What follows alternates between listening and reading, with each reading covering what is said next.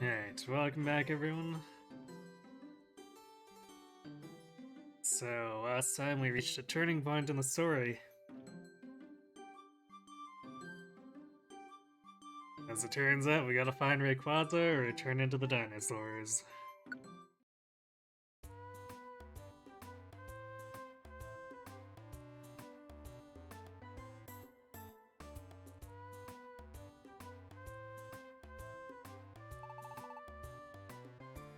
Good morning. Did you sleep well?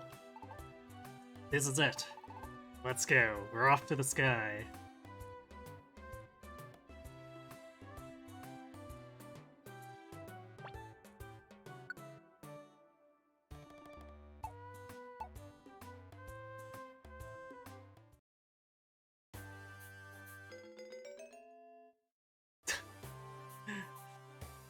No big deal, just an actual tower in the sky.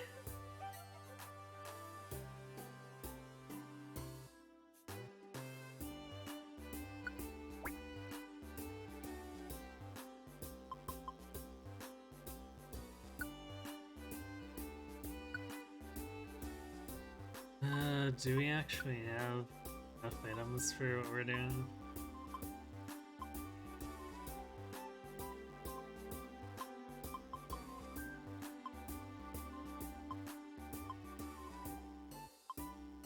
Guess there's no telling what's gonna happen, but I don't think I actually emptied my inventory.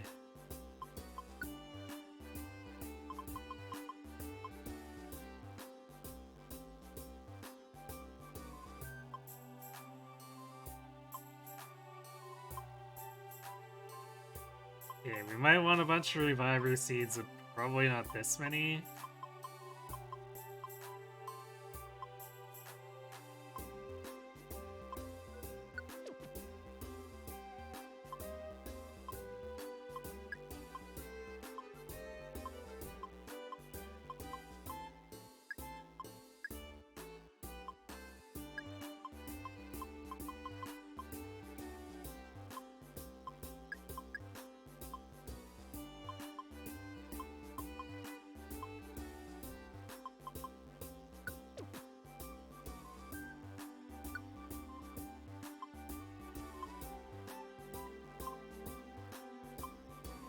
Yeah, hopefully that's enough to hold us while leaving inventory to actually get stuff.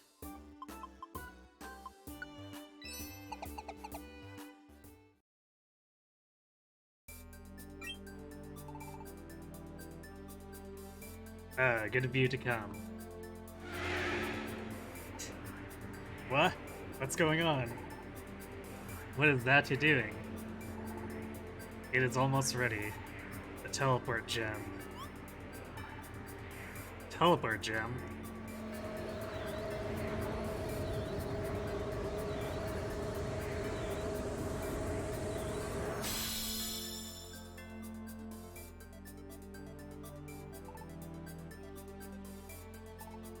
It is made.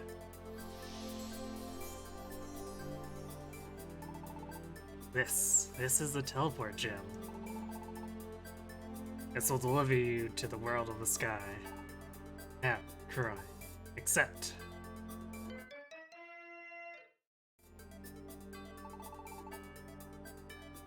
That was made using the power of psychics.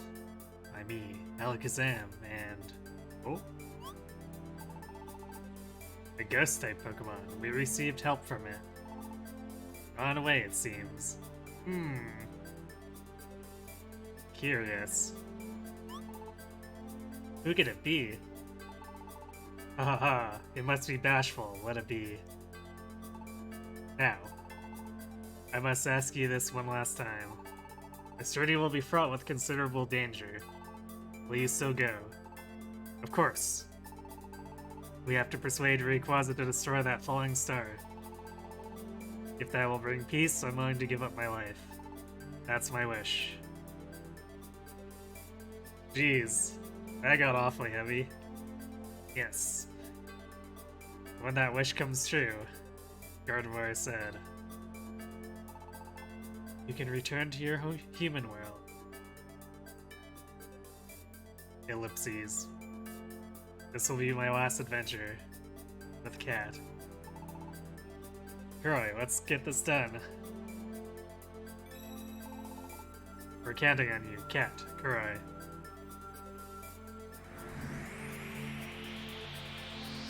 Hey, Knight.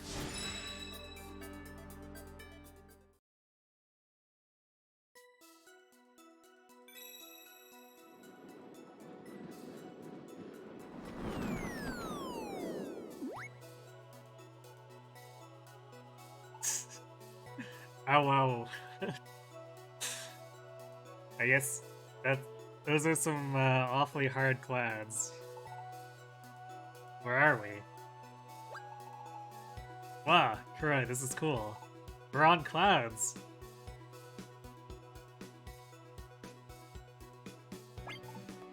Oh, wow. Look up there.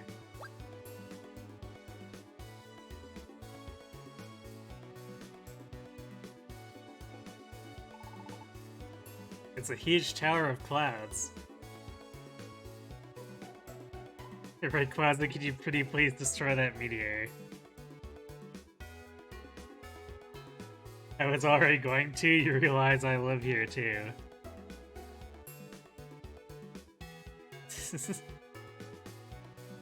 But do we actually know that?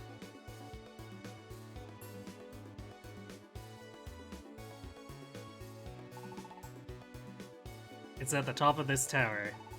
That's where Rayquaza is. Let's do our best on the climb.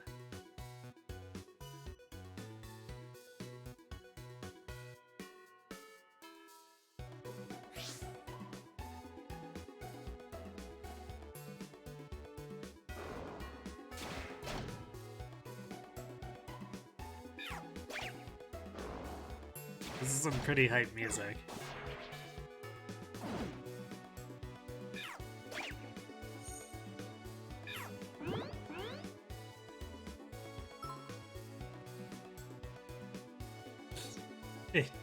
The game is telling me about the heal seed now? What? It's a really strange time for a tutorial.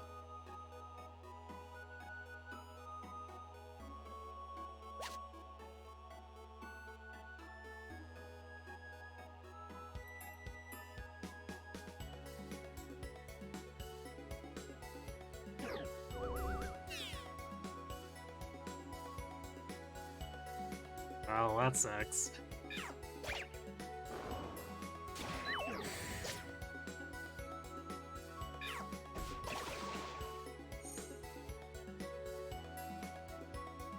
I guess there are worse things to lose all the PP of than growth, but...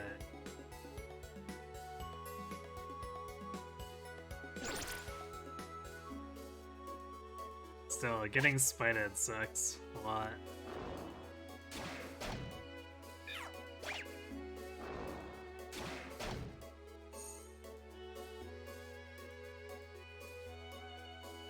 Hey, Math Magician. It's my first time picking up one off the ground, I guess?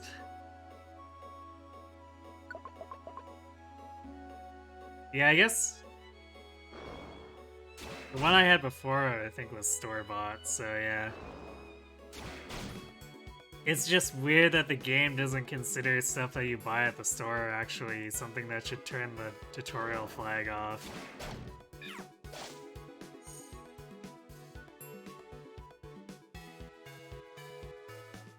Lunachan, huh?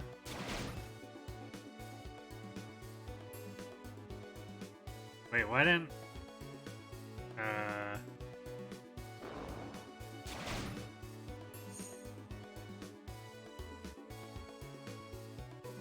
I don't know why Knight didn't use a move there.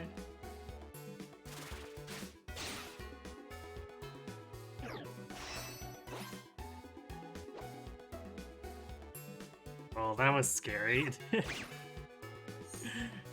Rock polish and then warp across the room.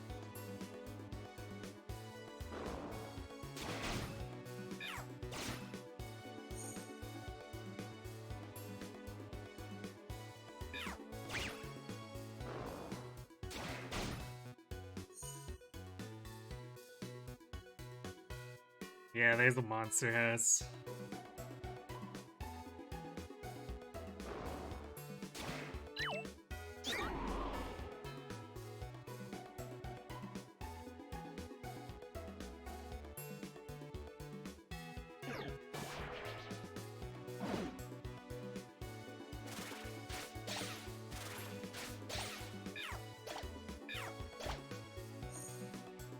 There's a lot of stuff in here that's dropping our PP.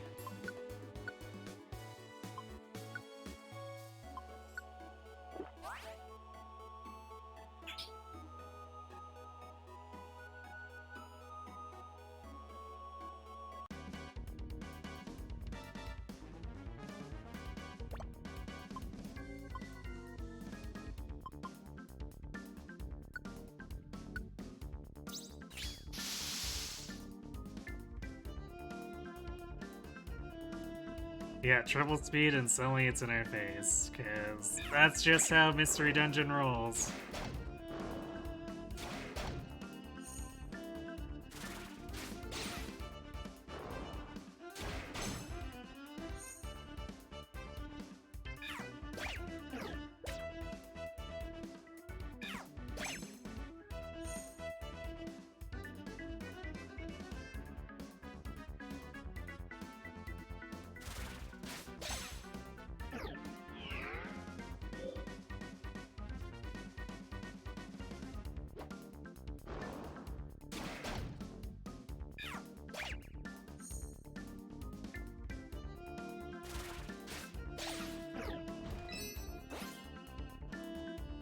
Oh god, triple speed on this one too.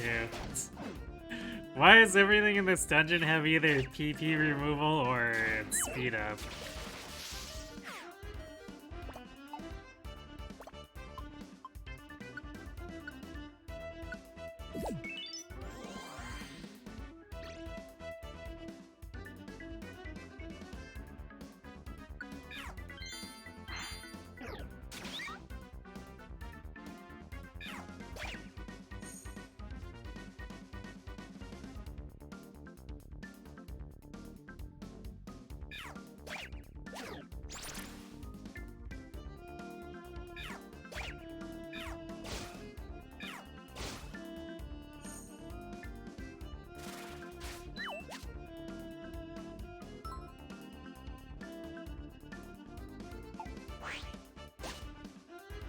That's annoying.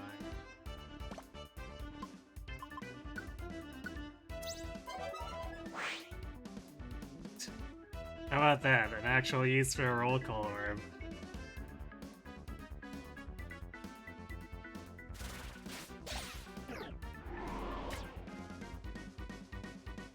Really?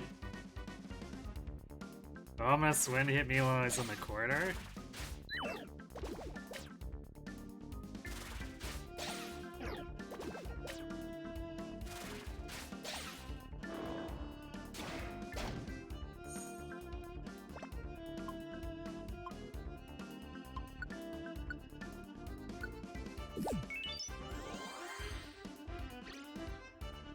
This is definitely not going great.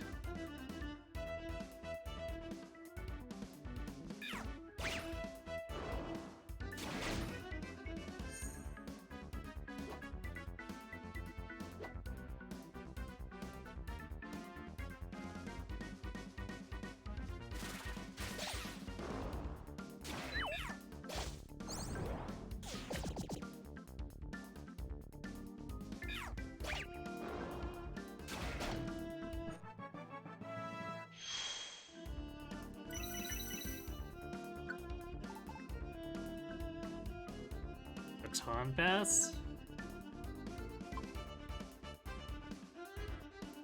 After switching position with your teammates, it boosts your teammates' attack, def, special attack, special def, accuracy, or evasiveness.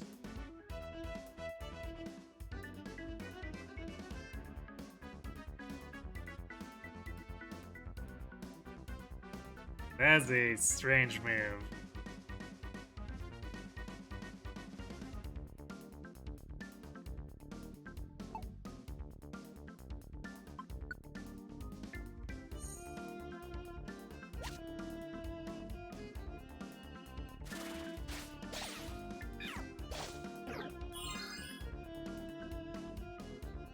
that's annoying.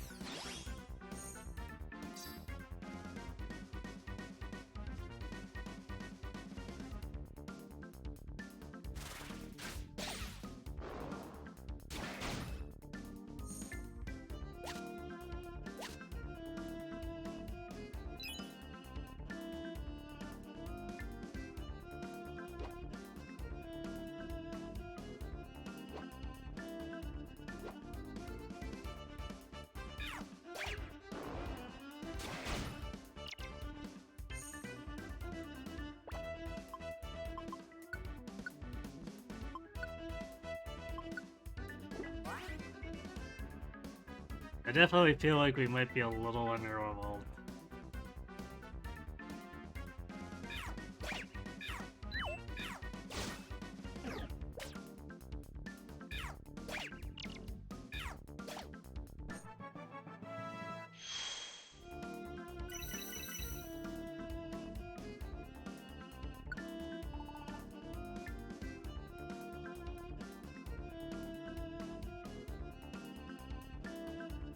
All swipe.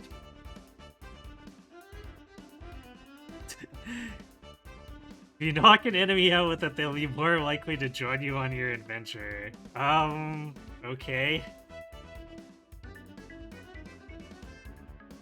It's definitely a lot different from the main series, or from, yeah, the main series.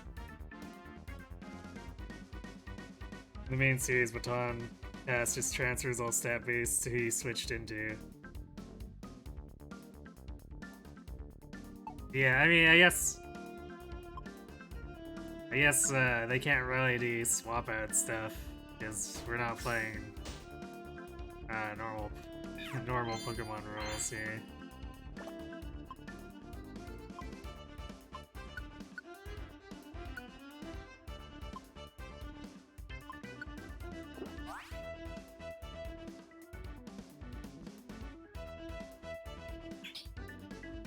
Okay, let's get out of here.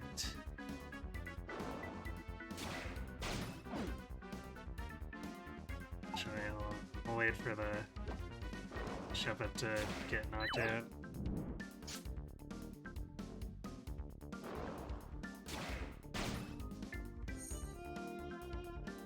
Oh, we almost took damage there.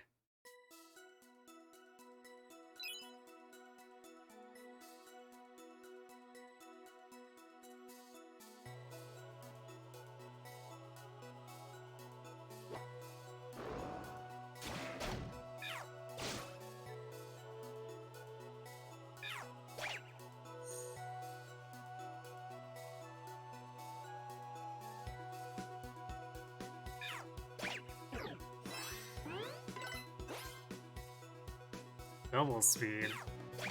Again, why does everything up here have some kind of agility based? Ouch.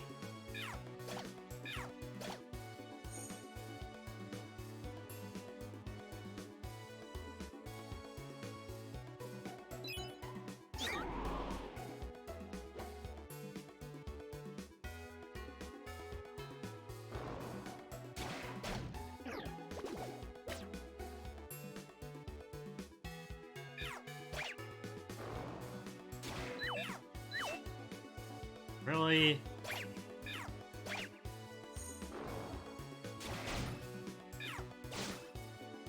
Be nice if we could stop missing everything.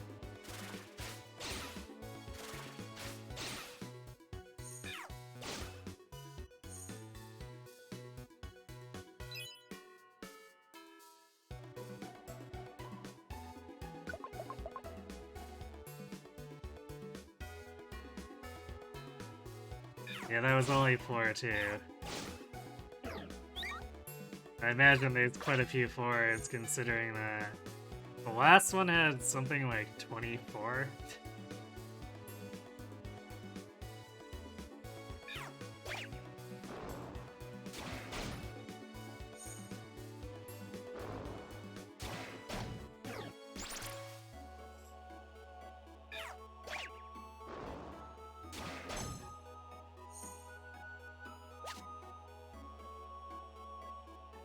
Waterfall power-up.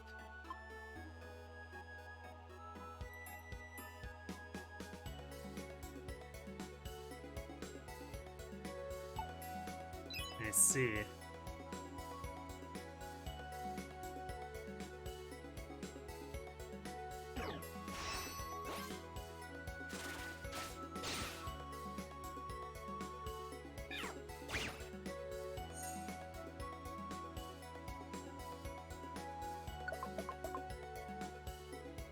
Well, if worst comes to worst, I can escape orb. I come back again after.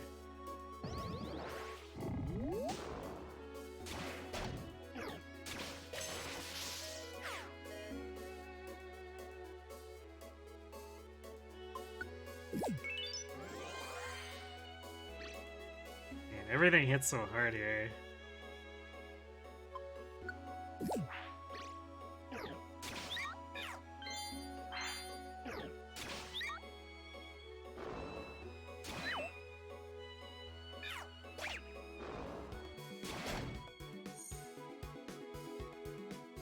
Also, how do we keep missing a giant steel ball? Like, come on.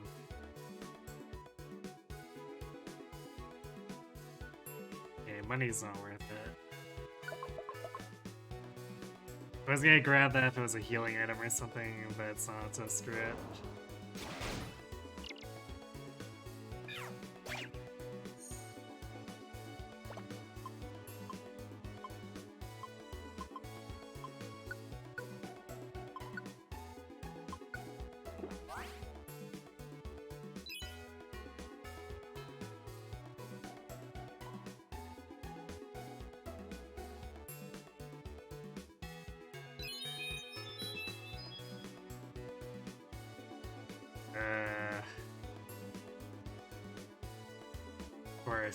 Of course there'd be hail here.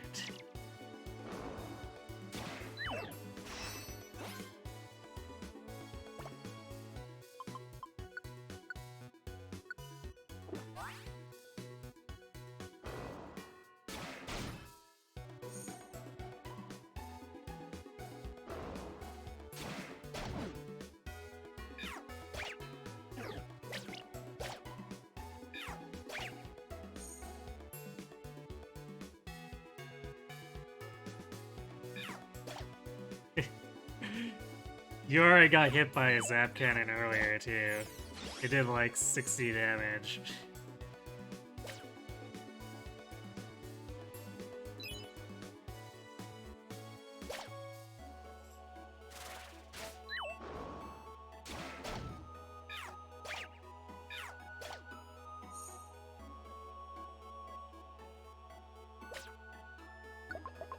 Alright, of course the hail sniped a bit more hit points before we left.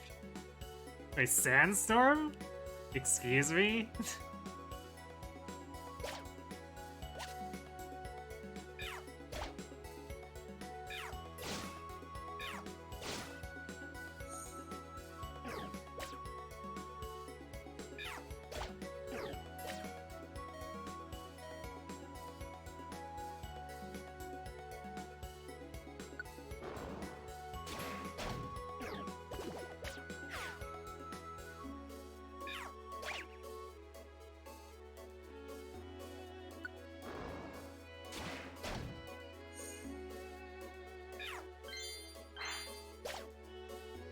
Actually, we don't regen, so we should heal. Damn.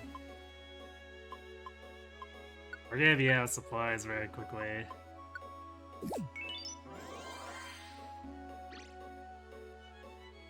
No kidding.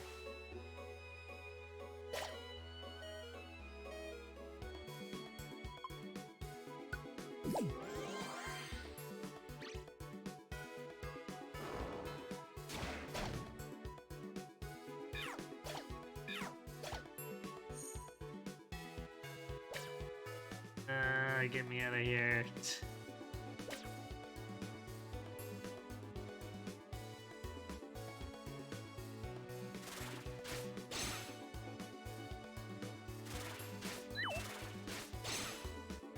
Rayquaza, your house sucks.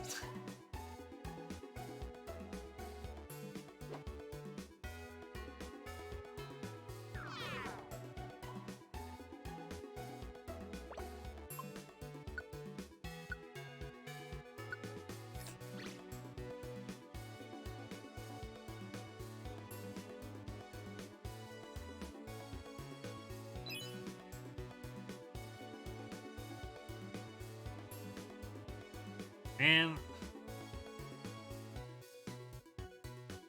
This is a very irregularly shaped floor.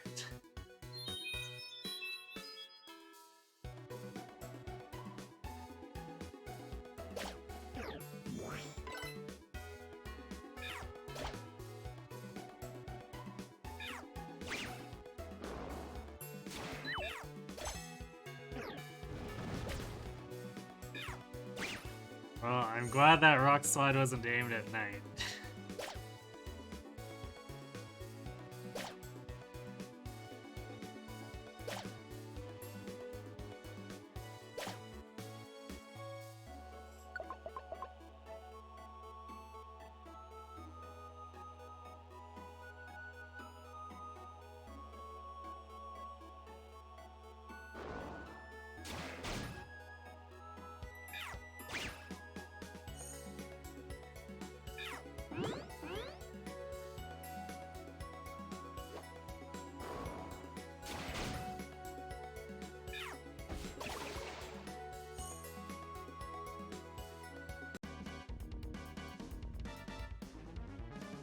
I should have figured it'd be one of those.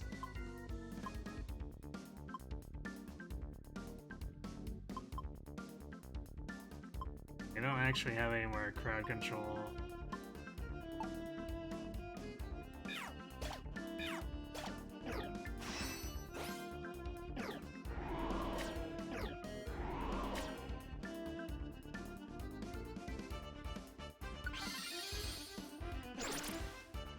I hate how they can hit me in the corridor, even though, like, because I'm not in the same room as them, but they're hitting me anyway.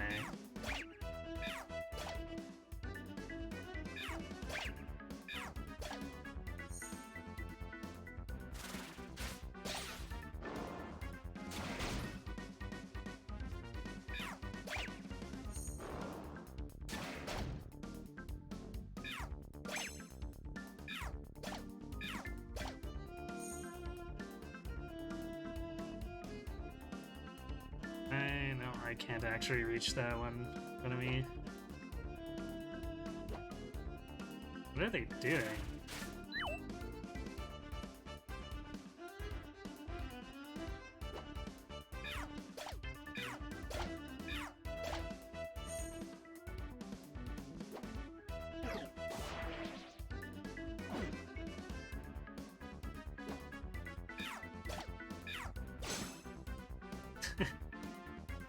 That aerial ace. Although it survived, what the heck? That Masquerade just tanked an 81 damage hit.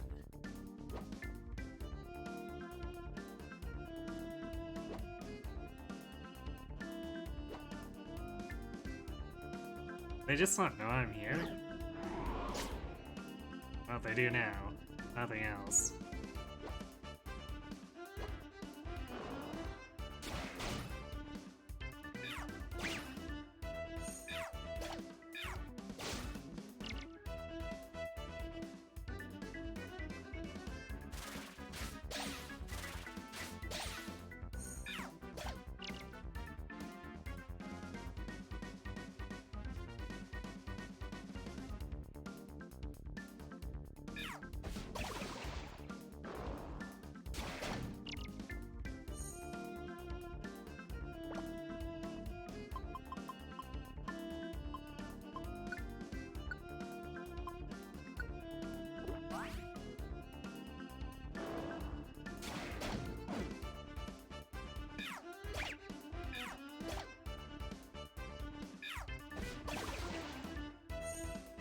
And we're probably not even gonna get much for supplies out of here, because it looks like it's all money.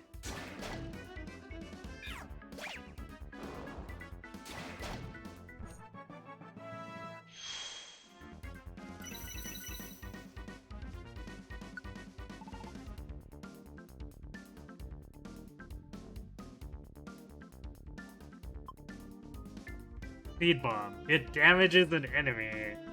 Thank you for the very enlightening description.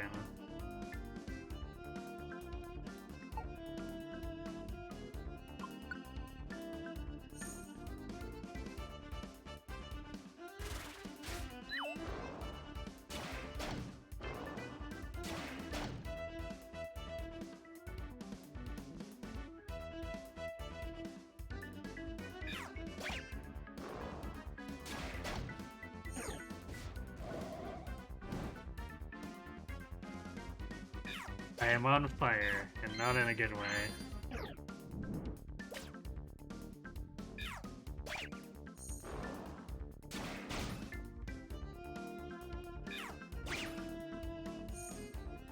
Oof.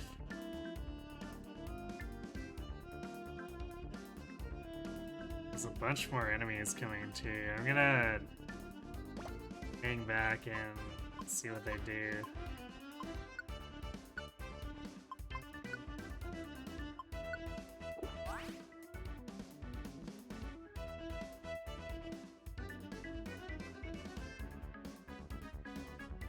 And it looks like they...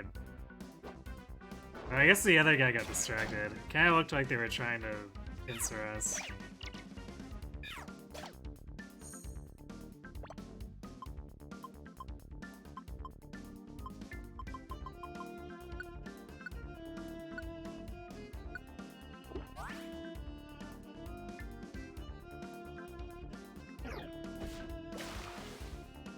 Oof.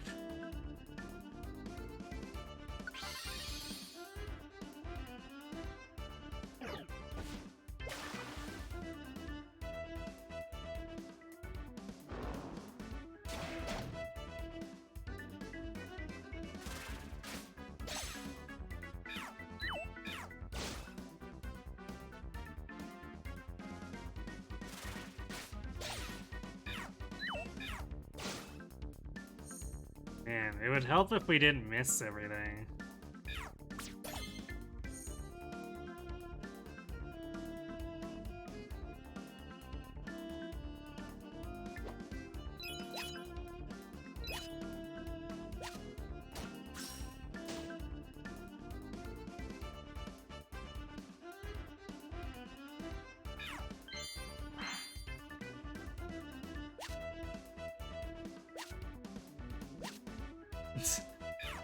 So there's a Lunatoad in the monster house and it didn't wake up, despite the fact that we were fighting for like 40 turns.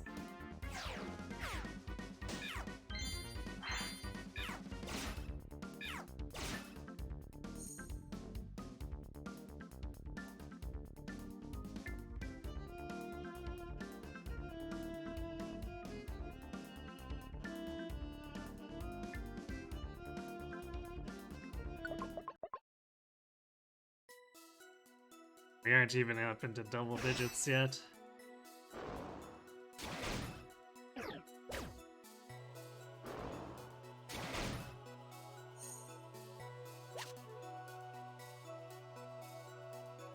Barbarous, huh?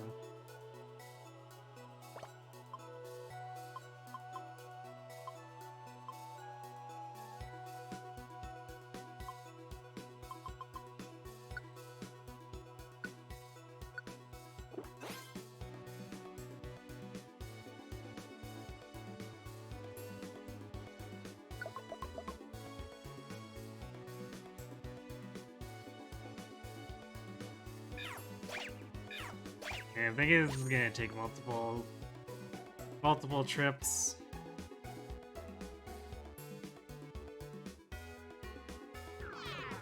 We are definitely not fully prepared here.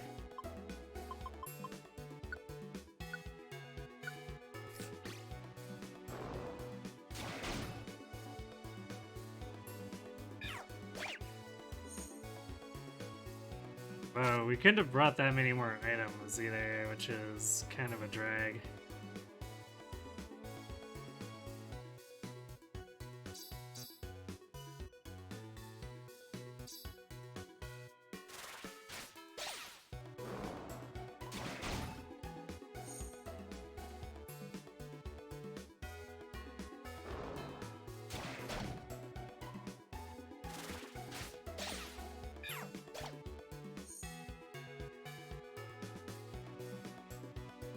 Everything in this place seems to have the trolley stuff.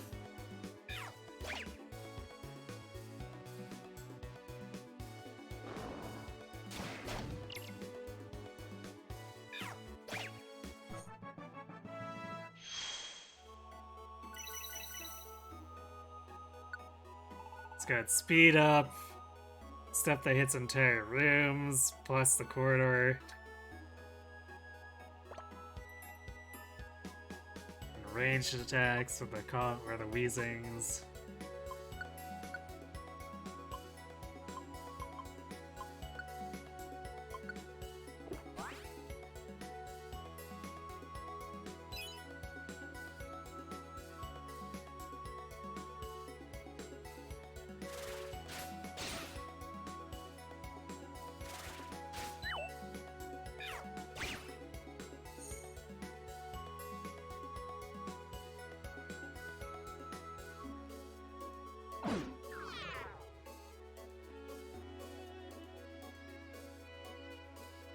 Also, there's a lot of traps.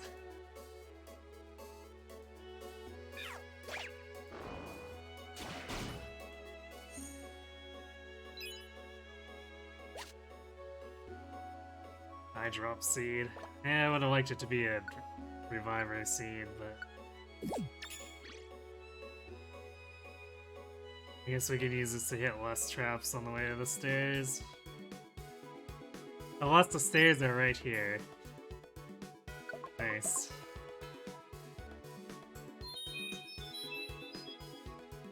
These 3 dungeon games will have the light difficulty spikes. Apparently.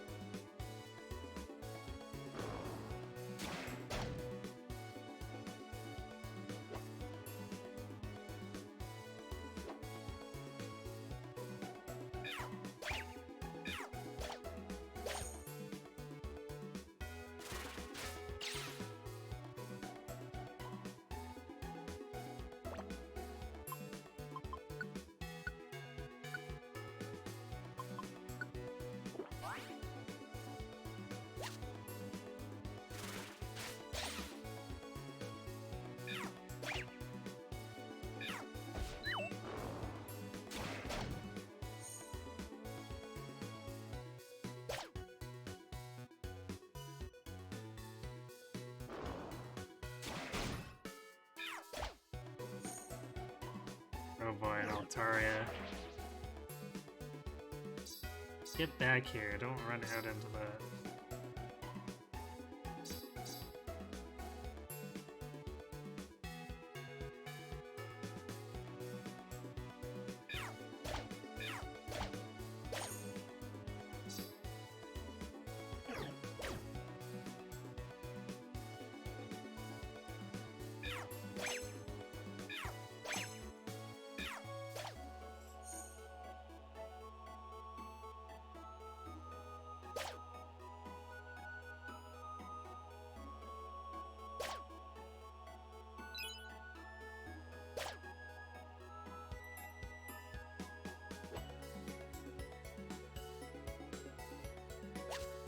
I guess at least it's not permanent weather,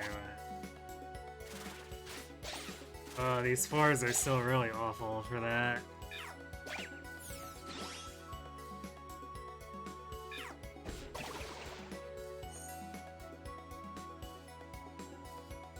It's like, it's not enough to get 2-shot, we have to lose our regen, too.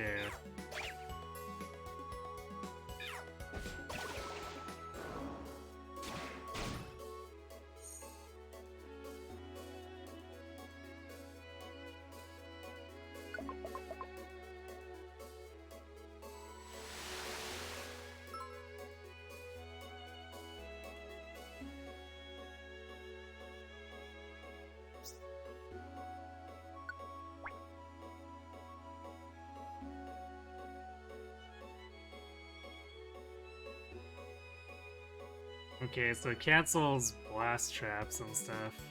Makes sense.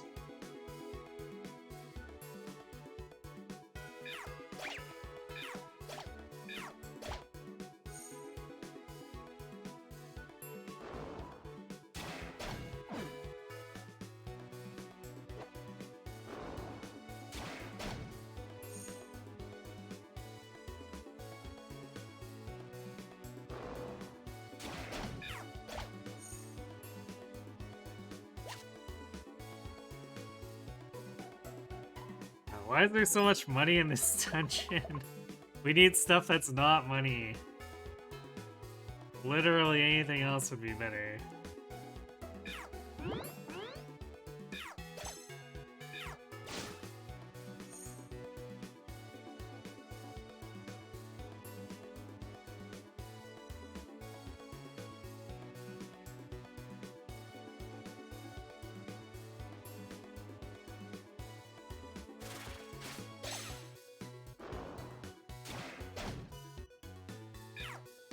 Also, these Altarias terrify me.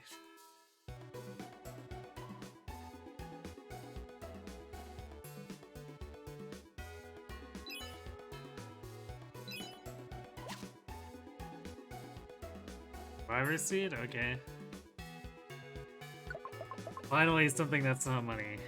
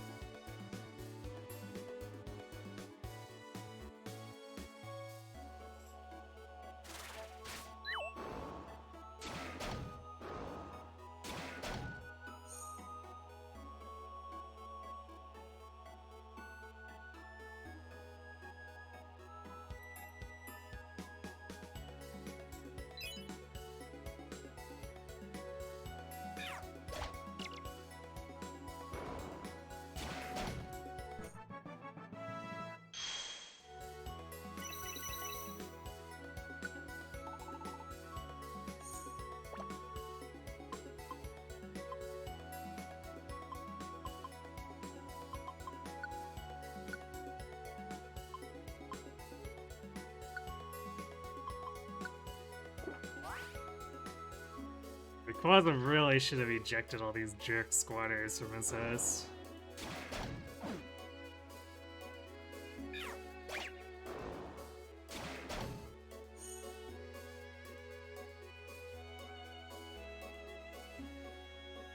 But no, he had to let them hang out and cause problems. Now here we are.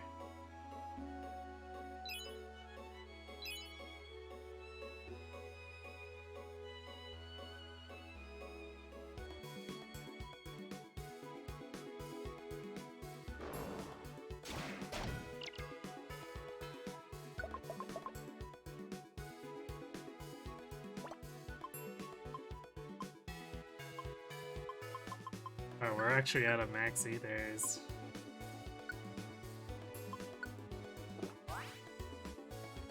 This is a problem.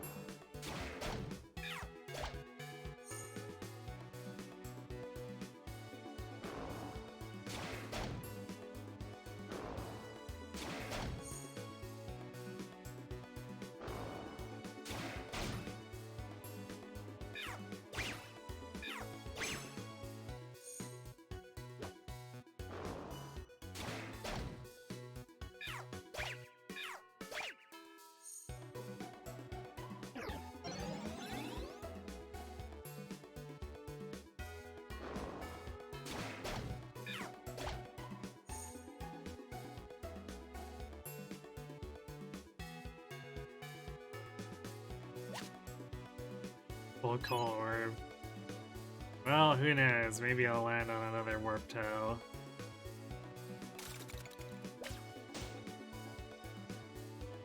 Really, game? Really?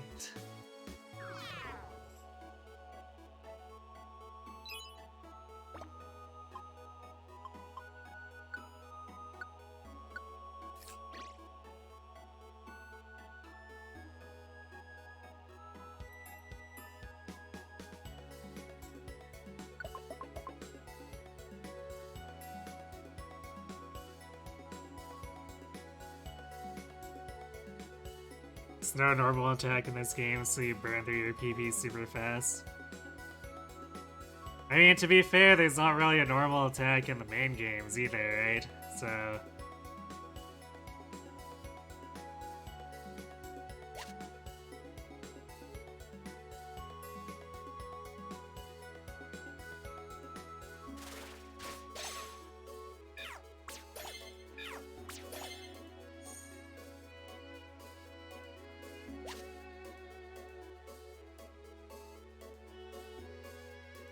Well, if I brought an inventory full of rocks, we might have a little bit of an easier time.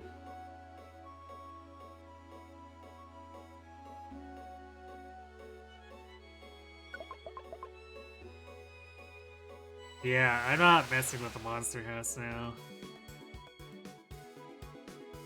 Like, we could probably still use the experience, but we just can't afford to use up our moves and stuff.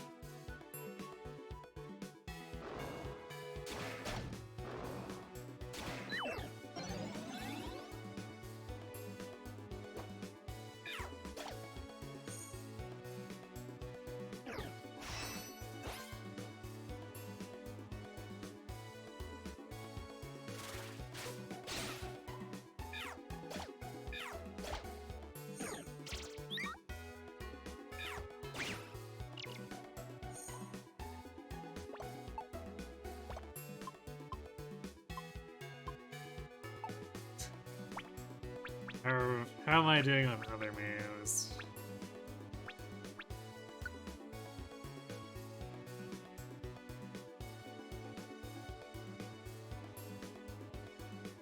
I guess I'll just use Razor Leaf and Vine Whip's place until I have to max Elixir.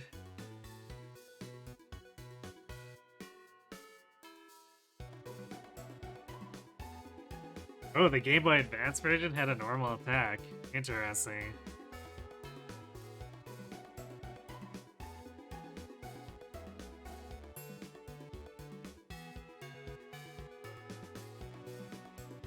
Although, come to think of it, I kind of recall Explorers of Sky having something like that, too.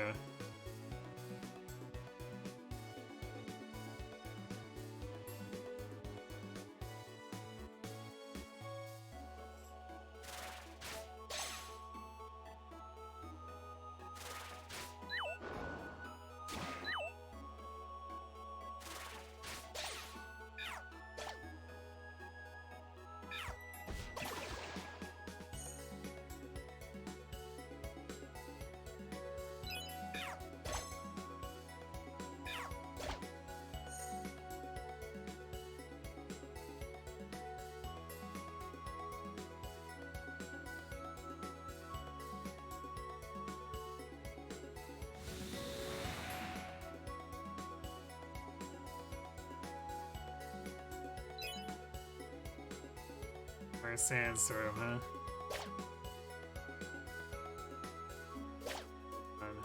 Good, there's the stairs and Weatherwalk Orb.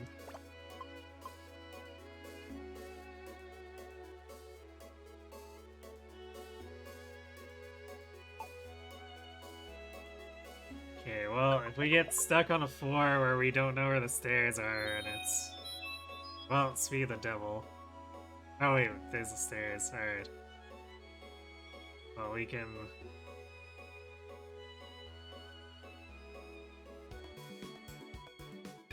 We can use the next floor then if it becomes a problem.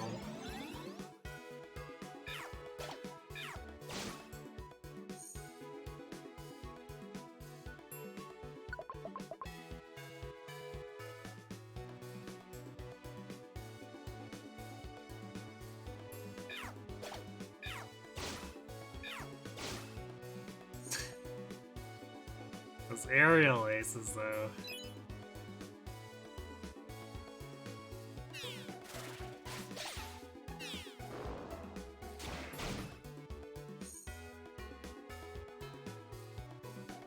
Damn.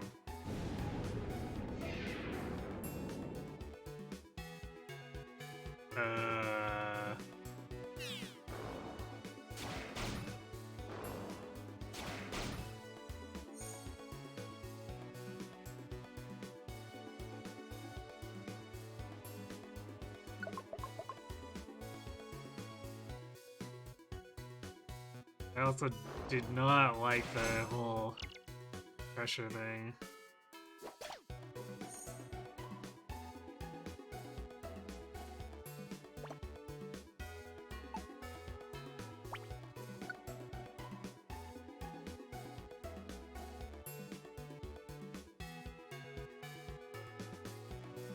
Might be time to use a Max Elixir and Cat.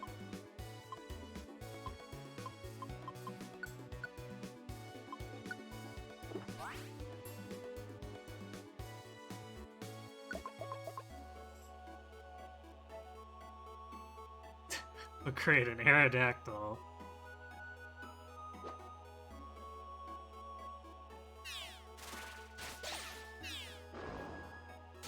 Jeez, does everything have pressure now?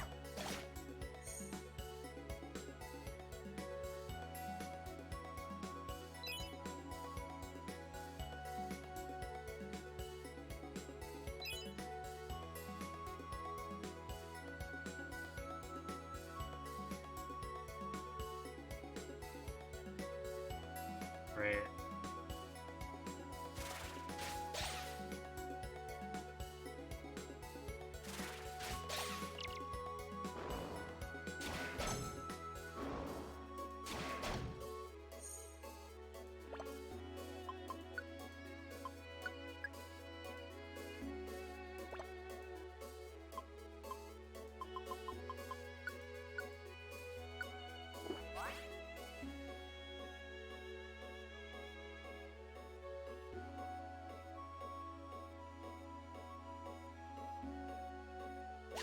I can't attack as close as all they had was normal is. That's a good question.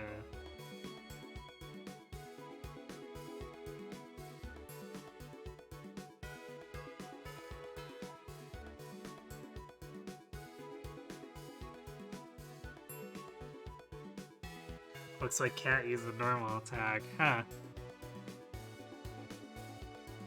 What if we go... Is normal attack actually registered somewhere in here? Or maybe it's just... Maybe the AI cheats and gets to use it.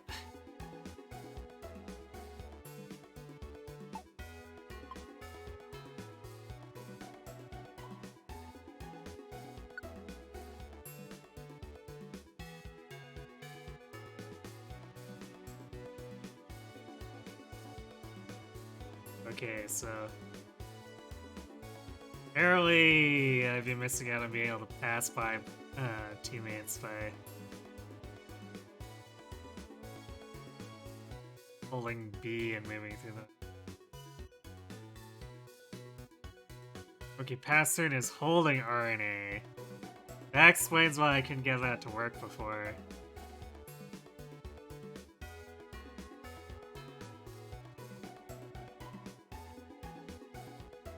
Yeah, it doesn't look like there's any normal attack listed in here. So whatever Cat did, I don't think it's actually available to a player normally.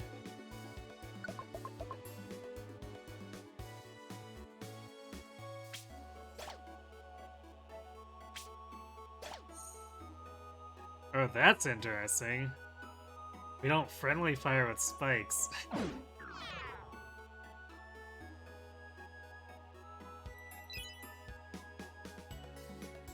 Either that or the AI cheats and can just expressly not friendly fire.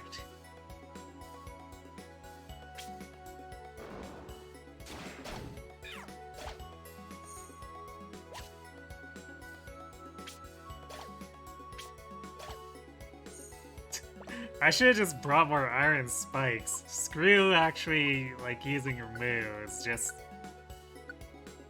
throw objects.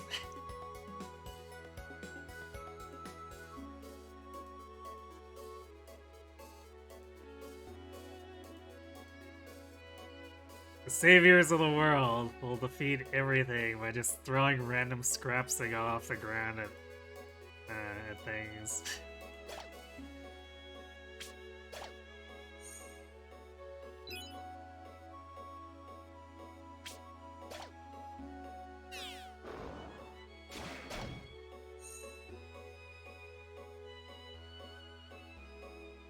Yeah, if we have to redo this, I'm gonna just buy a whole bunch of rocks and stuff and bring them into the fight here.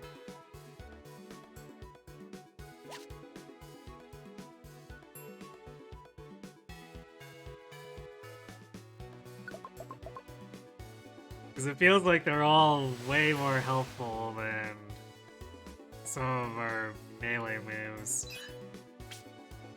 Unless we get super effectiveness off of those melee moves, but... Like, these setups are trying pretty hard not to give that to us. So...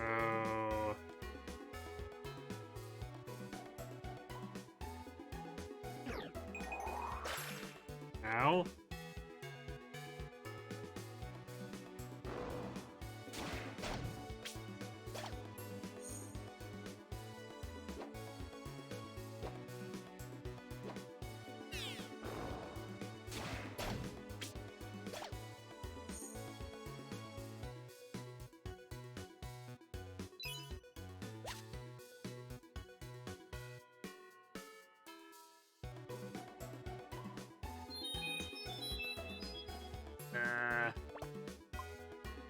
Use that Weather Walk Orb.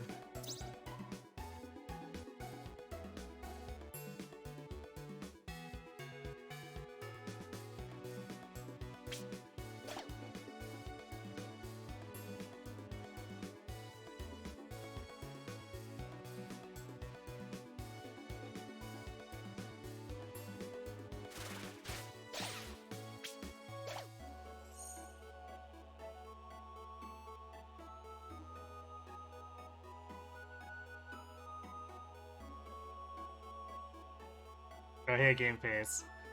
So I was correct in assuming that the AI is the only one that can use normal attacks. That's such a weird implementation.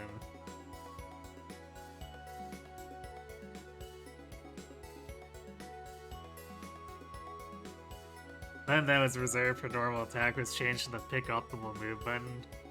Weird. And mid.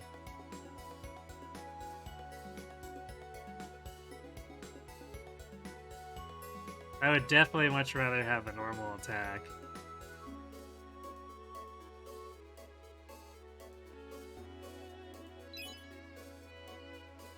Also, I'd rather have items that are not money. I'm sure I'm becoming a broken record with that, but... You know. Ow, no! Bad Flygon, bad.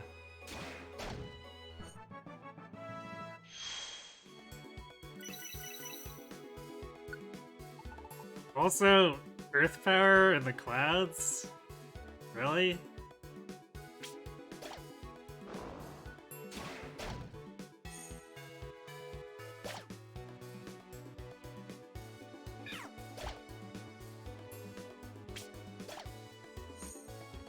Alright, so Friendly Fire is just gone entirely for stick-type weapons. It's good to know.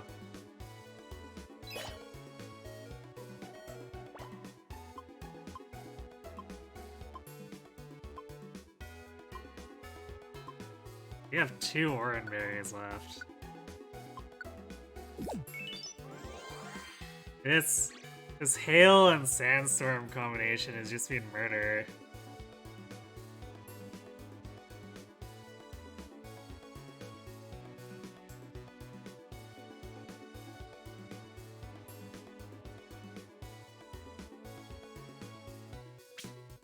Well, that's not terrifying at all. Aerodactyl and Atropius.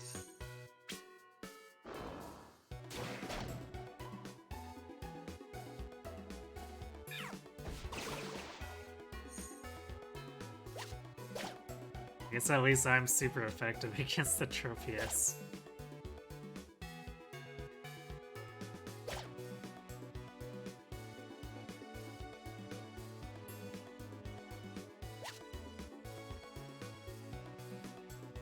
Okay, since we cleared most of the enemies, we're gonna wander a little bit just to get our health back.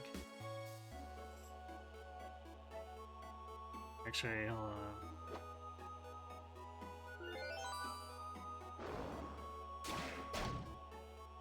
Okay, so yeah, I have to hold R and A if I want to pass time, and it takes about 3 seconds for it to actually register.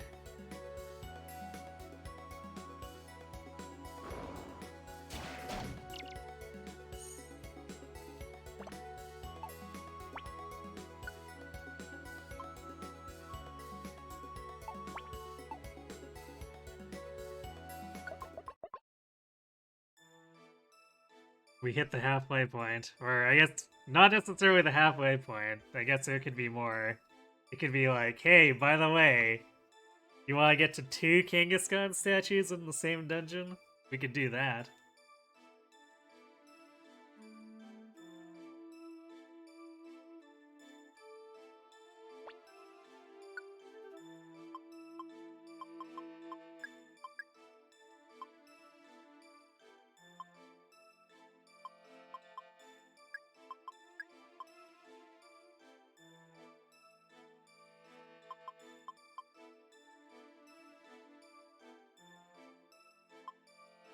I'm gonna hold all these crowd control orbs because we've been getting a lot of full room attacks from enemies, and I might want to just use those to stop them from doing that. Okay, so... Can I organize my inventory? Let's see. Yeah, that's better. So we got...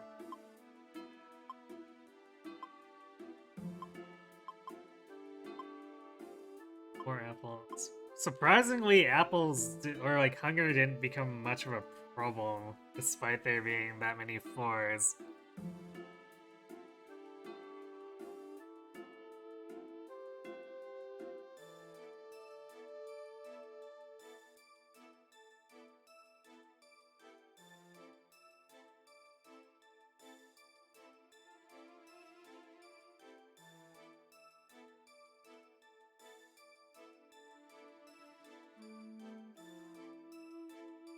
Wait, the normal attack and explorers could do 40 or 50? Why don't I remember that? Although I guess I might have been too busy throwing rocks at my enemies.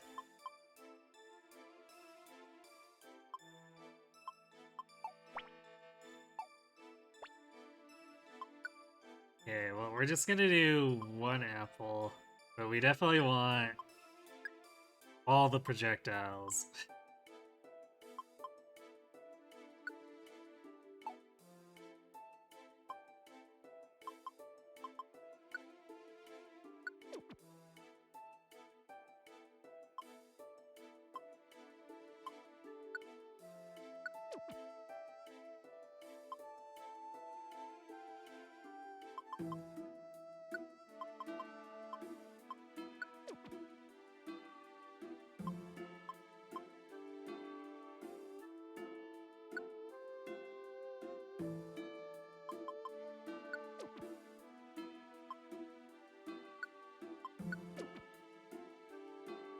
And I'm not gonna have room for anything.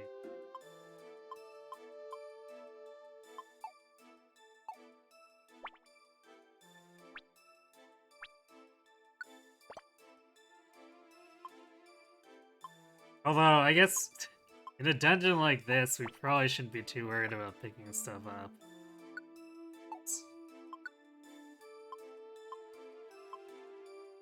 I think I'm gonna use a couple of these PP up drinks.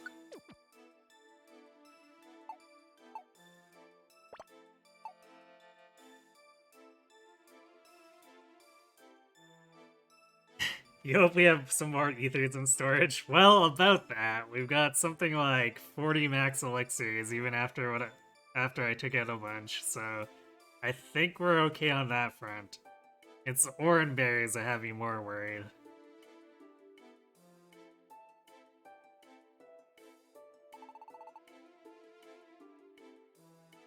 Pretty sure that's the same thing Knight said last dungeon. We're nearly there. We have to climb to the summit and let Rayquaza know about the star. Let's keep at it.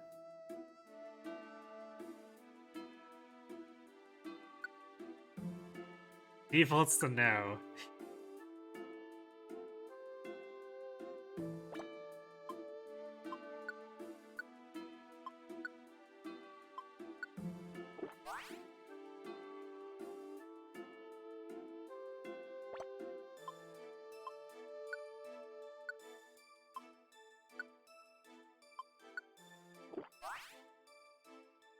There we go. Since Shadow Ball is one of those things we use pretty much the most.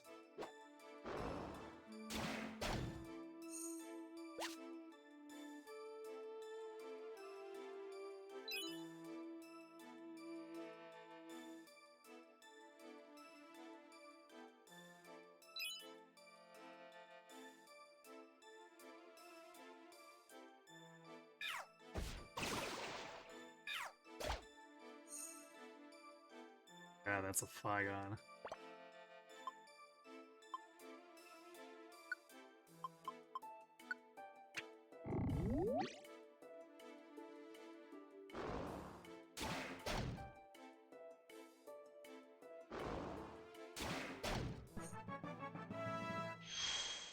I definitely did not want to get Earth Powered there.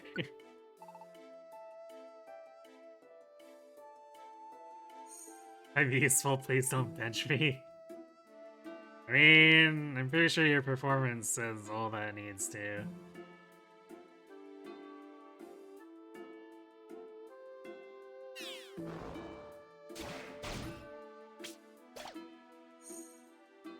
Ugh.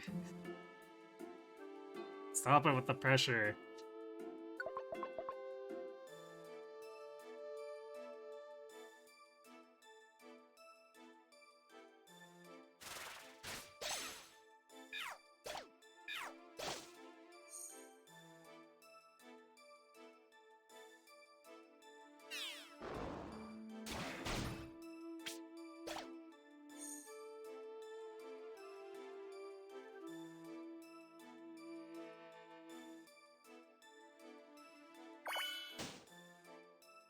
Yay!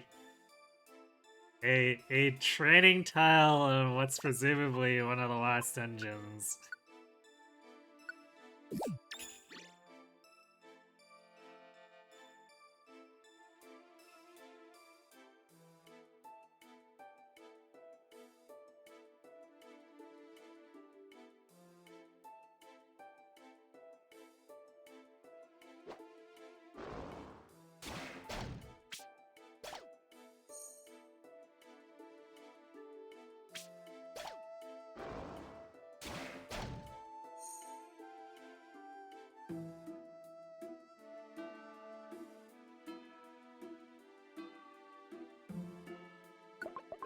Never too late to train. I mean, I feel like there comes a point where there kind of is.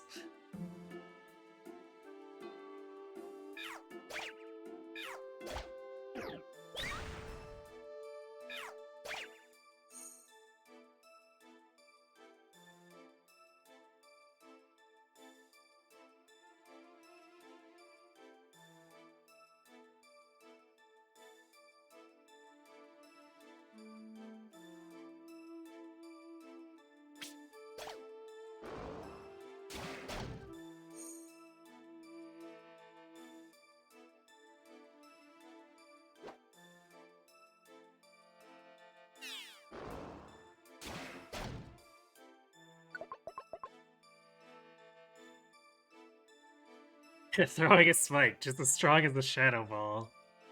And it's typeless, so we don't have to worry about getting resisted or negated. Fine, I guess Shadow Ball is of a type that usually doesn't run into that issue anyway, but still. Oh good, another training tile. If I didn't know any better, I'd say the game is trying to tell me something.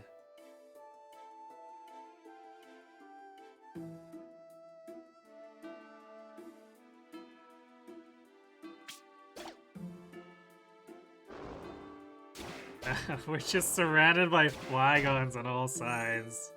This is terrifying. Help.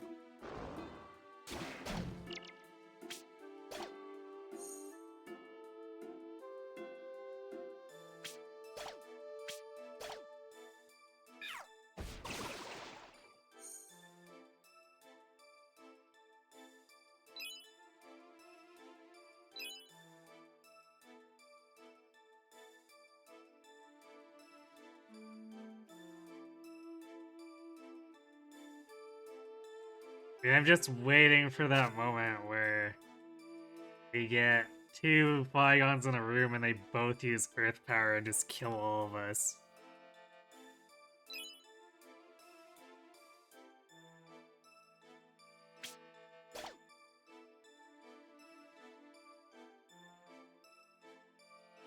I think we ran out of spikes. Yeah, we did. Rip spikes.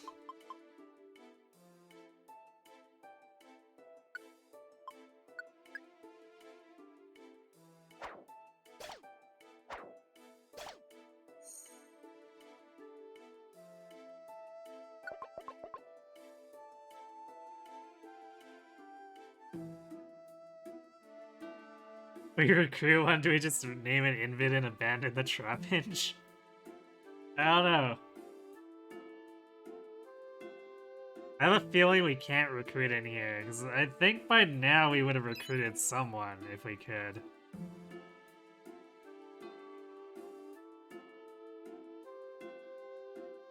Especially since we have a quality that increases our chance for recruitment.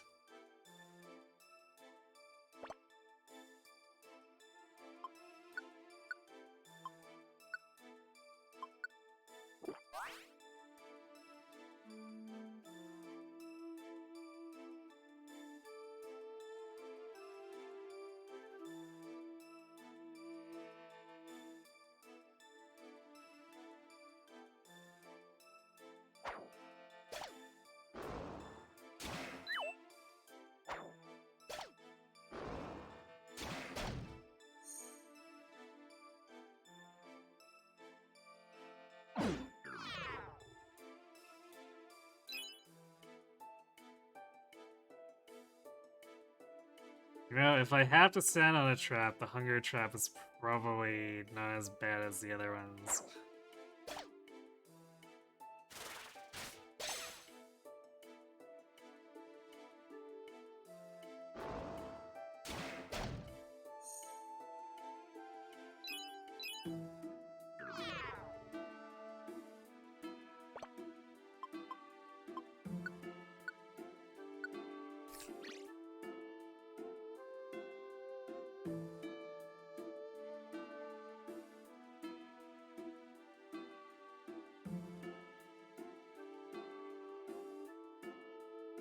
Yeah, that's true for the fruits go.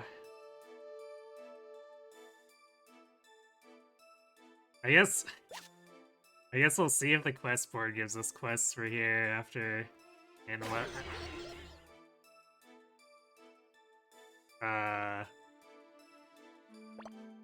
what just happened there?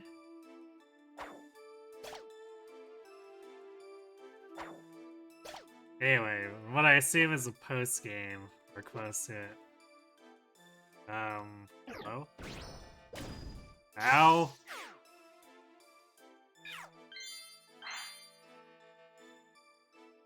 Well, that was nasty.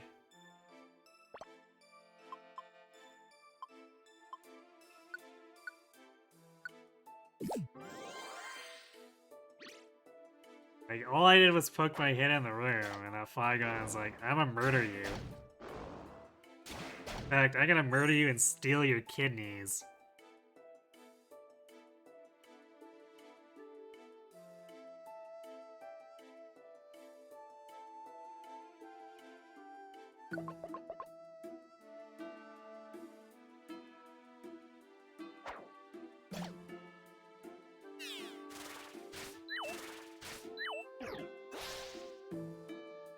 Oh god.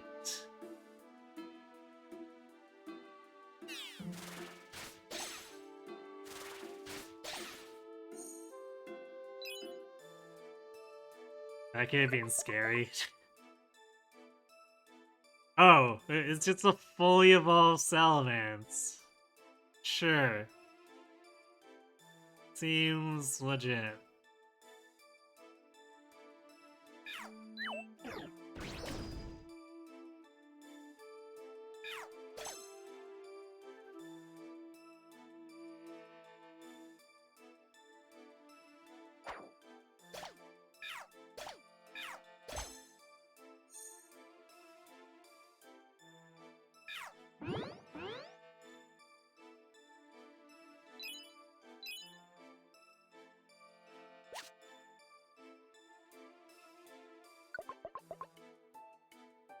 Could be worse, at least it's not a Mega Salamence.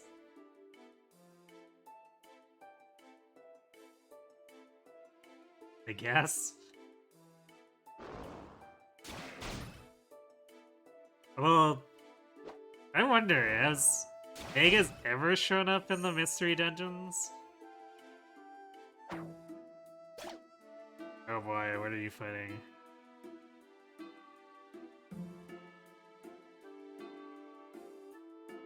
That is a Claydol?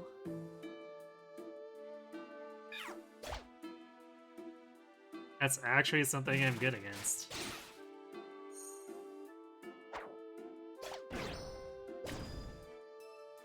No, you get out of there. Right now.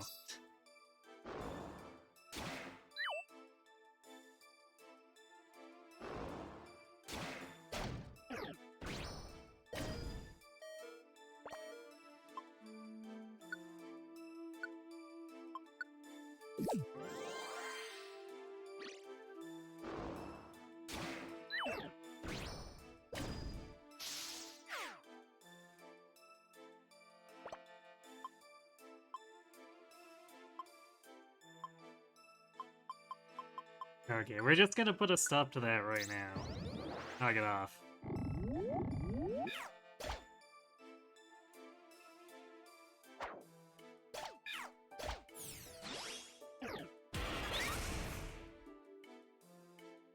Well, apparently Hyper Beam's the thing.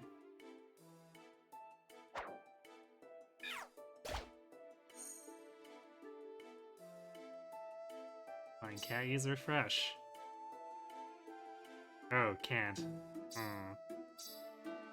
Seems like a problem.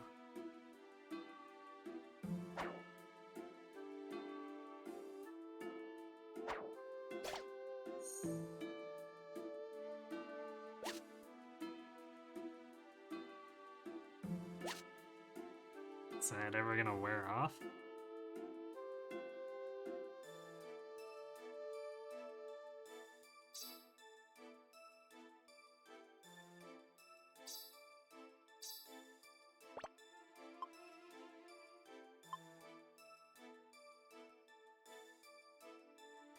I guess we'll use a health orb.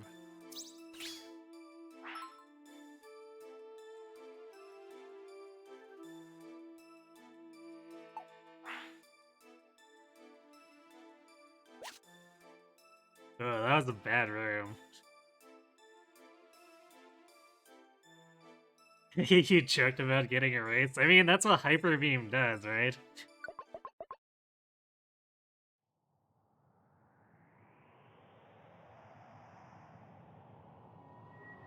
I just didn't expect the Claydol to have it.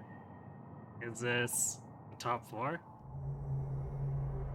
Who goes there? Who dares to trespass upon my airspace? That voice. Could it be Rayquaza? Indeed it is. The sky is my domain. Depart at once! But we don't have the time to argue. We came here because we need your help. Never! Rawr! I'm a dude!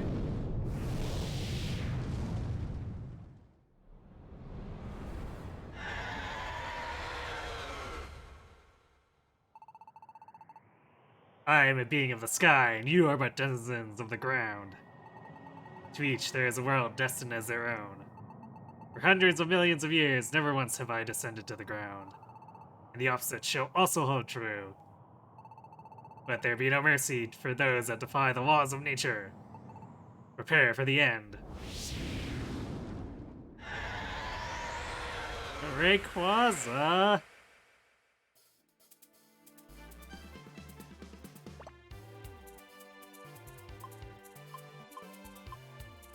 Why you gotta be such a jerk?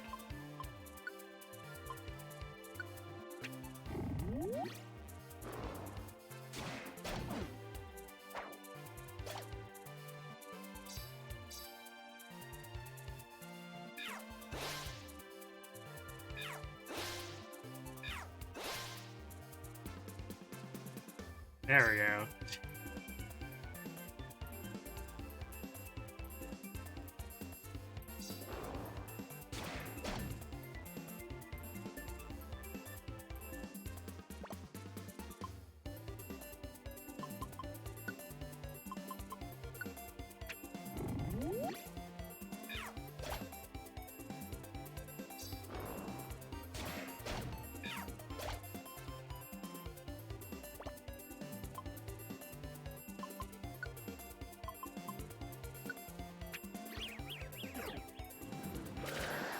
Oh. Nice! He just uses an all-room attack when I do that. Cool.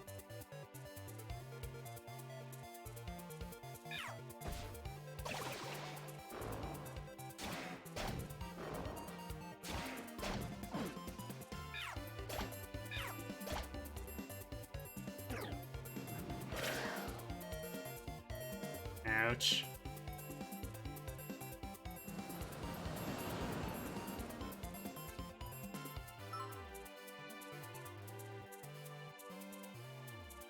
It's a cataclysm. Huge gusts of wind started blowing in the dungeon. Pokemon hit by gusts will be moved. Well, that's not... It's not cool, man.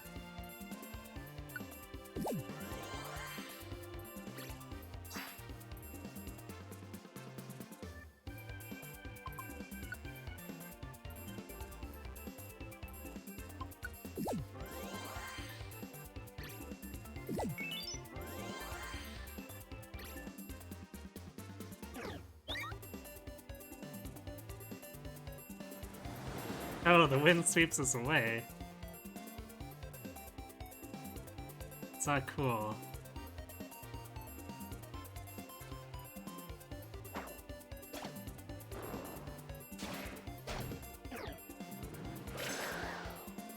Oof.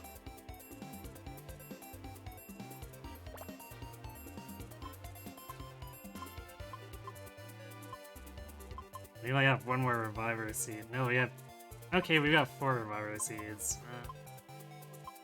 So I'll use the Oran Berries first, though.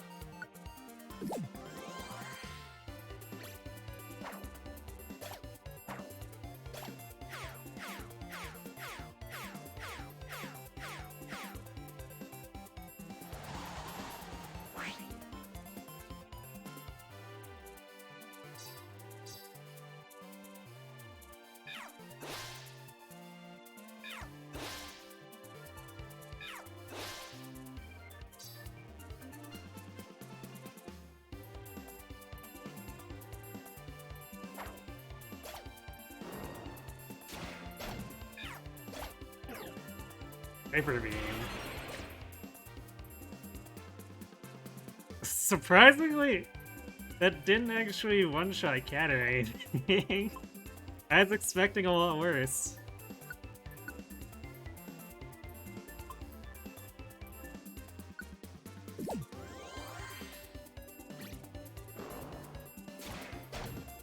But we basically have to keep Cat up because Shadow Ball is carrying this fight.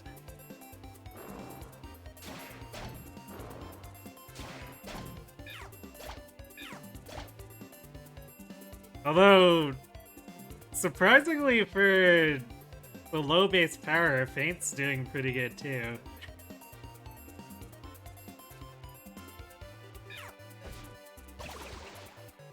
I guess I'm alright with Sludge.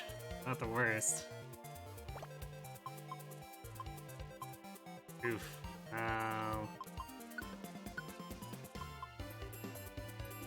Yeah, dude. We're gonna heal Knight because it increases his hit points. I'll Reviver Seed if I need to.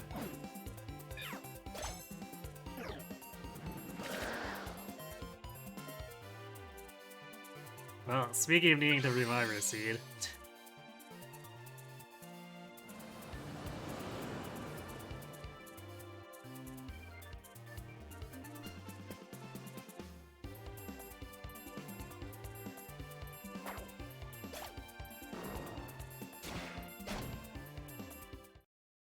We got him.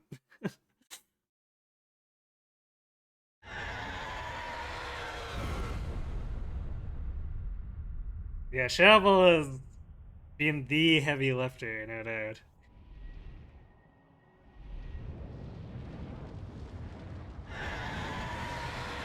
Yeah.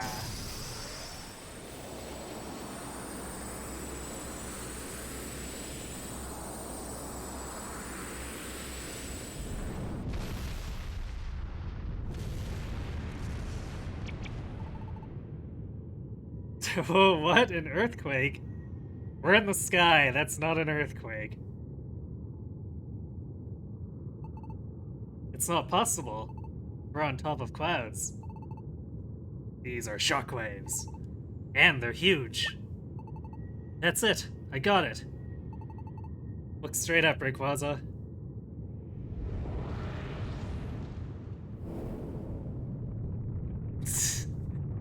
You know, I feel like Rayquaza should have noticed that on his own. Just, saying. What is that? Hmm. I feel like Rayquaza is perhaps not the most observant of Pokemon. To all that just to ask Ray to look up.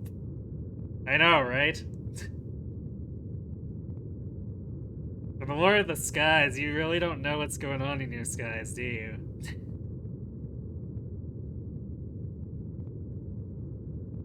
Holy shit, guys. Why did no one tell me? Oh, Rayquaza. What is that? It's a shooting star, and it's enormous. It will destroy the world if it continues on its path. That's why we came, Rayquaza. Please, destroy the falling star. So that is why. Yes. Please hurry and destroy it. Before I try, I need to know your resolve. The star has come too close. If I were to release my Hyper Beam here, you would not escape unscathed. So? We accepted that from the start. Well said.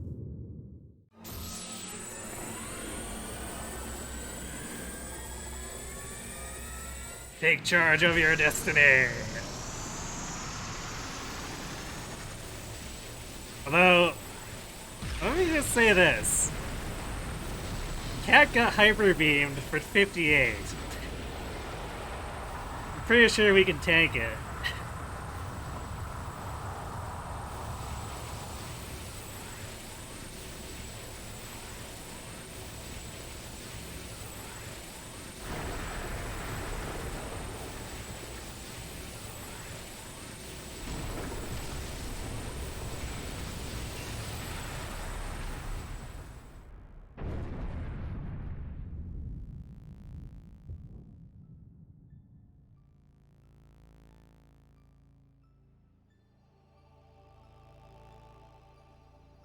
That thing's definitely bigger than the game led me to believe from early on.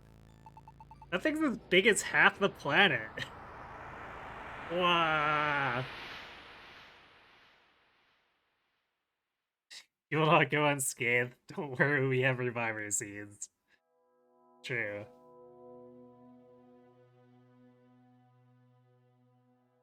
He thought I meant we can tank the falling star, not the hyper beam. Well, maybe.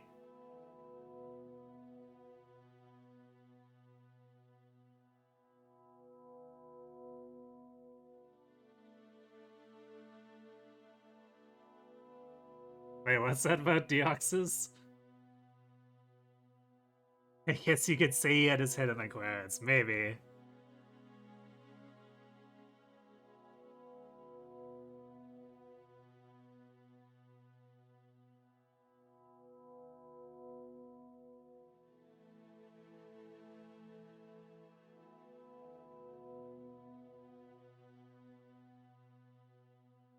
My brother's trying to figure out what stopped Meteor. Well, there we go. They Cloud should have just summoned Rayquaza instead. Would have made things so much easier. Your mind went to Majora's Mask. It kind of looked like that, didn't it? This is a cutscene death, a level beyond or something. Clearly. Oh look, more ellipses. Because this game doesn't have enough of those. Ooh, more ellipses. Even more. Is this a dream? Ellipses. No, this is no dream. Yes. The star's explosion swallowed me. Wait. I don't I don't think flying meteors quite work that way. And now I'm now adrift. Adrift where? What? Oh, it has a spirit. Well, these are some morbid conclusions to draw.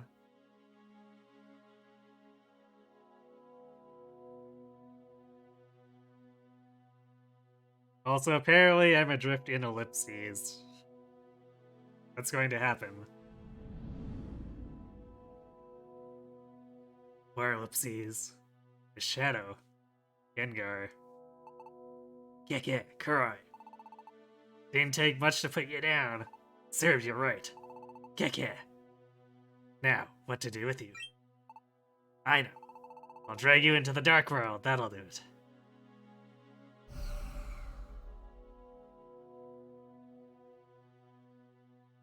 No, not the dark world full of ellipses.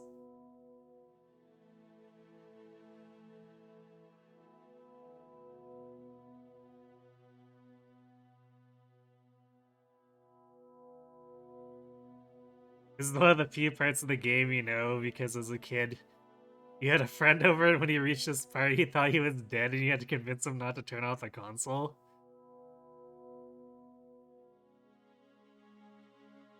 Oh. So was he just like, oh, game over, I guess we're done with the game forever?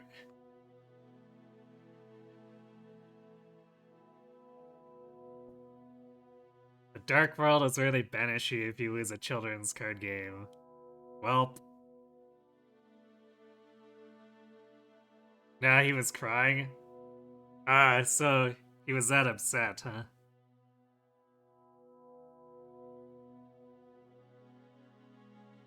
Gengar is dragging me. Gengar said, you would drag me into the Dark World. Man, I never should have challenged Rayquaza to that Yu-Gi-Oh game.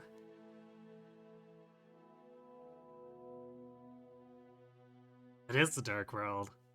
Am I going to be abandoned in a world I don't know? Again? Like, how does this keep happening? I keep ending up in other worlds. What the heck?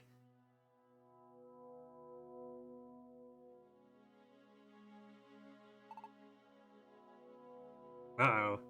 Gengar is infected by the ellipses now. There's no escaping it. Double isekai.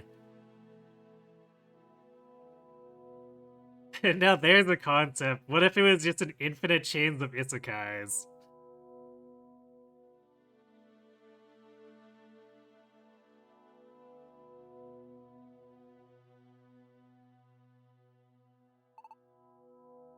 Yeah, well, Gengar is definitely drowning in ellipses too.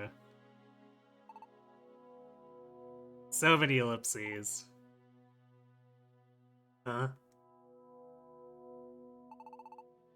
Darn it, I took the wrong path.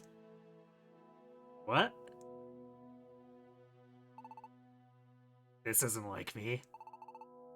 I can't tell which way is which. Yeah, forget it. I'll just ditch you here. That's it. Goodbye to you.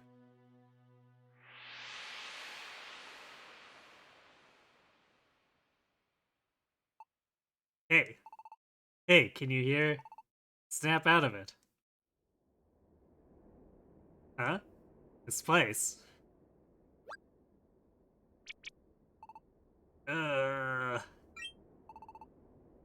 Regain consciousness. Ooh. I'm sure of it. I'm sure back there, Gengar saved me. Dun dun dun! Maybe. Did Gengar save Kurai too? Awesome, you're alive! You really had all of us worried. You're incredible! Snivel? I'm so glad you're safe. It's fantastic. Everyone, thank you. But what about the star? Well, if we'd failed, we'd probably actually be dead, so... What happened to it?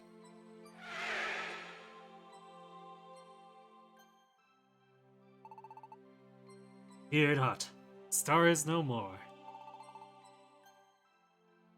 Though not be right away. But you see, shards of meteor will now rain down on us. And that will be the start of days of ruin. Wait.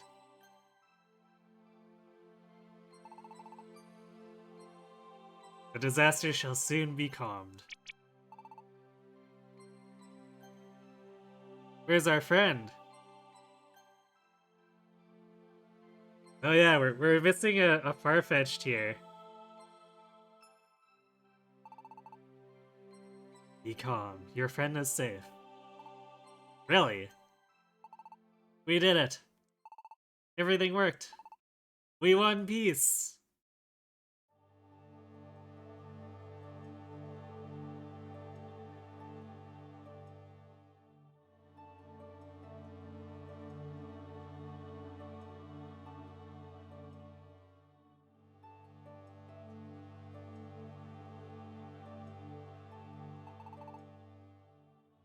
Yippee, this is the greatest.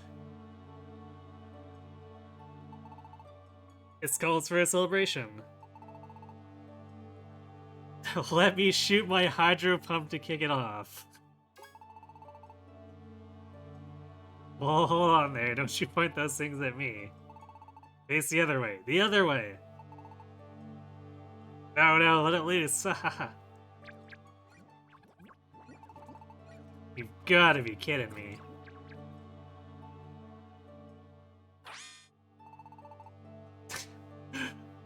I'll secure him so he can't get away. Wait, why are we picking up Lombre all of a sudden?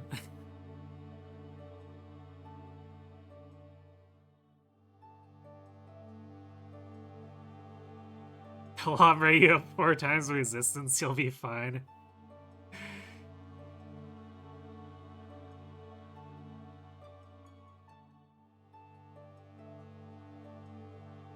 Well, true.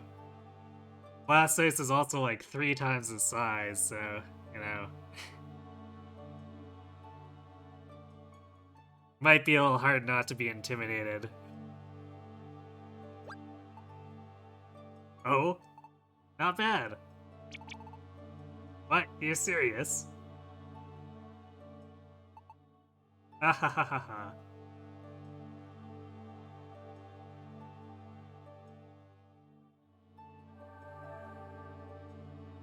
Roy.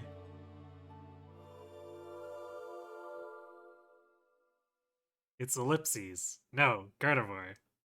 Gardevoir.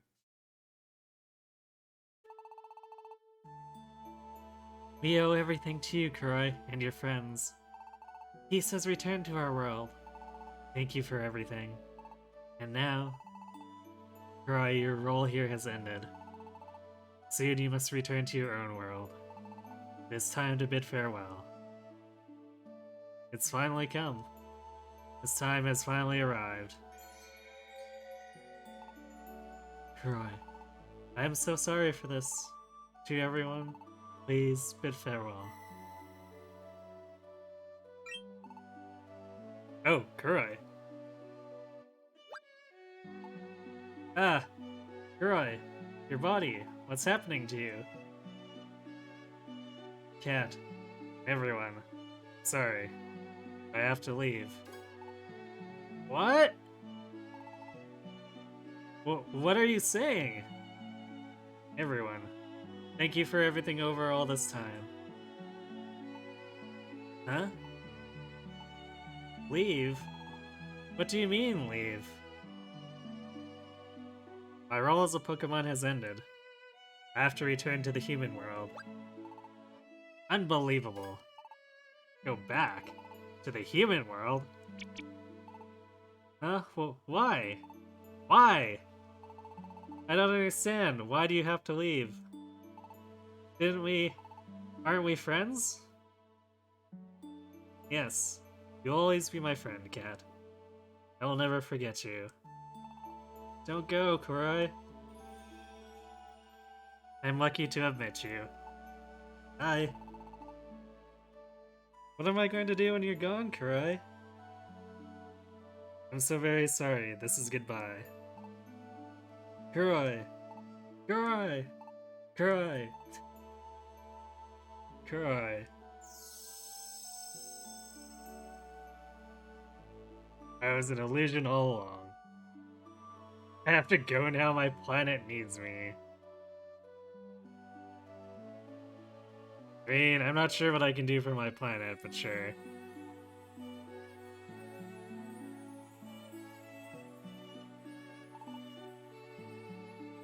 Kurai, no!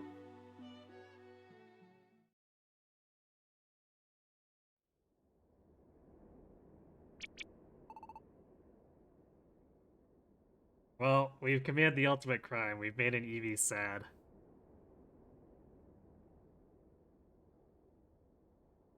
Kurai. Why? I don't understand. Why? Why was it necessary to leave us? Kurai saved my life. I hadn't done anything to show my thanks. Left. Before I could even say thanks. You're right. Just up and went like that. Why now? Why when the world's been saved? Just when things were going to get better. This was coming. Our world, it was saved by Kurai. Look back now. When bound for the sky, Kurai seemed as if resigned to accept what was to come. I think I know. Kurai must have become a Pokemon to save us. And when the star was destroyed, Kurai knew that would be the time to leave. Why? Why didn't Kurai tell me earlier? This was coming. Why didn't Kurai tell me?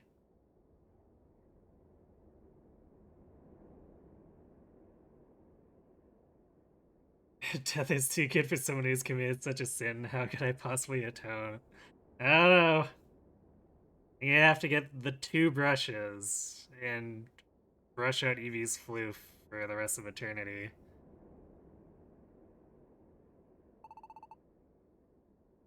Those words couldn't be spoken. As much as you are heartbroken now, Kurai must have felt the same pain of leaving. Try to understand, Cat.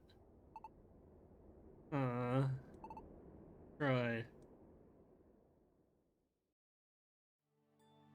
Eevee needs hugs badly.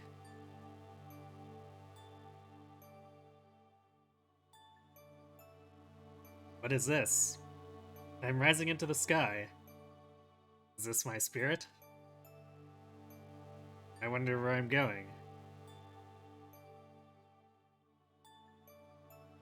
Oh! Voices! I hear voices!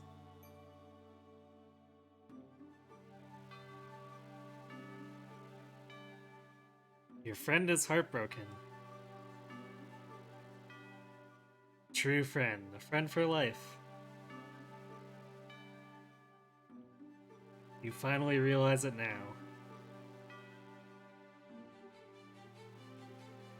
If you wish, and wish very strongly, perhaps you will meet again.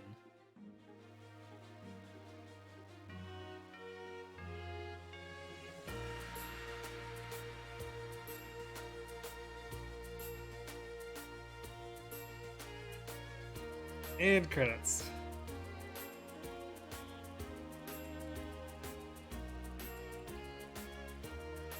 This was shorter than I expected. Granted, Explorers of Sky had fake credits in the middle of it, if I remember correctly, so might be more story here.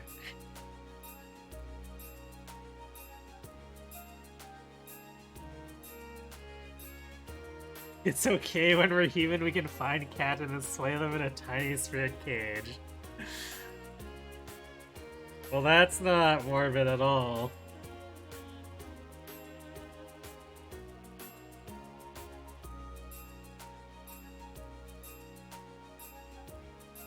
I don't think it was 3, but there was the 2. I think.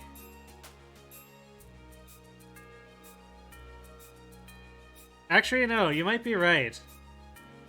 Because I think there's credits for the midway point. And then I'm pretty sure when we save, like, actually save the world, I think, well, actually, were there credits at that point?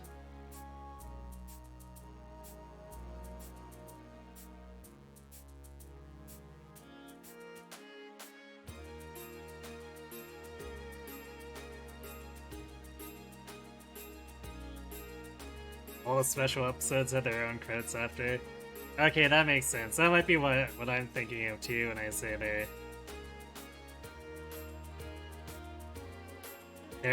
there was another ending. Although the one I consider to be kind of another ending is the one where we finally got to see the fate of Grovile, which, to my understanding, isn't part of the original. So, I'm kind of glad I didn't play Explorers of Sky until it was the Sky version, because I would have not really been too happy with the way the plot ended otherwise.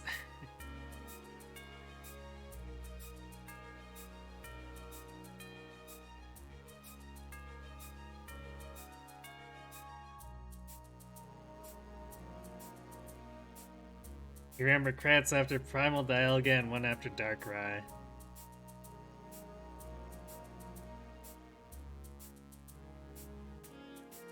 Okay, so yeah, the fake out credits and then the actual saving the world credits.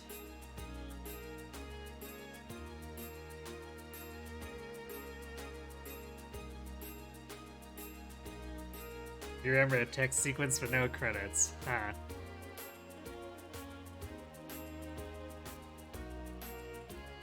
Maybe I'll have to go back over that old footage and see if I can find it.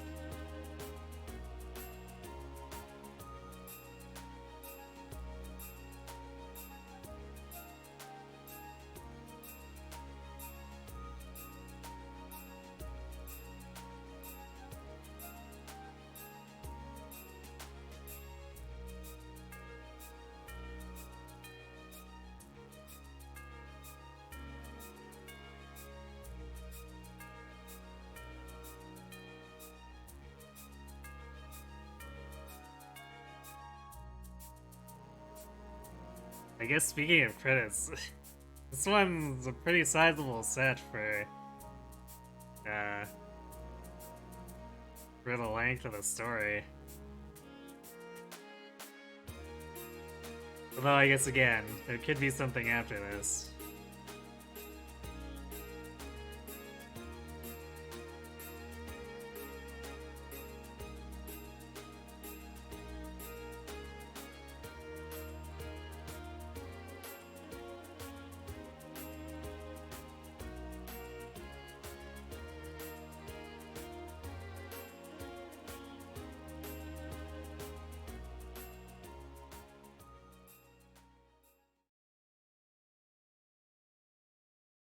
Did save the world when I beat Dialga. That's true, but I mean, Darkrai could always come back to mess it up. Oh, I don't want to leave. I want to stay longer. With my invaluable Irreplaceable friend.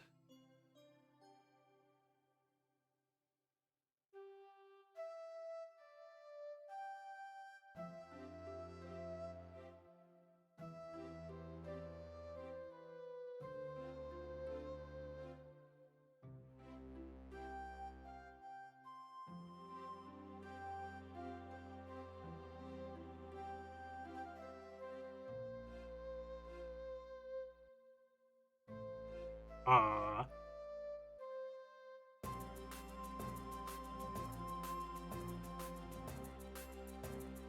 Ah, look at that. Evie has head nuzzles.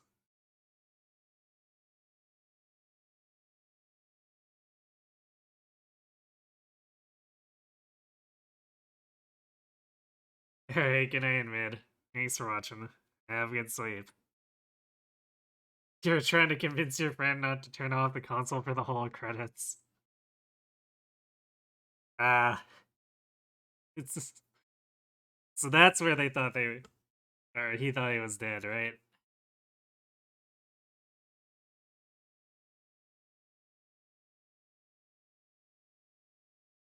Even friends? Nah.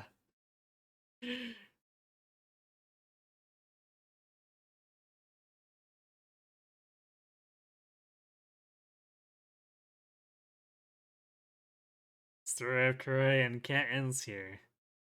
That phase isn't done yet. There are many rescues to be done. A new adventure begins.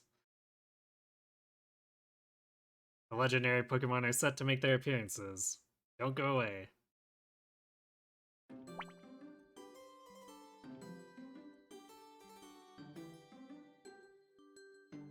Yeah, that's a lot of question marks.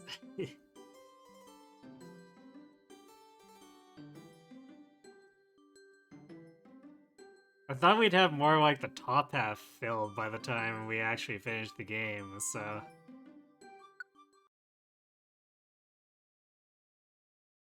Due to Kuroi and Cat's heroic actions, Falling Star was destroyed, and peace returned to the world of Pokemon. That did not put an end to the natural calamities. Well, rip?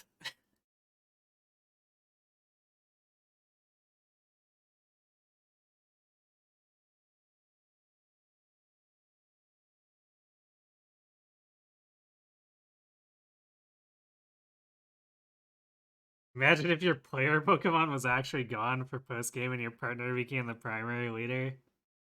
It's a little depressing.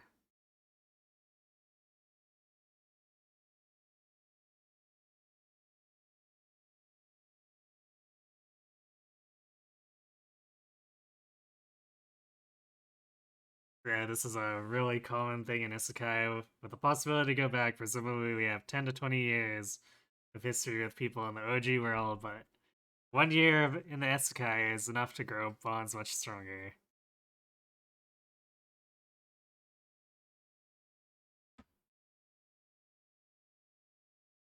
Yeah, it's a bit of a leap of logic, even considering like the whole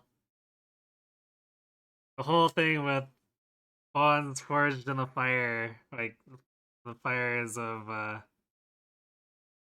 or in the trial by fire, I guess is a better way to put it, is tends to be stronger, and it's probably still a bit of a stretch for 1 year of that versus the rest of the player's life.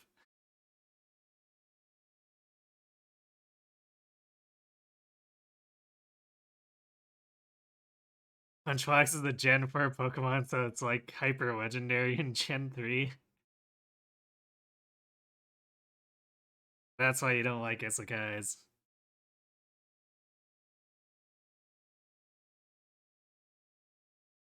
Yeah, I mean, in general, Isekai asks you to uh, put aside a lot of logic. Let's just phrase it that way.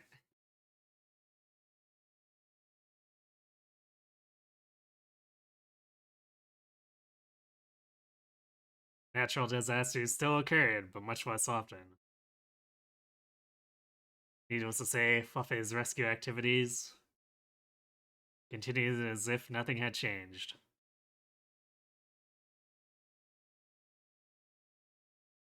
Several mornings later.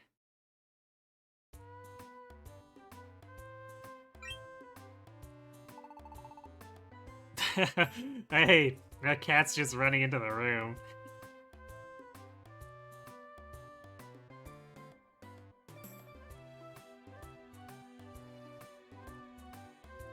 There's plenty of isekai that address this issue somehow. In some of them, the character has no attachment to the original world because they're an outcast, or there's no way to go back in the first place. Yeah, that's fair.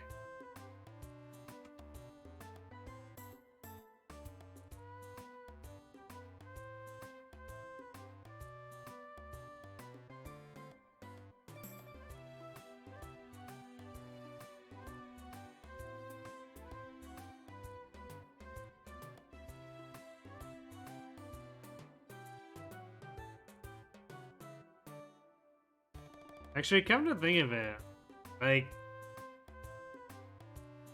it is a little bit odd that Pokemon does the whole "you're going back except you're not" thing.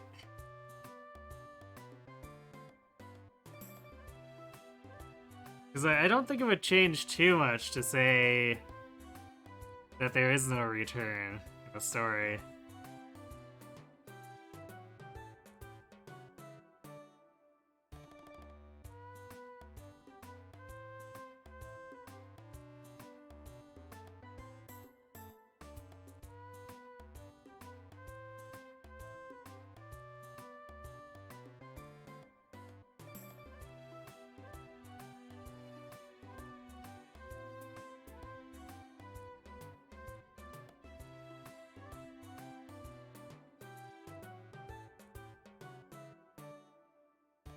It's like, really?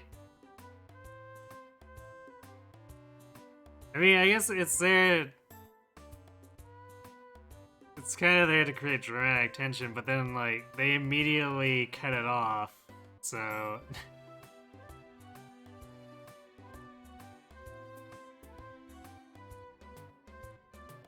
They almost might as well not have.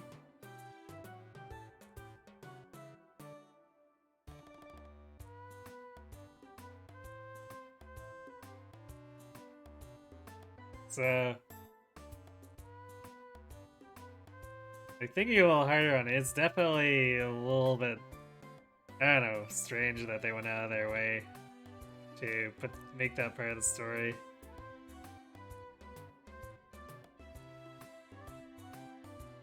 But I guess maybe they just didn't expect people to think too hard about it. Good morning, Troy. Did you just wake up? I went by the Pelipper post office earlier. Bulletin board was still covered with rescue jobs. Even though it's peaceful again, many Pokemon still need our help. Well... Considering that... Pokemon in general seem to like just wandering off. It's no real surprise that they get into trouble.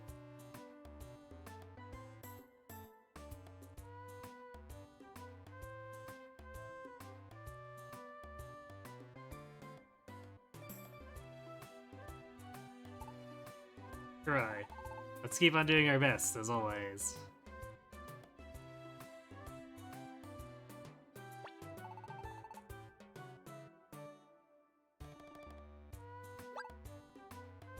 Try. Oh, hi, Caterpie and Metapod. What's the matter? It's Snubble. There's something weird going on. Snubble is weird? I mean, let's be fair, Snubble's face is pretty weird, but there's no need to be rude about it.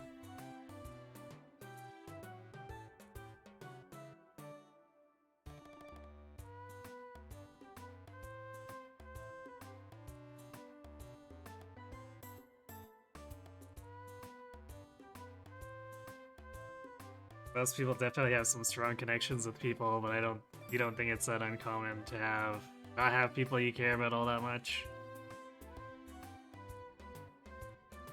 Yeah, without getting too depressing about it, it's the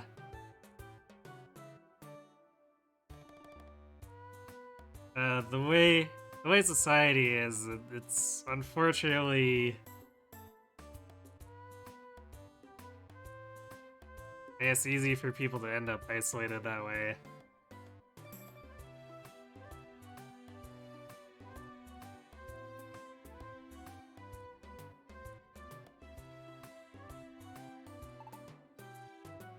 Snubble is weird. Weird how?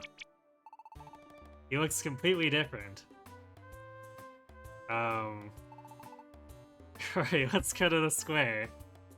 I have questions. Oh! Double evolved. Okay, so we're doing the evolution tutorial now then.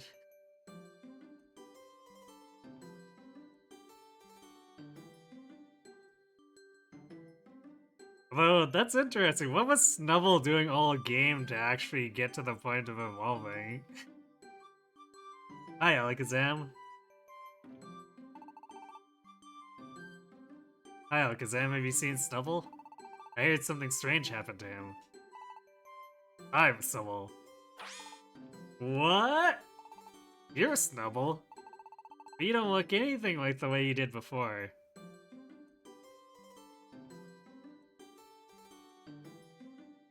Wow, those fangs, man. I feel like Granbull's one trip from having a very, very bad accident with himself.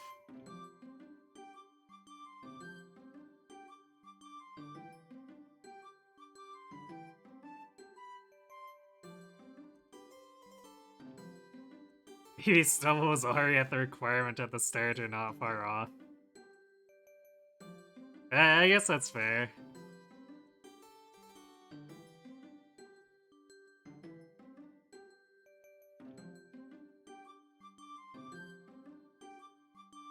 But it does make me wonder what Snubble was doing in general, I suppose. Just because like, we don't see much of Snubble throughout the game.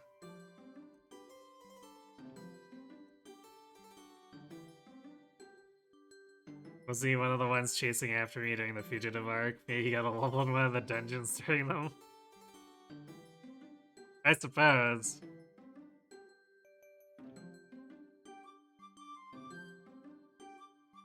I guess it's hard to say, because, like, we had an angry mob chasing us. But they gradually gave up, so it's not really known who stopped where and who actually kept going through whichever dungeons.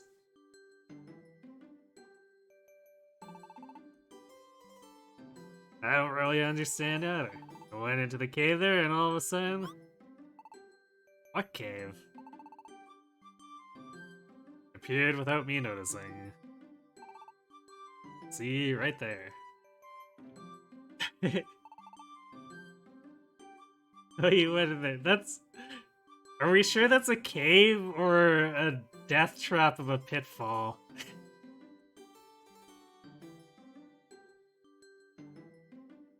Because that looks like a good way for someone to die.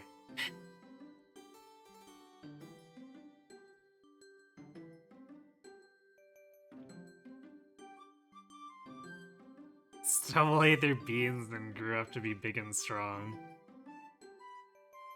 Do dogs eat beans? I don't think dogs eat beans. There's a convenient ramp, you guess? What? I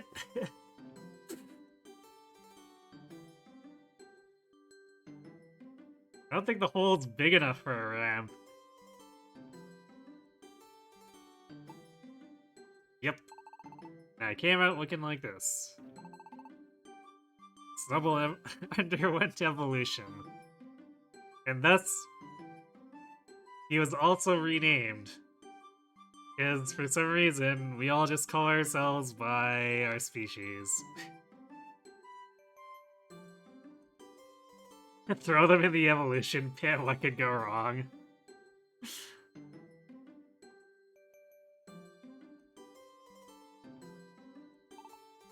He evolved. Evolution? Evolved? I don't follow.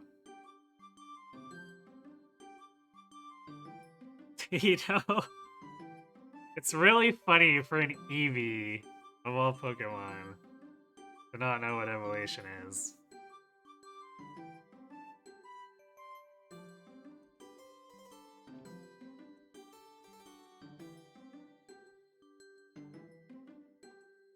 They do die, but they're replaced outside in their evolved state. That doesn't strike me as...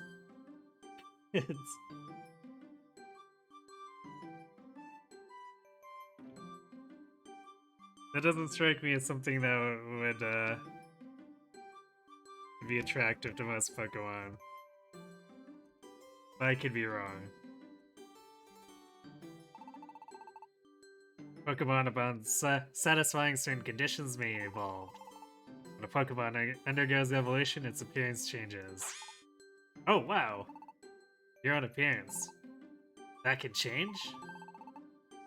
I suspect that cave is where evolution can take place. This is merely a guess.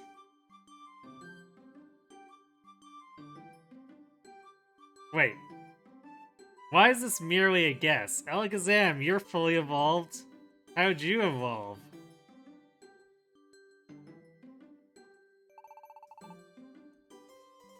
Perhaps evolution could not take place before.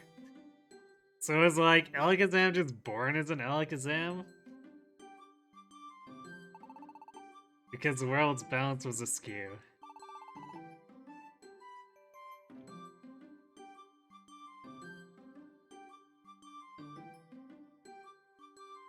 You need a special item even, since he's a trade Evo. Yeah, that's a good point. What? Alakazam, why is this just conjecture? Shouldn't you know all about this? He went to a different place to evolve. I guess? However, now that the star has been destroyed, the world's balance has been restored, and perhaps that cave became unsealed. So if I evolved, I would become like Metapod? I wish. I want to be Butterfree quickly. But wait a second. I don't know if I like this or not. My cute little face turned all craggy. No kidding. I can't stop staring at those fangs, like seriously.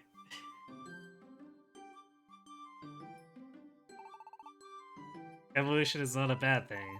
Appearance isn't the only thing that changes through evolution. The types of moves one can learn may change, for example. Some of which may be strong moves. Oh, really? I might be able to learn strong moves?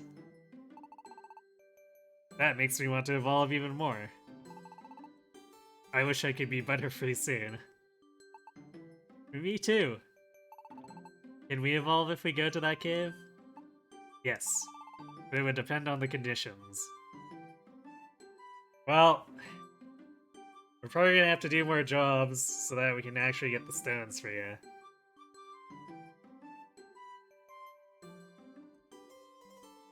It might be where you can evolve, or it could just be a pit where you fall to your death or starve. RIP.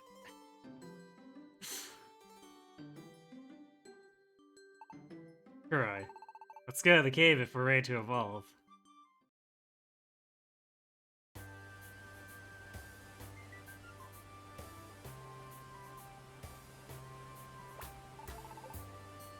I was surprised to see a cave there.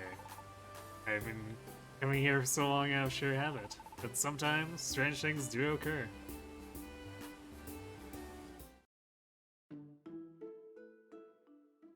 You can hear a voice from somewhere.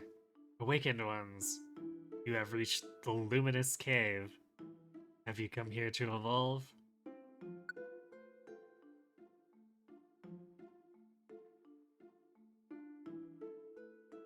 Wait, can I actually? Although Cat can't.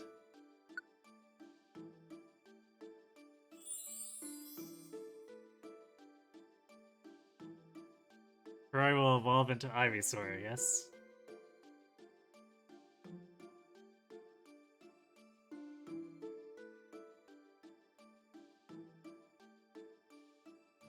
If you evolve, you lose a scarf. Ah.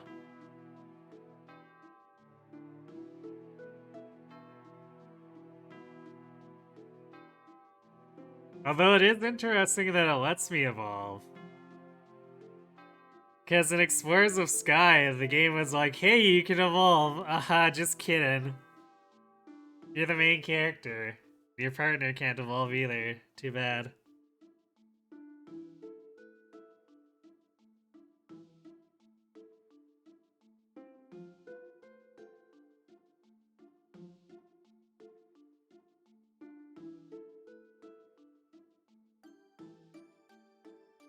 Well, I don't really want to lose the scarf.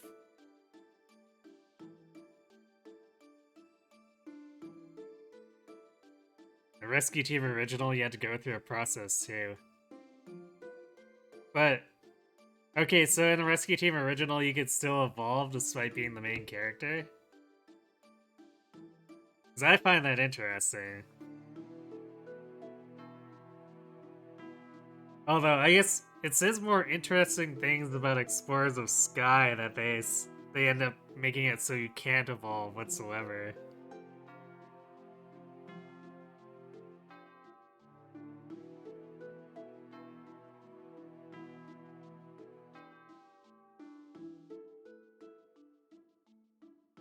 It wasn't much of one, it was pretty much, oh, you can only walk in here by yourself.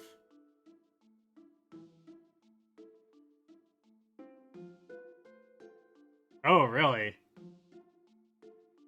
You're able to evolve after beating Palkia, but the game never tells you.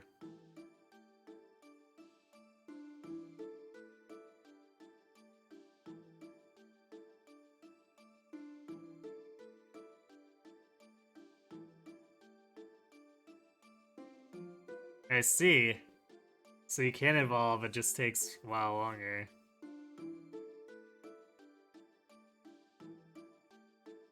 Okay,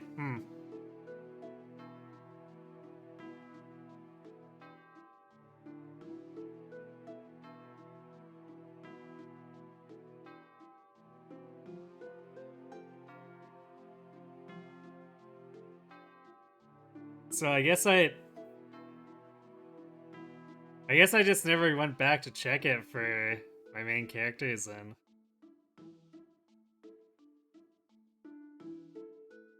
But I distinctly remember the event where they introduced the evolution being like, hey, you can evolve. No, just kidding.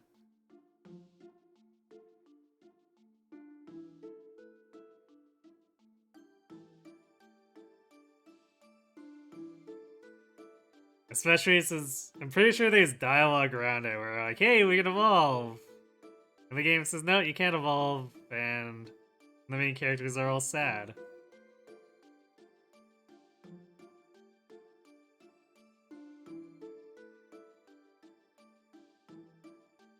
Sky, you need marine resort access, which was post Darkrai. Even then, not immediate.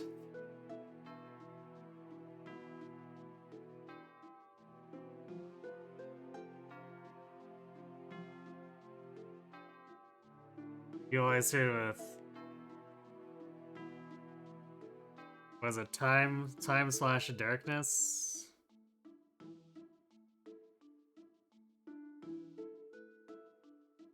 You need Palkia recruited.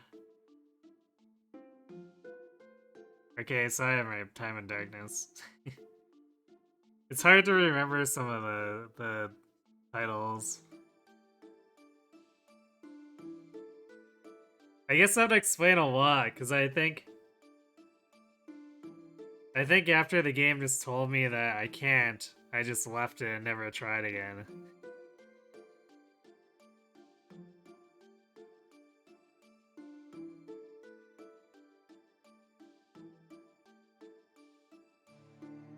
That's definitely interesting.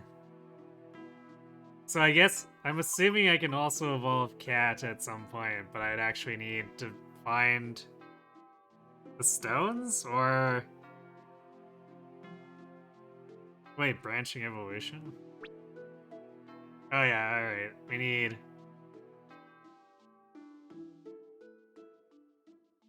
Oh, hey, Sylveon's available? What? Game, I think you're getting a little ahead of yourself.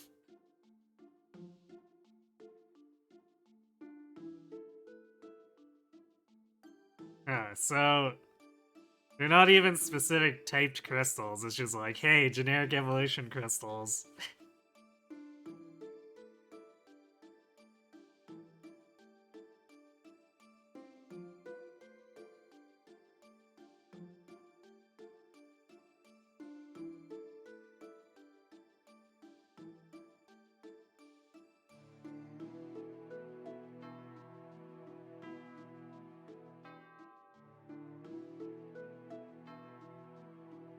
So the remake must add in, what, Leafeon, Glaceon, and Sylveon?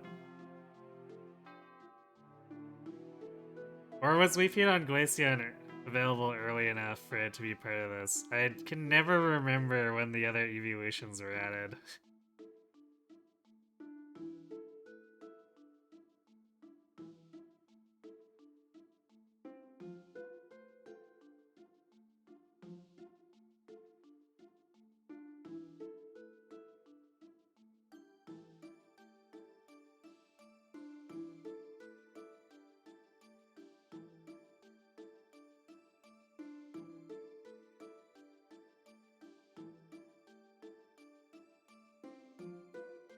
Hmm.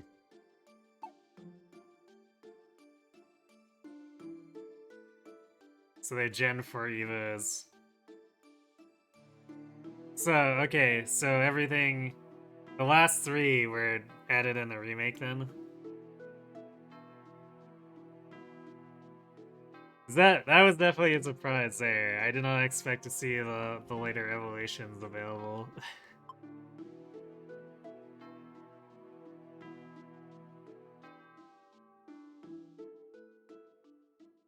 Alright, 35 to get a trap entry. How much do you want to bet that if we recruited one of the Flygons from the Sky Tower, it would probably be under level 35 or barely over level 35?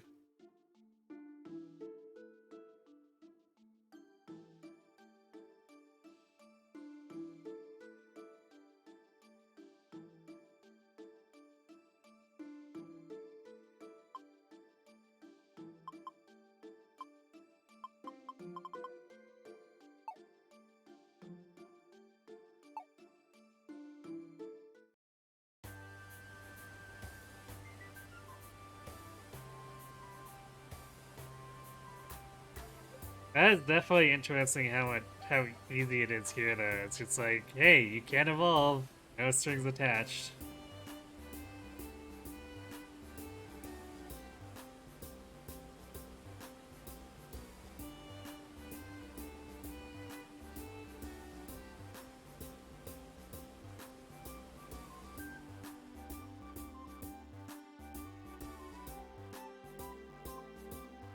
But yeah,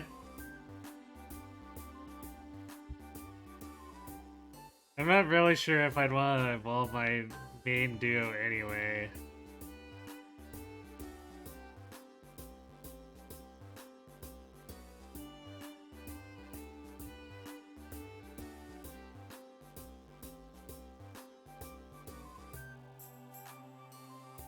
Pretty sure you need unique items for evolution type before.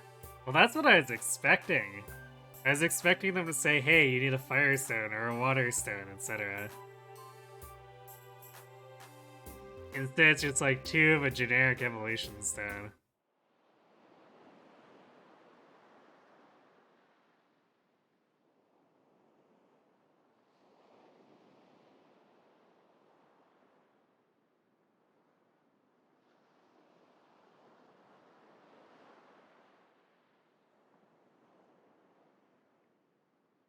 Yeah, I know there's power to regain, it's just...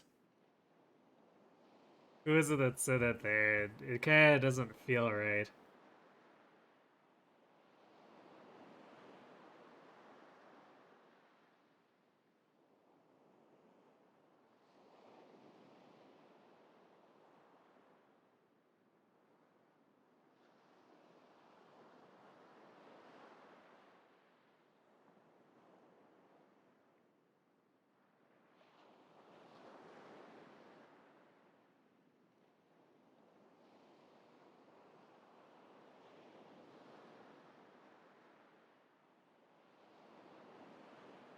Yeah, it was Game Face that said that. I think I agree with the Game Face in that it doesn't quite feel right to evolve the main duo, even though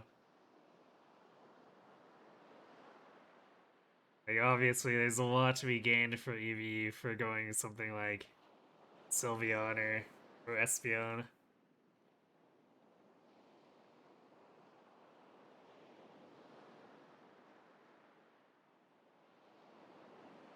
For the scarves.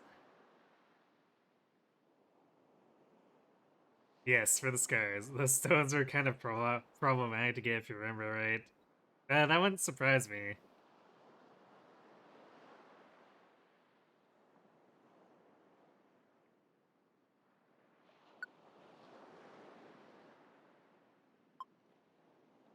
Okay, so wow, Sky Tower is only C rank.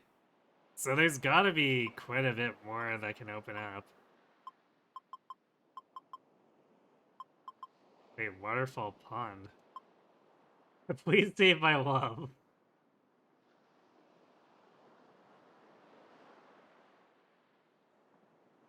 Actually, knowing about Minute and Puzzle, that's a cute quest.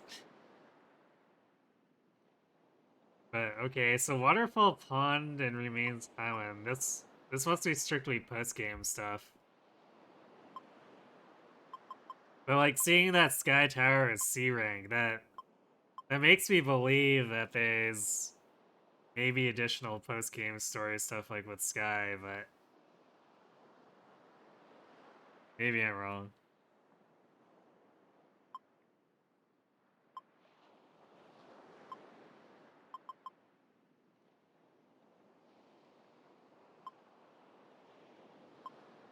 Man, this is deep too for these two.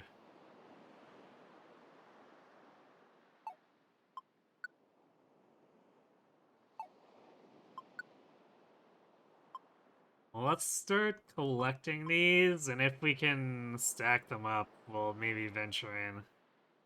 But considering how scary Sky Tower was, I'm not really sure I'm ready for B rank stuff.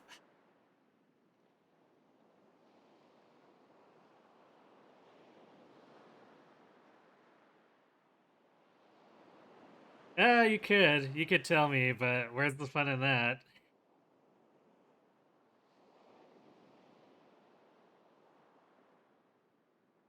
I kinda, I kinda like getting debated by Sky being like, and the credits, oh by the way, it's not in yet.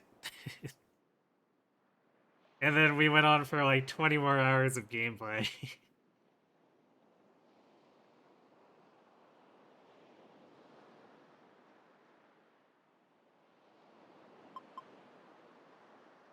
Oh, there's a Ponyta on the 17th floor of the Sky Tower who wants a Rossberry. What is even the story behind that?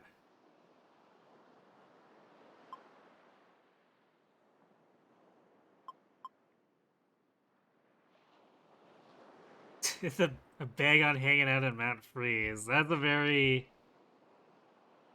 Or no, it's Sandshrew. Well, that's a very ballsy Sandshrew. Same with the bag on too for wanting to go find the Sandshrew. Oh, that's a stat booster though. That's uh that's really tempting. Gold ribbon.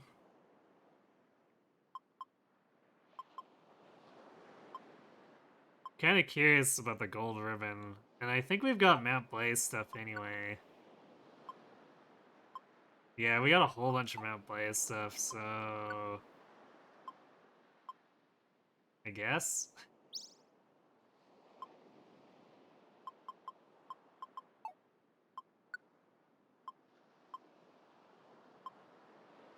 We haven't been collecting anything from Mount Blaze, but we've got so much capacity, we might as well pick up anything with good rewards. And then I guess these other ones that might be scary, stack them up.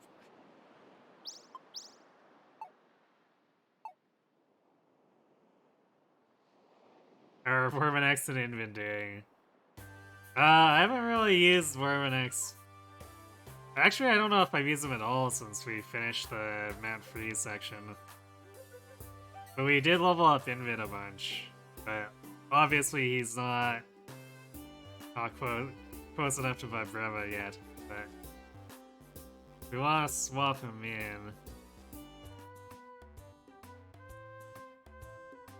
Actually, if we're going to Mount Blaze, swapping in Invid might actually be a good idea. Because at least he'll be super effective against most of the stuff in there. Oh, I should actually check the Keklands. We use up so many Oran berries. We need as many as we can get.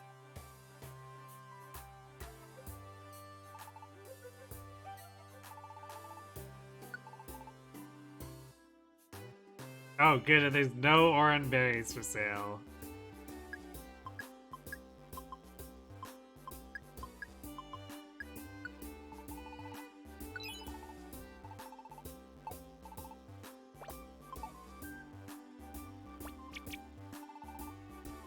I'm all shaken up with emotion, knowing that the square will be safe.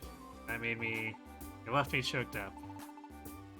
It isn't just you, my brother. I am likewise overcome with joy. Brother. My brother. Karai and Cat. We only have gratitude for you. Thank you ever so much.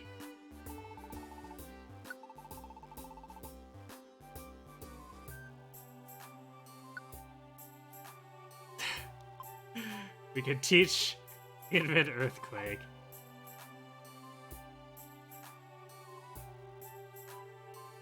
I think this is a room move, isn't it?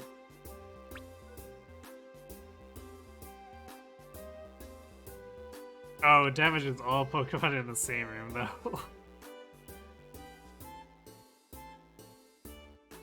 I think we shouldn't be causing friendly fire. That seems bad.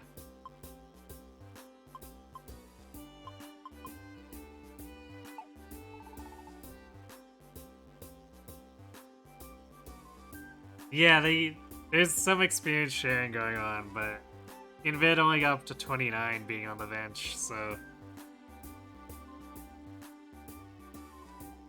Earthquake is one of the worst moves of the Mystery Dungeon games. I would have thought they'd change it so that it doesn't friendly fire. Because, like, the other moves that they changed to make it room-wide.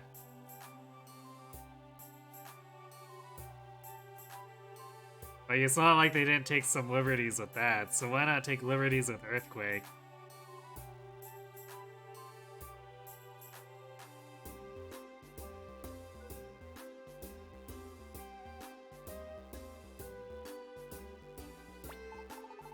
You did it. Good for you. This is so cool.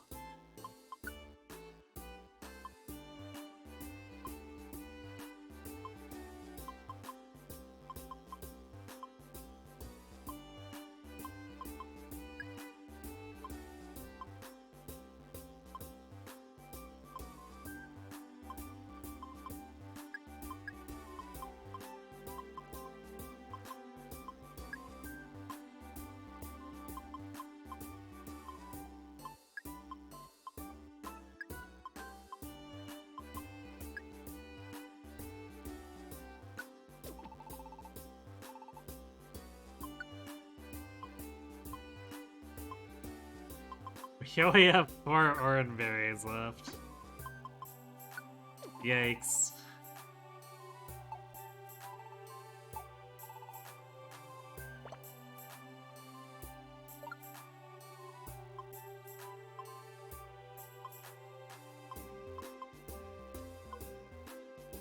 You know, we probably don't need that many orbs.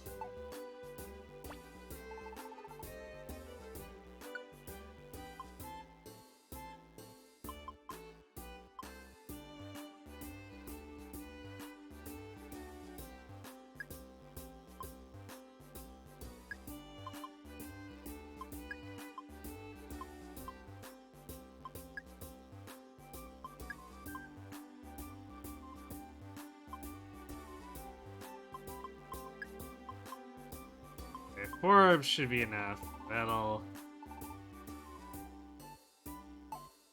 That'll protect us from monster hazards. Although, I guess Mount Blaze probably don't have monster hazards.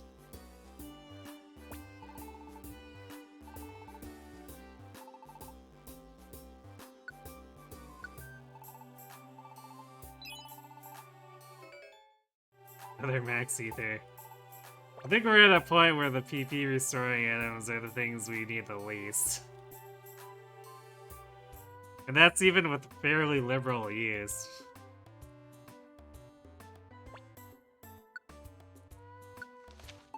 Just gonna get rid of these so that I stop seeing that. That the mailbox is full, but we don't actually have a job. Oh wait.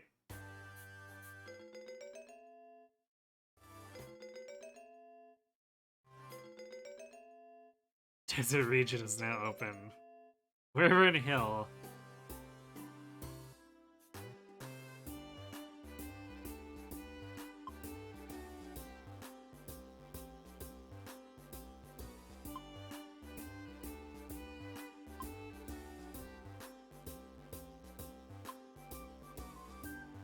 Pseudo Widow is a strong foe. I see. An Execute is a strong foe. Not even an Executor, just a regular Execute.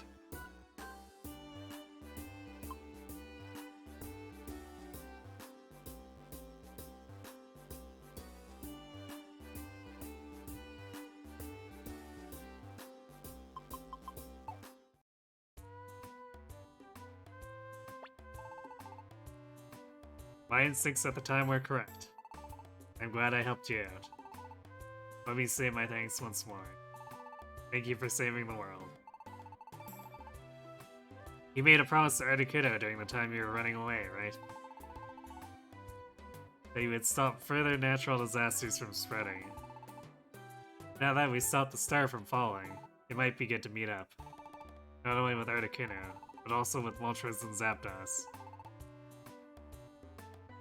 3 legendary birds.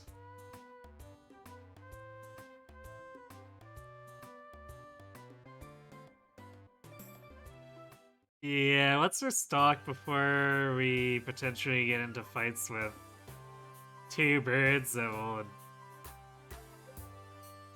very likely destroy me in an all-out battle.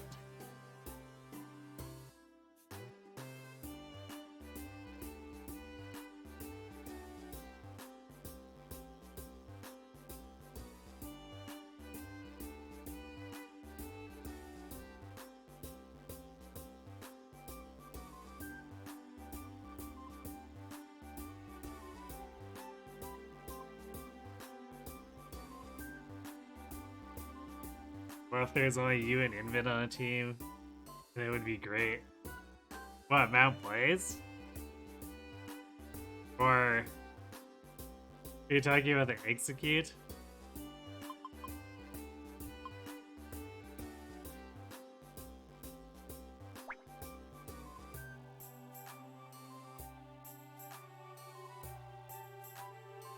Oh boy, speaking of Executors, right, so we have to escort another grass mon through Mount Blaze, too.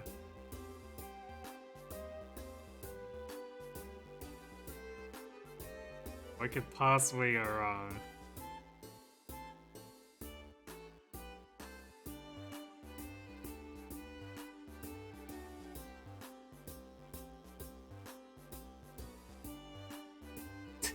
Oh yeah, a Weedle decided to get itself lost in a volcano.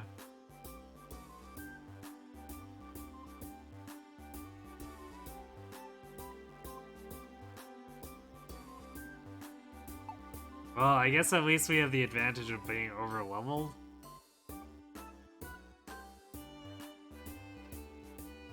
Oh, Earthquake, okay.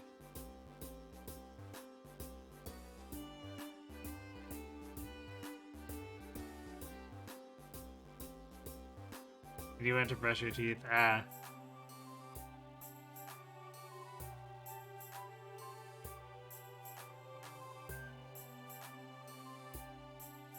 Yeah, I guess we could make use of it if we had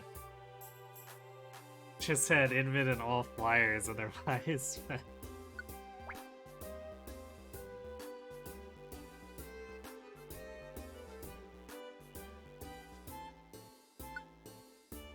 Alright, well.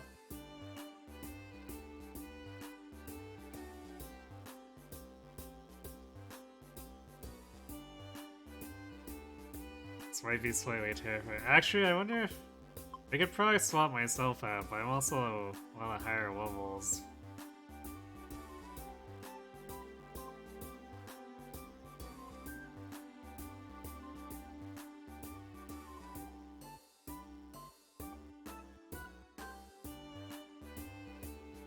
I don't remember Vormax talking about the legendary birds. Did he say something about that?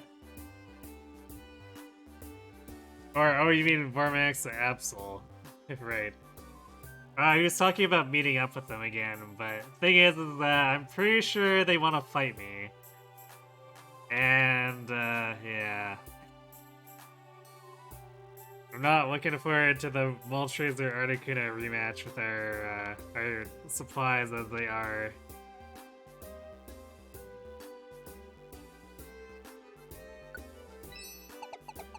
So let's just go save some people, or Mons, whatever.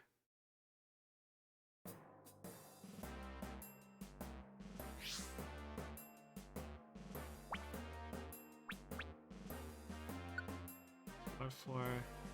Okay, we only need to take him up to 4-3.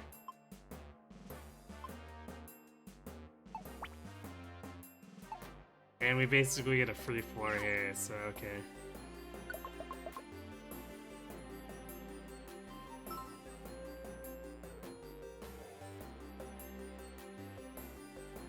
Is that a...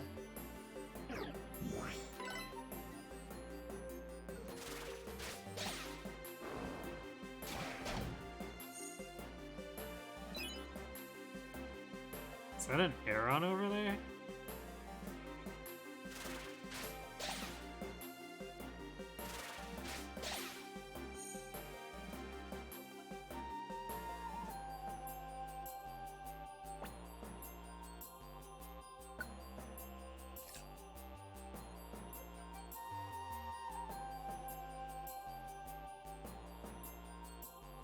We could actually recruit him too.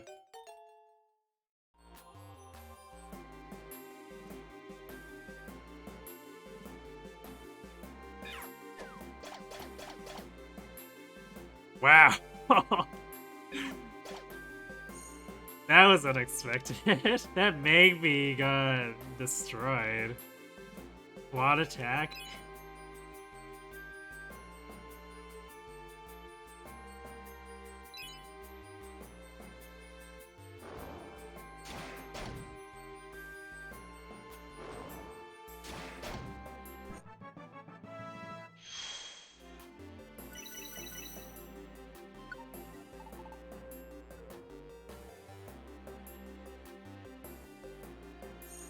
We have Rock Slide on our side. Is it true? We also have...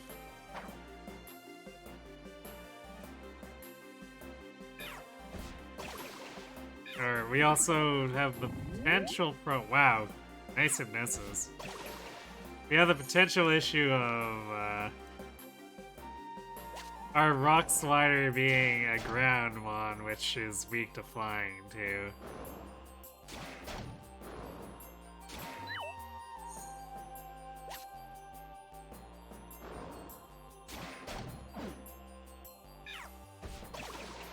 Ooh. That special defense to buff right before the sludge.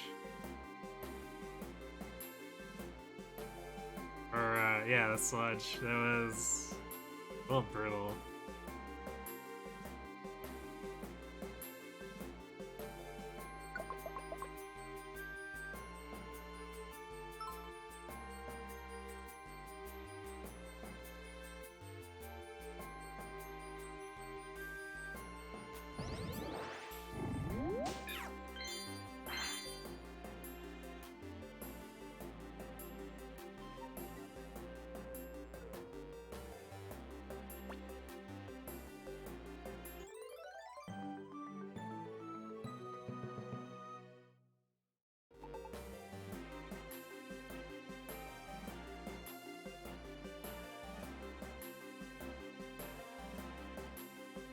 Wait, flying is neutral against when dealing damage back to ground? Really?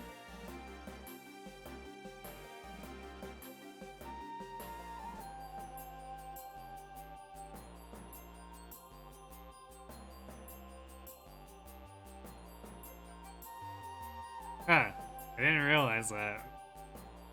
That surprises me. For whatever reason, I thought flying would be super effective against ground.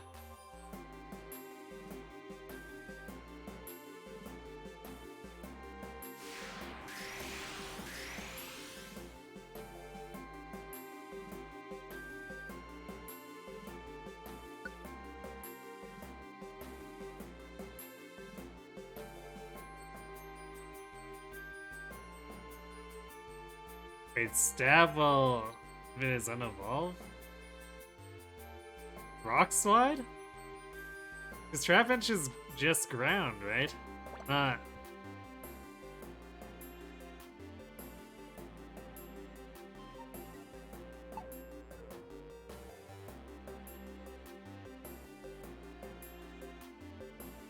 Not not a rock evolved with or involved with Trapinch.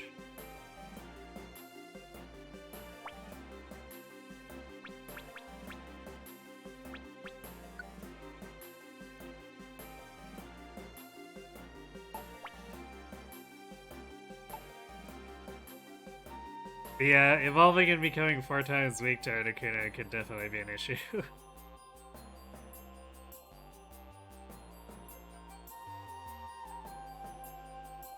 But I guess on the other hand, evolving would be an advantage against Moltres.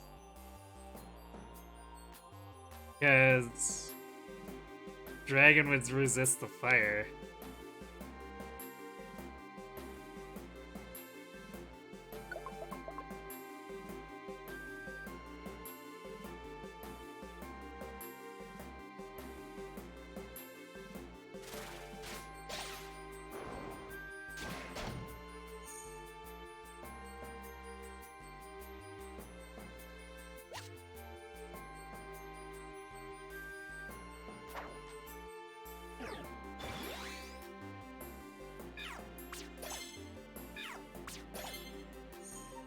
$112 damage Swift.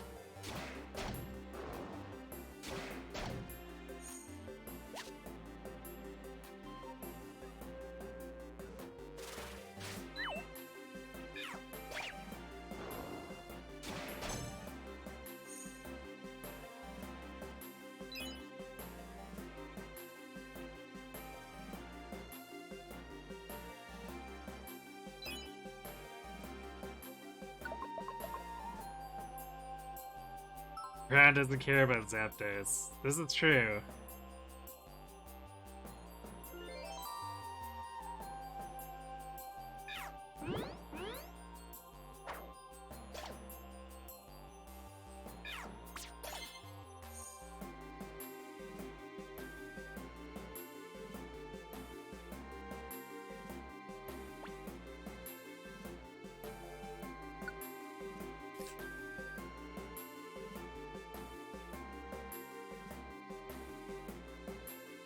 Shared happiness.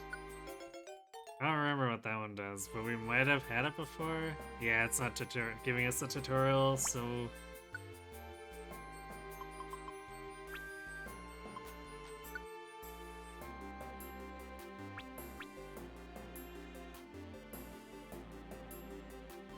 Oh! When you heal bad conditions, the teammates is healed. Except, Cat already just heals everyone's bad conditions anyway, because Refresh is just that good.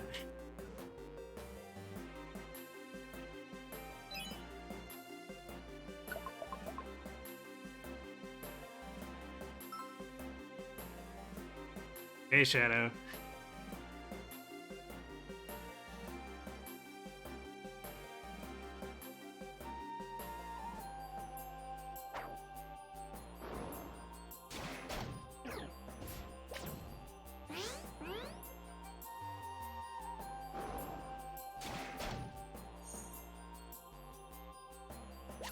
I don't know why I can't throw on it diagonally.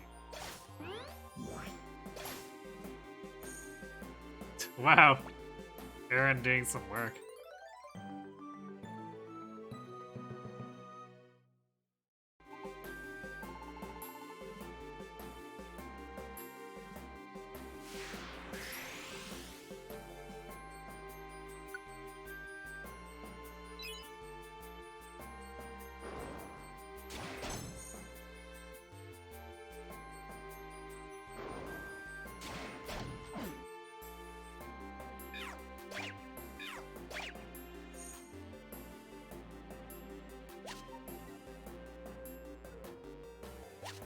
I didn't even use growth for this floor, too.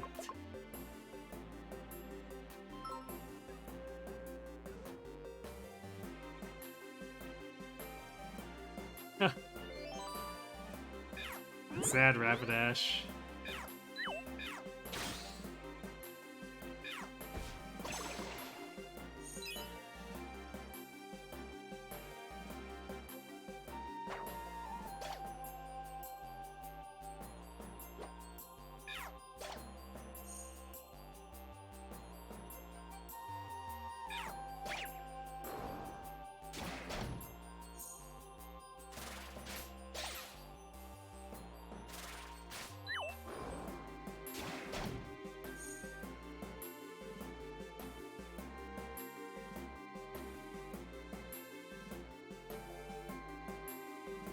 It's like the spray looks pretty funny here.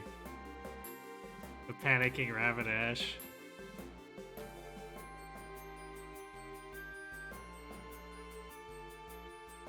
I think Geopimbles can only be thrown in a straight line or a 45-degree angle, whereas Gravel Rocks can be thrown at any angle. That makes sense. That's why it's not working as well as the Gravel Rocks.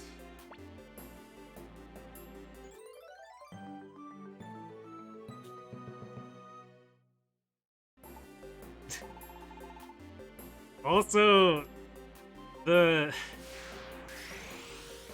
notion of a plant Pokemon having to go into a volcano to rescue a fire Pokemon like Rapidash is ridiculous.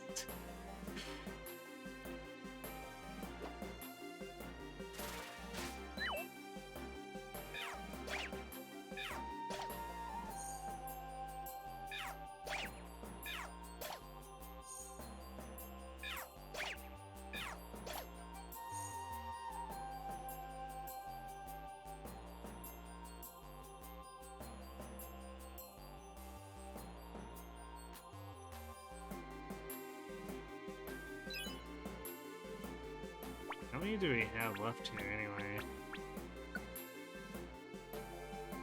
8th, 4th, 13th, and 14th. So we have to traverse some of the larger forests here. It's gonna be great. We are over leveled enough that the enemies aren't a huge deal.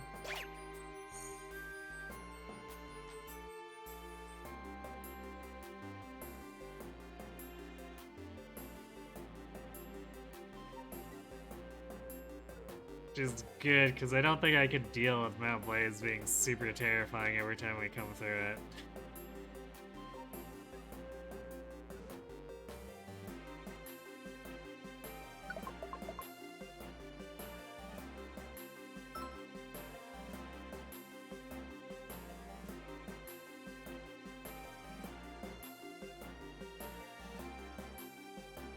Oh, did you pick up this game?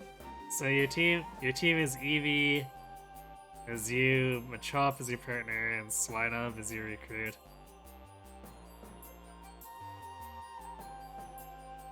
Seems like it has fair enough balance going for it.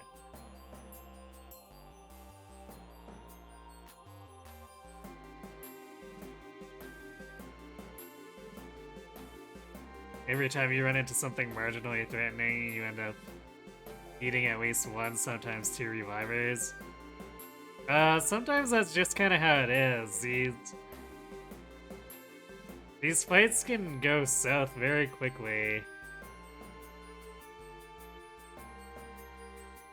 Just cause like you're often in a position where you're 2 or 3 shot. And then there's often multiple enemies, and then there's status effects just flying around everywhere, and some enemies bring room attacks. So it's kind of hard to control things. I guess for really strong opponents like that, usually I carry around crowd control items like seeds that I can throw at them or stuff like the Slumber Orb.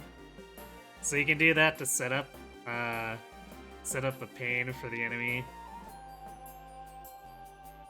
But even then, sometimes things can go a little bit off course. Hey, Curious, thanks for the raid.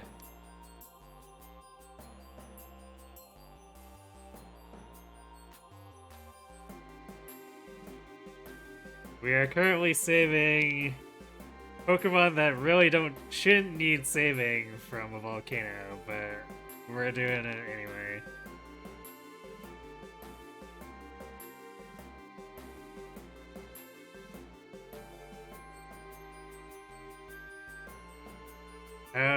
How'd things go on your end? What were you doing tonight? Were you doing Overwatch again?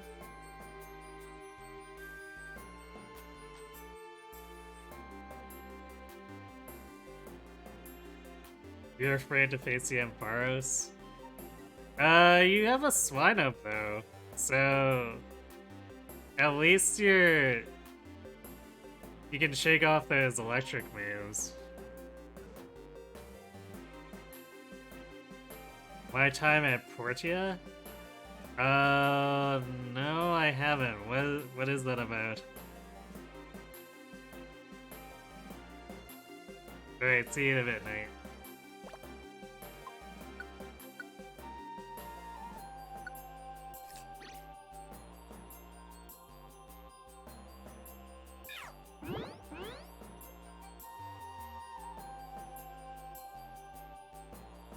I'm gonna aggro the slug.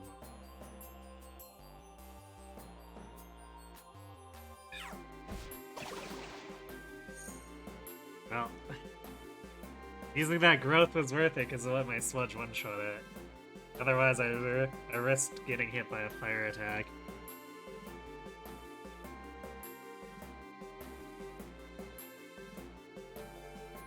It's an Animal Crossing / Stardew Valley / Harvest Moon type of life sim, focused more on building up the town, doing commissions for them.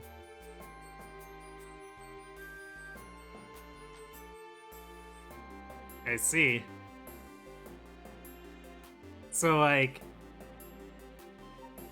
what kind of commissions? Are we talking, like, you're a carpenter doing, like, housing commissions, or is it something else?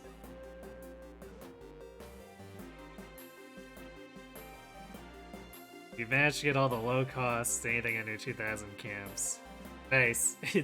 I think you're doing better than me there. I've been kind of stingy with buying the camps.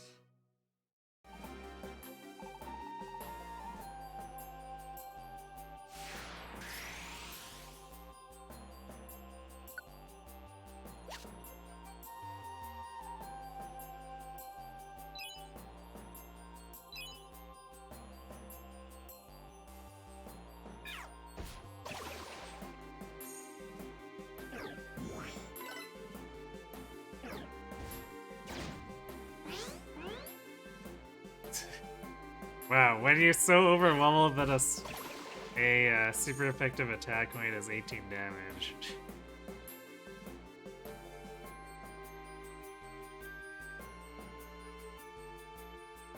Anything from big structures like lifts and elevators to leather satchels. You open up your own workshop. Huh. So, like, you're a jack of all trades type character, or are you running a business? Like, are you employing other workers? Or are you just this amazing crafter who can do everything?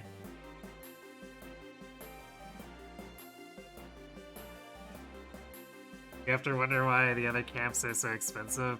Yeah, I've been wondering that myself. Like, Some of the camps for really basic Pokemon cost 4,000 or 5,000, and I don't know why. Like, yeah, they share residence with some of the higher profile stuff, but like, is that really necessary?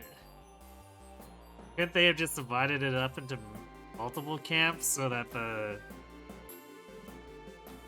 common stuff didn't require like selling off one of your kidneys so you could afford the camp for them?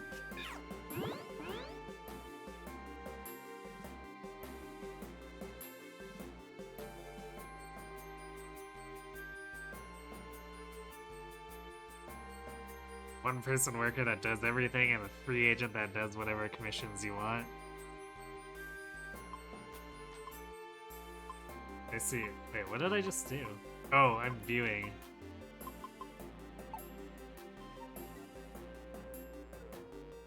I was a little confused there. I didn't realize that.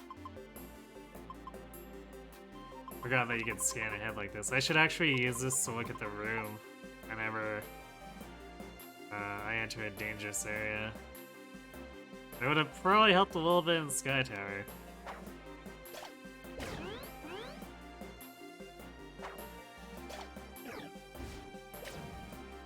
Oof. Come on, Aaron. Don't get killed now. Yeah, that's a prime example. Iceboat Beach, 8,000. The only thing you've seen there is seal. Like, really? 8,000 for the habitat for seal. Are you kidding me, Game Freak?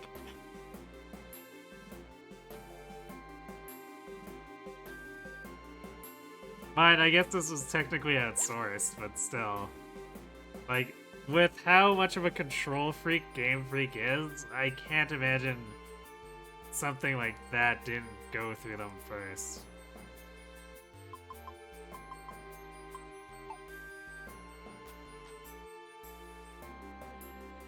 So there's a Azumarill.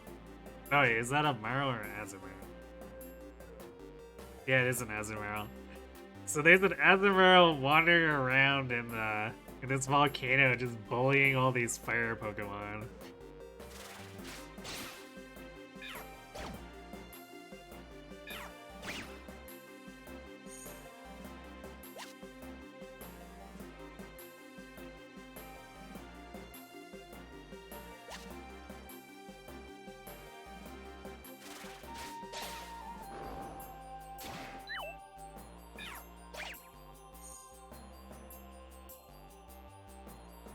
Probably shares with Articuno or something.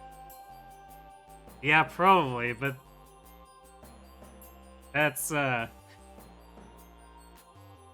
is kind of what I mean, where it's like, okay, sure, it shares it with Articuno. Maybe it shouldn't share with Articuno and you divide the habitats up so the seal gets a cheaper one and Articuno gets a more expensive one for later. Like, why make seal so hard to get? Just because Articuno exists.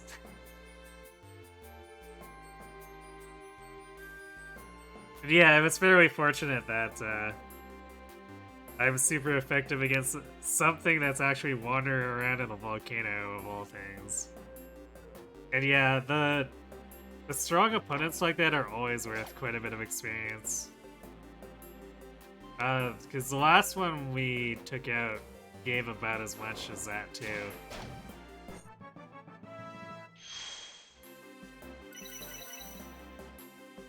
So I guess if we're trying to power level in vid here, it's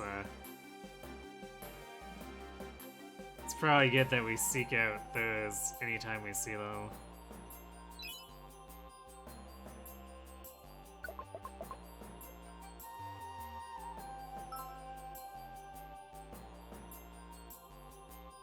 Need to pick up something special attack for Eevee. You got nothing and a pretty bad attack stat. I've got what I picked up for Eevee here that I've been... Like, it's basically carried me the entire game. Is Shadow Ball. Because it's a special attack, and it hits up to 4 tiles away. So it's just... It's like, yep. Best TM purchase of my life.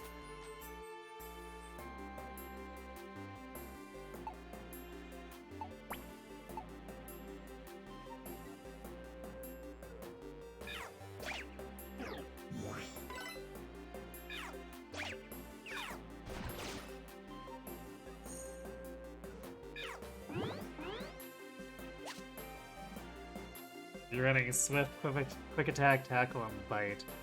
So you're running the basic stuff. I would definitely keep an eye on the TM store and try to get Shadow Ball if it comes up. Because seriously, Shadow Ball's been that good to me.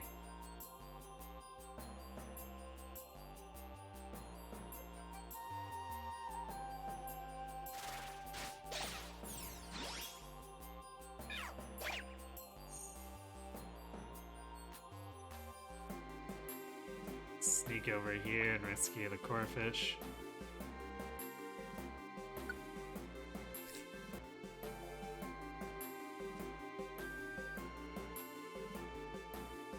Oh, we don't have the habitat. Oh well.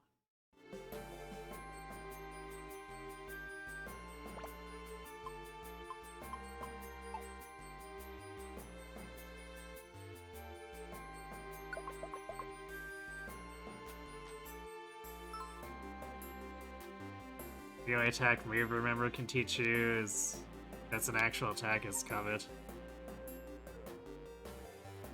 Yeah, I don't know if I don't think I've picked up any moves from Eevee as far as actual offensive moves from leveling up that I've kept.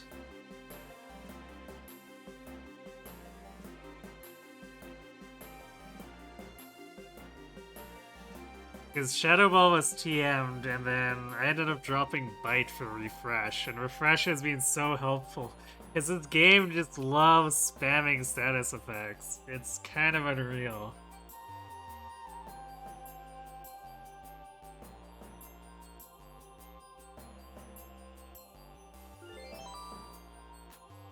Set up bird?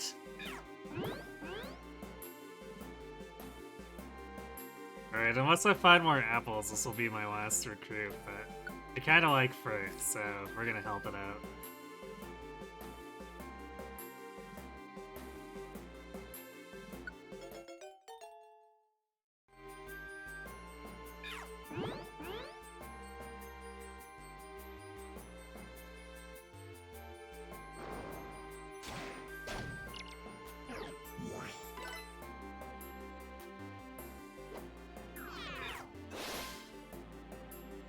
Oh hey! The Furt knows how to use agility, unlike Farfetch'd, who I have to actually manually use agility with.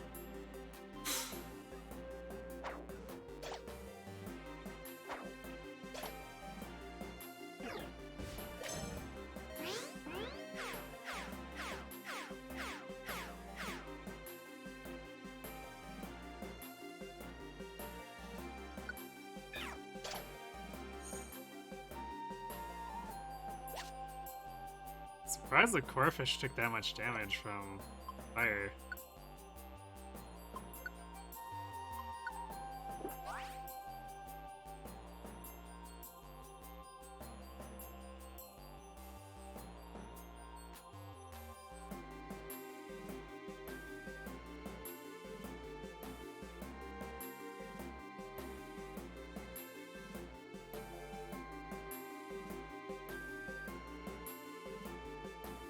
Yeah, Swift and a quick attack I've left on my Eevee the entire game.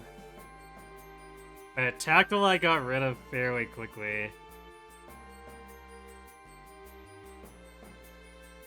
And Bite I dropped only because I had Shadow Ball and knew I could use that to get around normal resistances.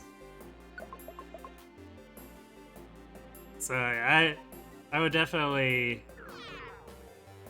for sure, in your situation, wait on getting rid of Bite until I had a different move.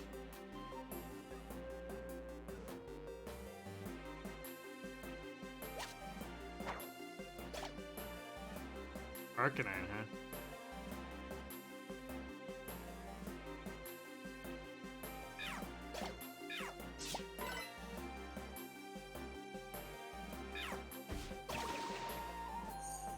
Ah. Not gonna lie, I would have really liked to actually recruit that Arcanine.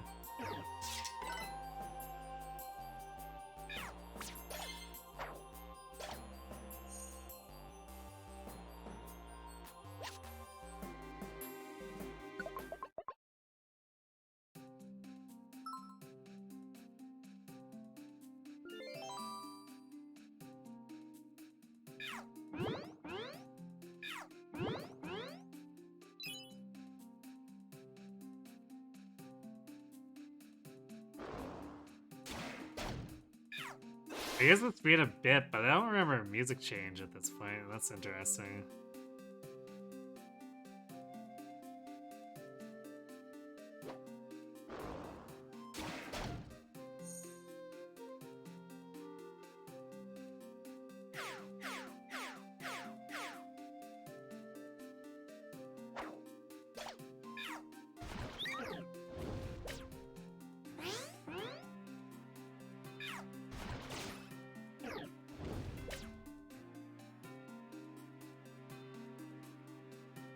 Well, rip Aaron.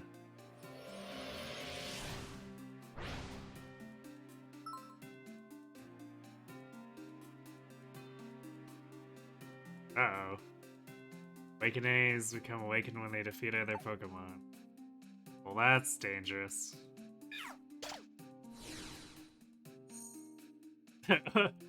I guess it was on its last legs.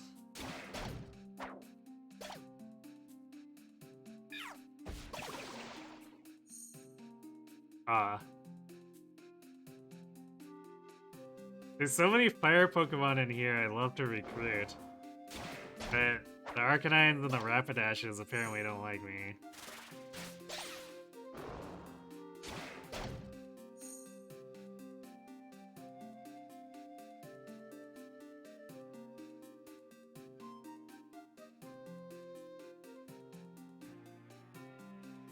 You're probably gonna grab Helping Hand.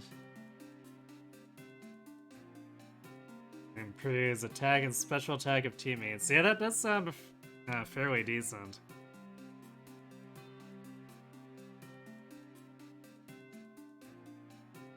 It's probably something that I'd consider if I didn't have Shadow Ball and Refresh.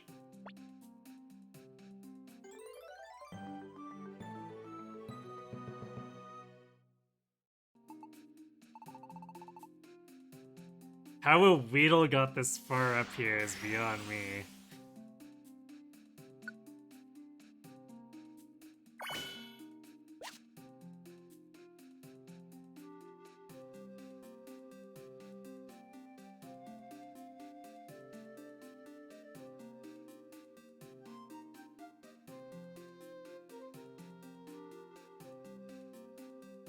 That looks really awkward as a resting position.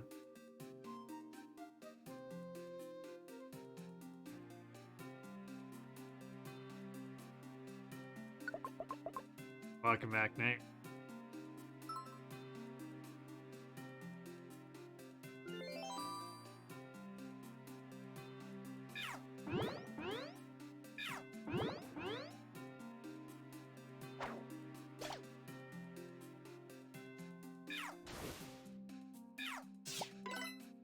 Oh, nice. Dig in defensive curl. Instead of just attacking the thing in front of you. Okay. Oh, oh. Yes. Yoink. Arcanine get.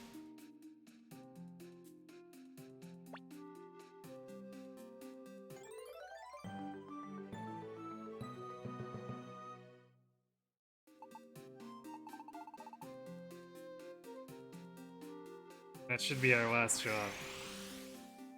Actually, alright, so the Rapidash we had to rescue got stuck on like 4 or 6, but somehow the Snorunt and the Weedle got down to 13 and 14. What even?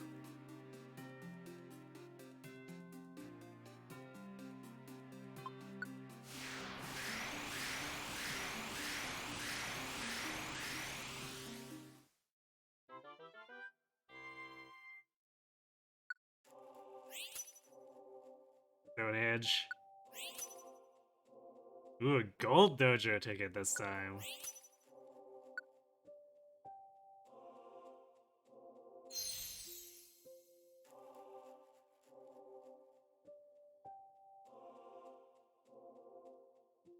Sure, why not? Grab the Mighty Una.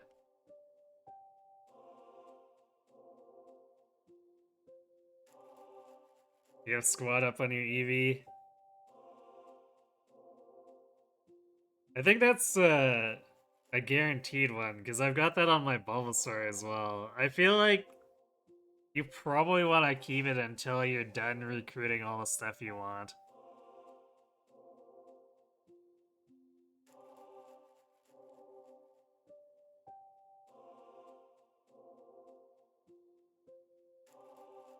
Oh yeah, I guess, once again, as usual, as we're going through these recruits, if anyone wants them, let me know, and I can go. If I don't rename them here, I can go to the camps afterward and name it for you if you want your Pokemon represented.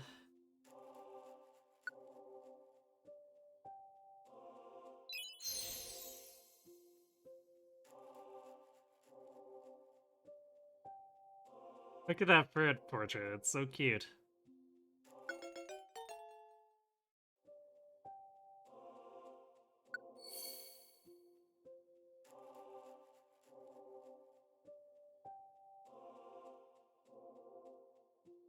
Your favorite is, as ever, Farfetch'd. Well, I guess sorry to say there, you were preempted on the Farfetch'd we recruited.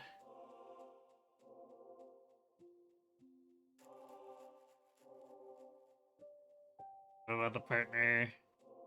Mine does not have riled up. I forget what Cat has, actually.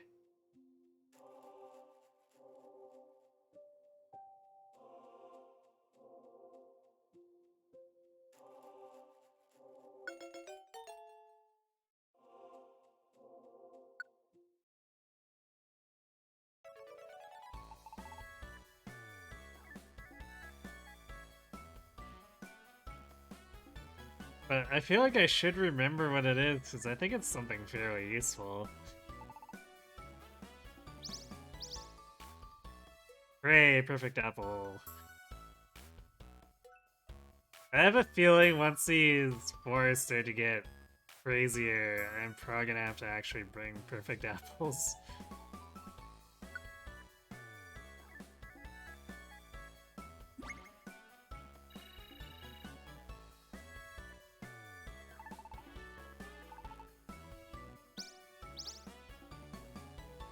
Okay, power drinks. I should actually remember to take some of these stat bases out and start using them. It's just so awkward that I have to use them in the field.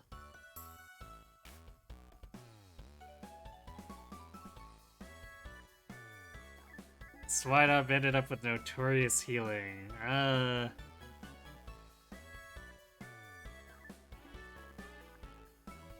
not sure if I've seen that one.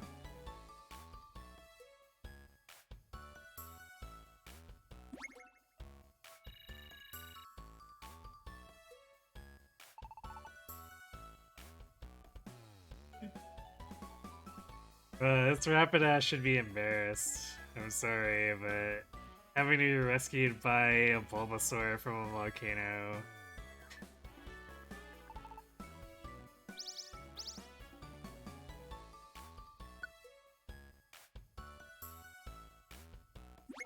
Wow, we didn't get much for rescue points out of that. We did get stat boosters, so yay.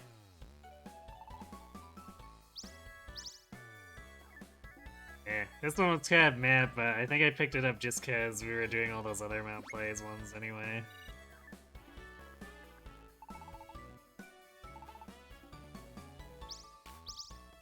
Perfect apple.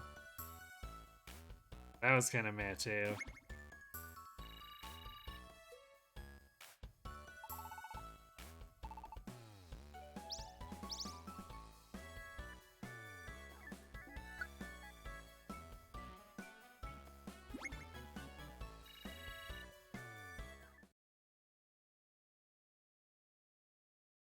Increases your natural healing rate. That sounds pretty useful considering how brutal exchanges can be if you do get into a tussle.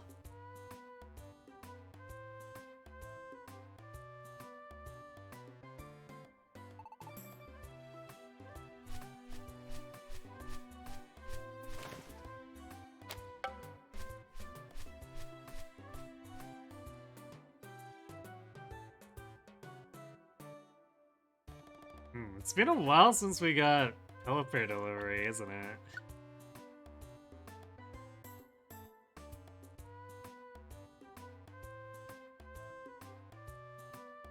Seven Wonders of Pokemon. Mysterious feet of Diglett? Wait, feet? Or is that inside Fortress's shell? The intelligence of Giraffurig's tail. Arbok's variety of patterns. We await reader submissions to finish our list of Pokemon mysteries. Okay, that's a strange mail article.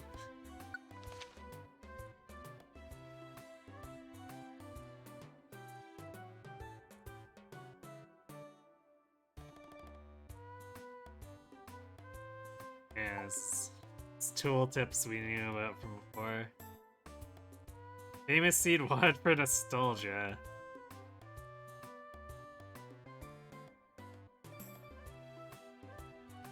Sure, I guess.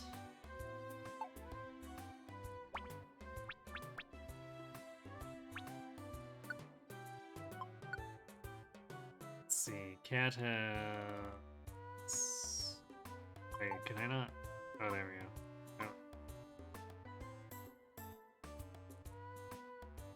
How do I... Oh, there we go. Right. Alright, XP base. That's why. That's why I always forget about it, because it's a passive, but we get more experience, which is a pretty big difference, really.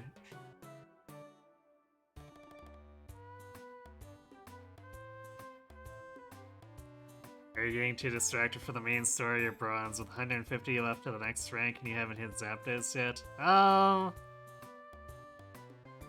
I mean, maybe a little bit, but in general, I feel like that's the way they want you to play the game. To do more, more of the generic rescue missions.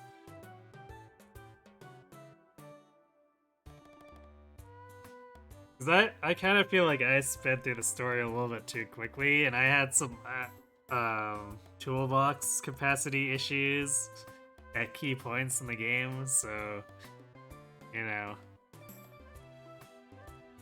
Okay, hello, Metacham. Shehehehe. That Lombre, he abuses me so. Shehehehe. Oh, long time no see. You are well? You see, I have heard about Lombre's tale. It's too funny. I've heard that Lombre almost drowned at sea.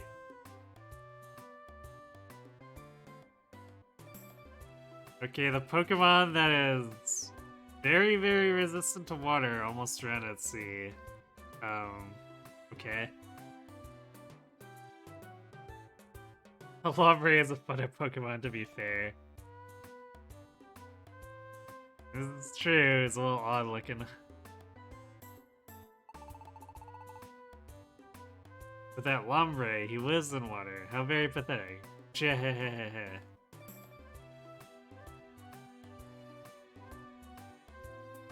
Okay.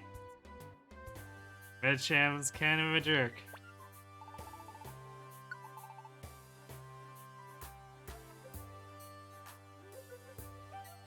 It's still kind of weird too to me because I'm so used to the Team Charm Medicham from Explorers of Sky.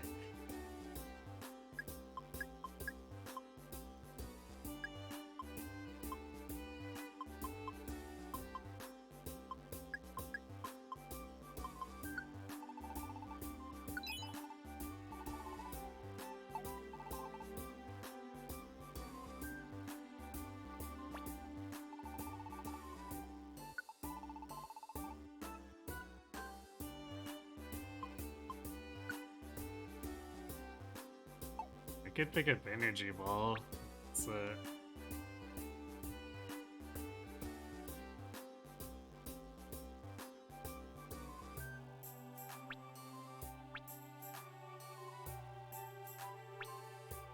I already have Razor Leaf.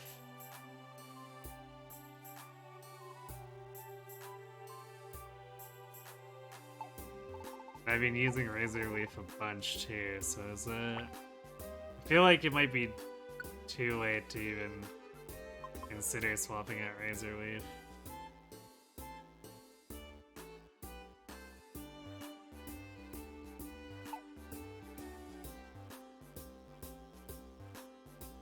Although my special attack is actually higher.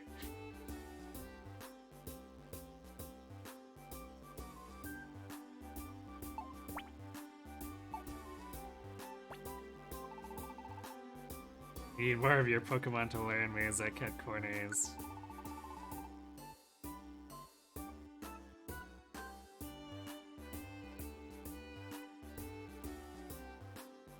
I could replace Vine Whip.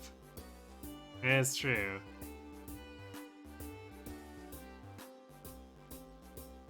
Although I think Vine Whip's got more PP than...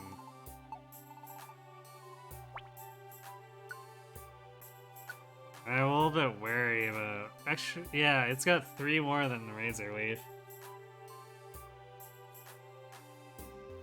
Although, alright, let's...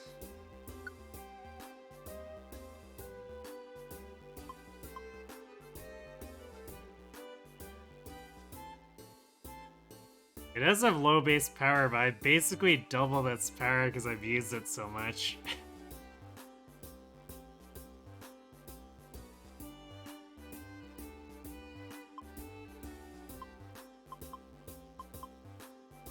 I guess I could always drop Growth for Energy Ball.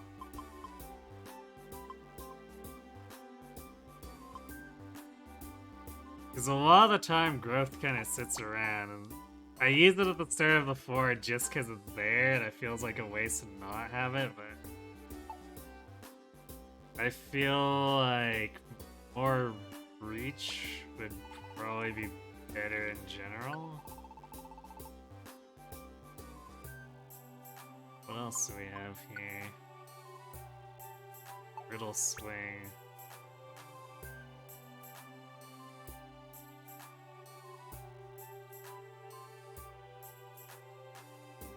So it's like an AoE, I guess? Okay.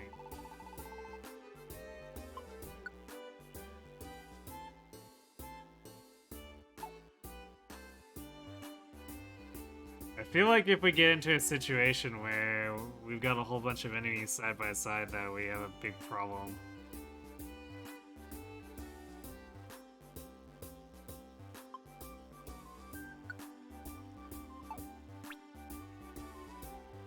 Yeah, Giga Impact is a recoil move, so definitely not interested in that.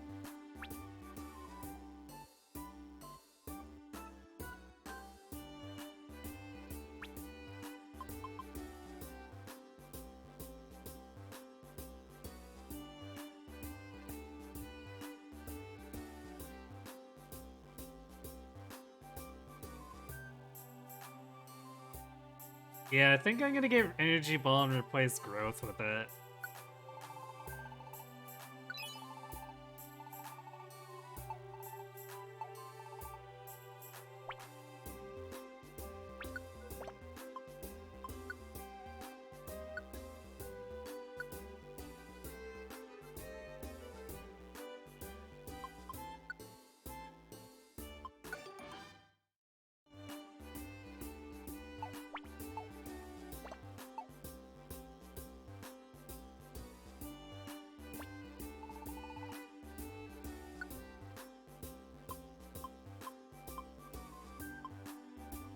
So we picked up one orange berry.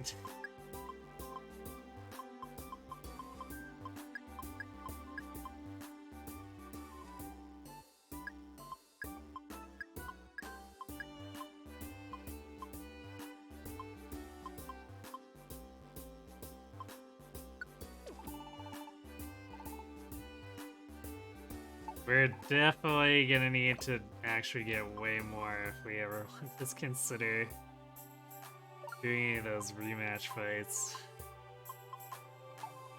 Because I'm not comfortable going into big legendary fights with very limited healing stock.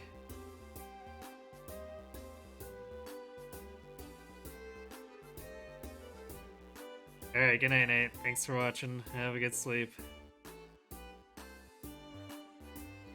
Should just why not forget Mud Sport to learn Mud Slap?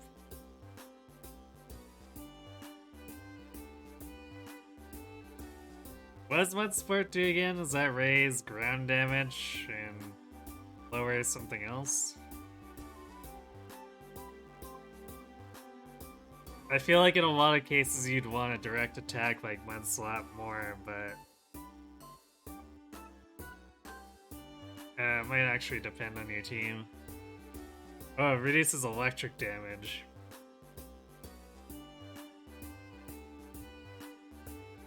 I mean, it's not like anyone on your team is actually weak to it, right? So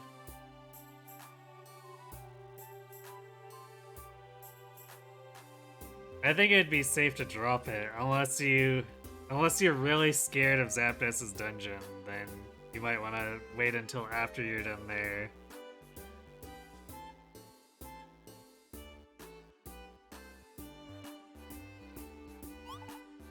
Huh? What's that? Oh, you mean what happened at sea? I wasn't drowning. Sheesh, they're making up stories about me. Want to know what really happened? Yes. See, a while back, I went out to the sea to frolic. You know? I was trying that dive thing. So I was having fun going underwater. And I got washed out to sea a bit. All of a sudden, these wicked clouds rolled in. Before I knew it, there's a full-blown storm raging. There's more. A dungeon appeared in the sea. I was shocked witless. I got out of there fast. But who'd have guessed it? A dungeon in a stormy sea. So I guess this probably unlocks another dungeon. Huh? You want to know more about that dungeon in the sea? I've vamoosed it out of there, so I can't tell you much. I know. Maybe Wizcash would know something. Yeah, that'd be best. Go talk to Wizcash. Yay, playing telephone tag so we can unlock a dungeon.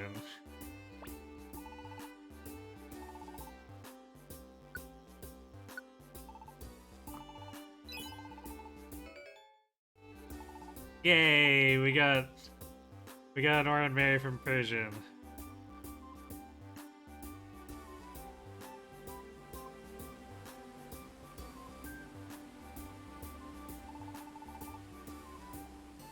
So you wish to know about the dungeon in the sea. I, too, have heard of it. I have heard of a place that is far off our coast. It's a sea churned by torrential storms and violent waves. There's a place appropriately named the Stormy Sea. There one will find a dungeon that leads to the bottom of the sea. The sea is infinitely dark. Its depths unimaginable. That is what I have heard. Ho ho ho. You look eager to go. Nobody can stop your adventurous spirit. You be careful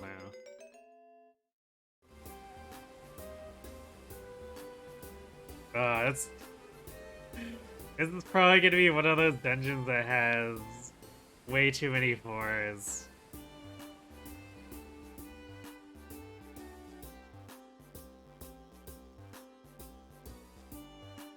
But we'll check its stats once we get back to the overworld.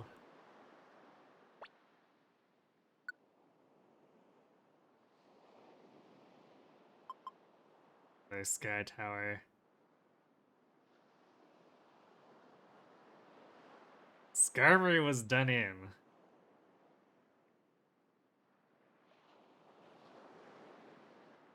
I'm having trouble picturing what would do a Skarmory in there, but okay.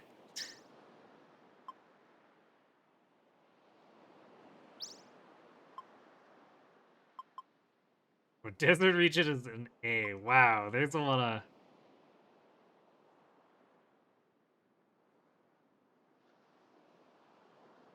There's a lot of scary things on this board now.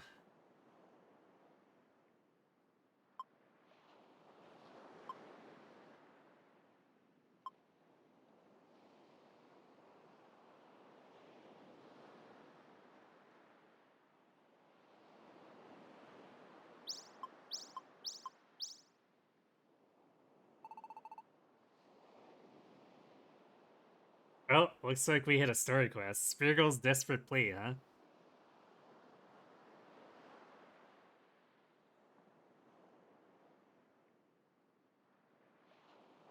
You think you're gonna leave Odor Sleuth on Swinub and entire room effect Foresight exposes ghosts to normal and fighting moves?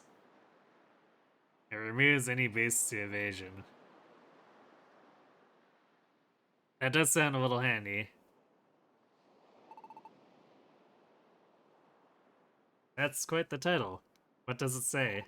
Can you read it? Please allow me to introduce myself. My name is Smeargle. I once had aspirations of becoming an artist. Then, one day, there is an incident of an unforgivable nature. I fled because I didn't want to get all sticky. But then I lost my way. I now find myself in this forest, unable to extricate myself. I'm lost in the Howling Forest. Somebody, please save me.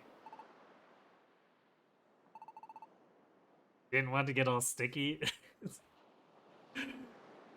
Man, they really could have worded that better.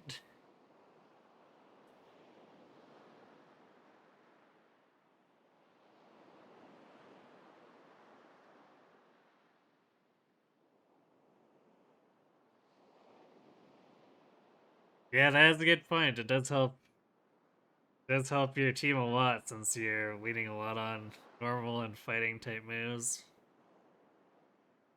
Although you do have Bite, which is super effective against ghosts. Which, that's really strange to think about. Biting a ghost is super effective. What?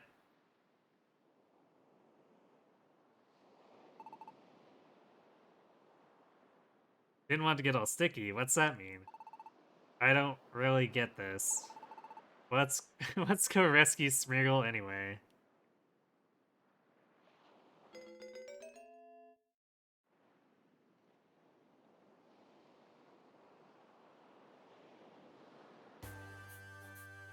Okay, well, this might be a bad idea, but let's go try to save Smeargle.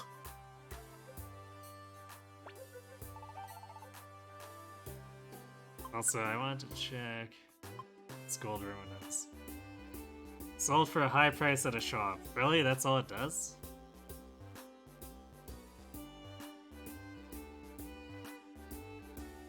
That's kinda eh. I kind of expected this to be an equipable accessory that got you more money when you picked it up or something. That's a little bit of a shame.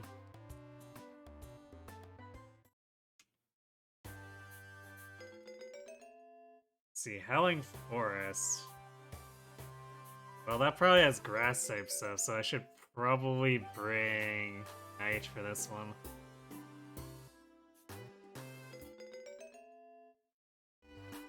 Jeez, game, settle down. It's a lot of dungeons.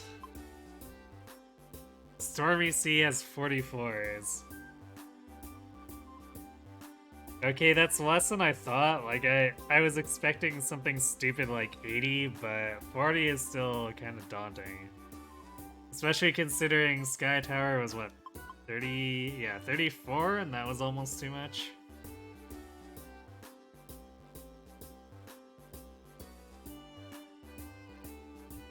You've been going on the assumption that Swift is a physical move all this time, is actually special. Whoops.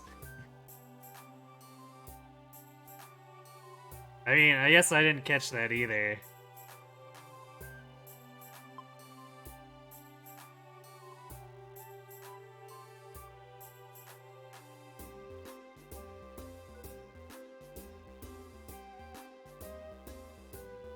Solar Cave is only 20, interesting. Actually, it's kind of nice that a lot of these new dungeons don't go too crazy on the floors.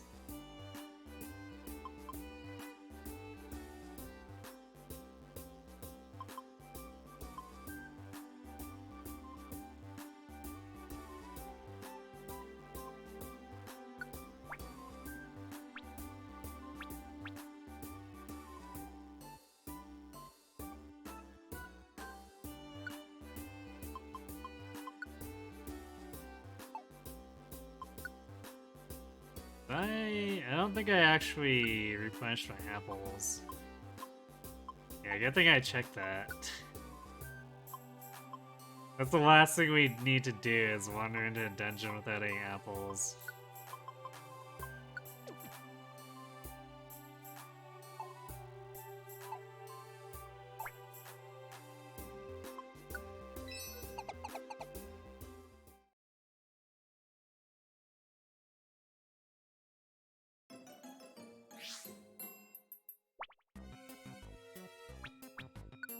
Okay. 15-4. So we have to get all the way through the dungeon. Well, fair, I guess, since it's a story quest of a sort.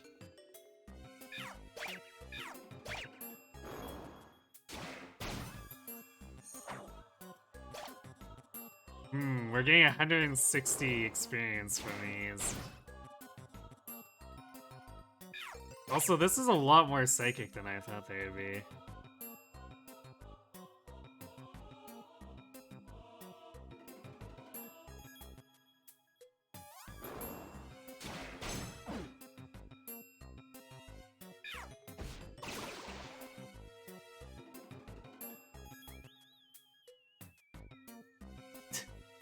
Sure, why not?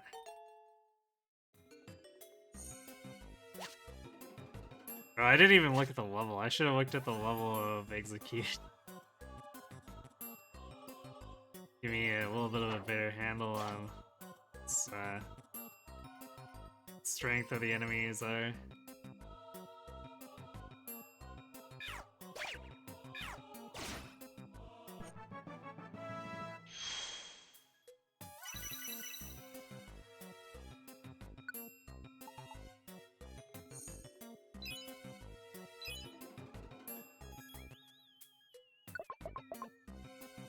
It's level 40. Alright, thanks for catching that.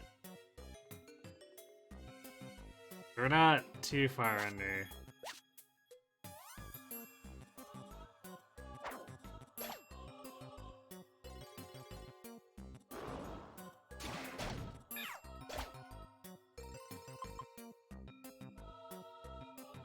Wait, a Houndor? Okay, that's unexpected.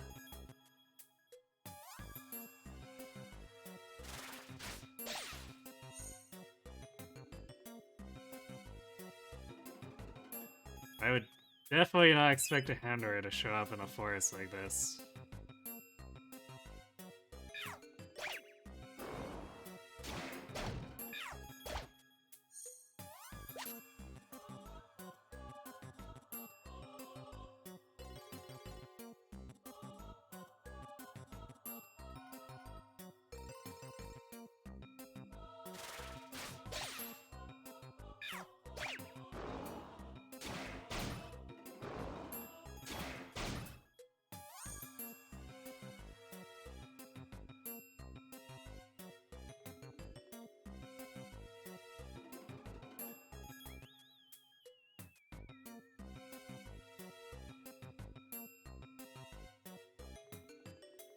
And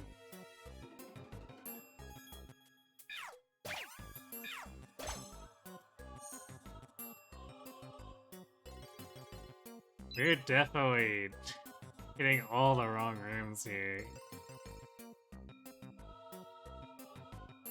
Like, this dungeon, the floors in general aren't that big, but man, we are just wasting so much time not finding the stairs.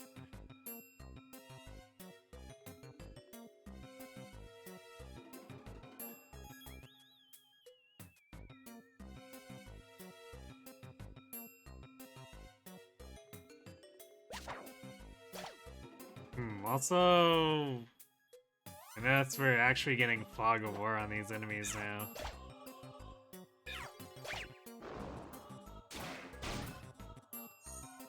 Because all those earlier dungeons, they were actually showing us the locations of all the things. On all the floors, so... It was kind of an odd handicap. Congrats on your silver rank.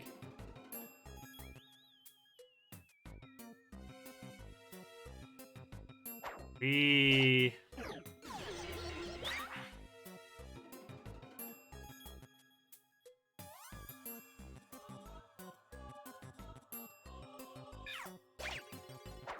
don't know if we can afford to expend.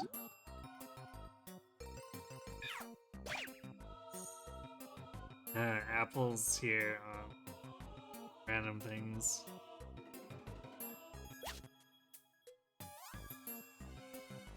Plus, I'm not really a fan of Mankey.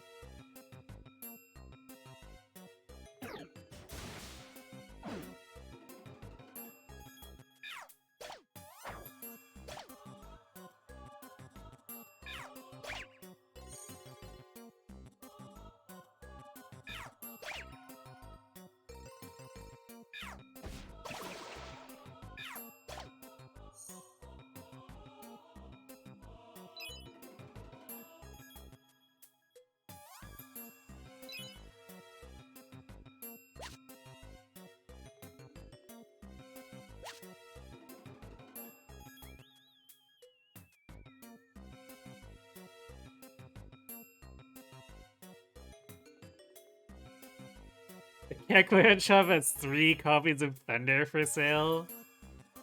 That is very strange.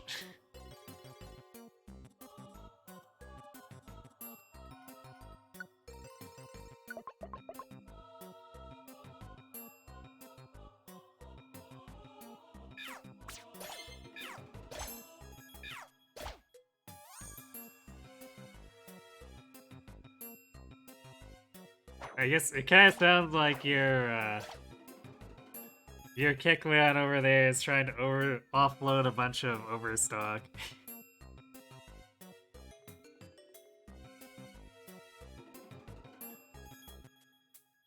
Also, so I didn't quite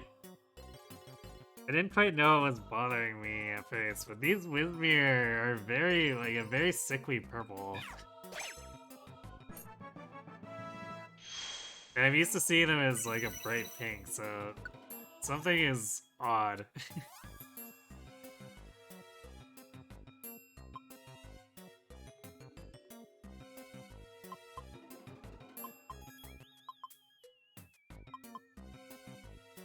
Yeah, I don't think I'm replacing Aerial Ace. The unerring accuracy is too valuable to me.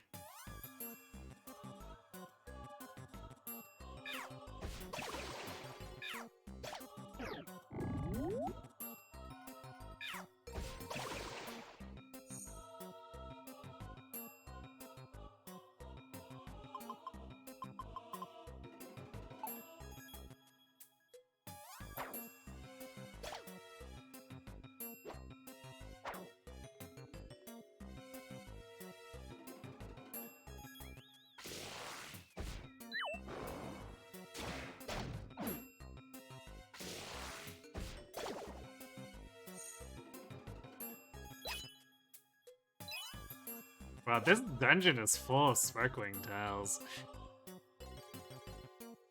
Not complaining. Just, that's unusual.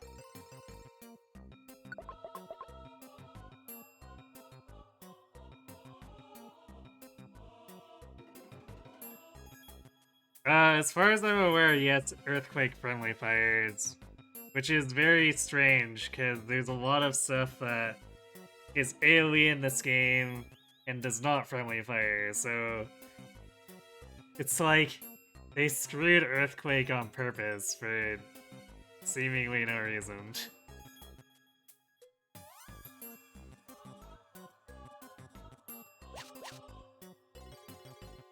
Nullify bandana?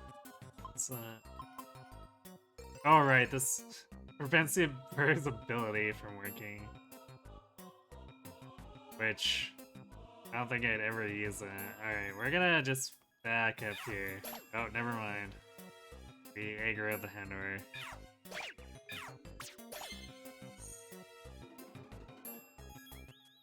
I didn't really want to start a fight in there, but I guess we ended up anyway.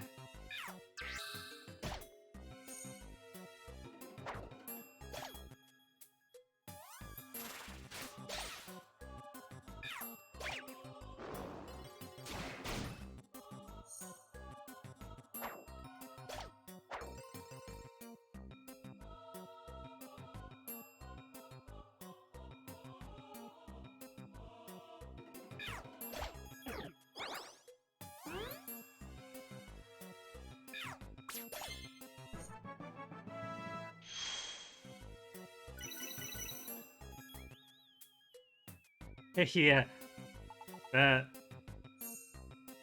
that was pointed out.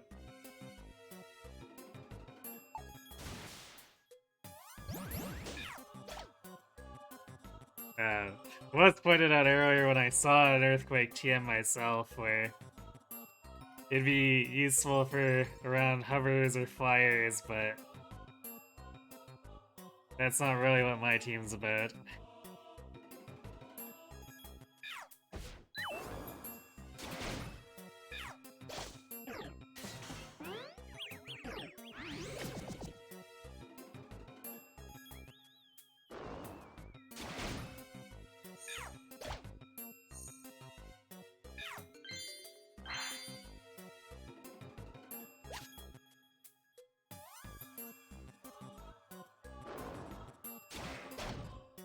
Jeez, we're not gonna get out of this room, because the enemies just keep coming.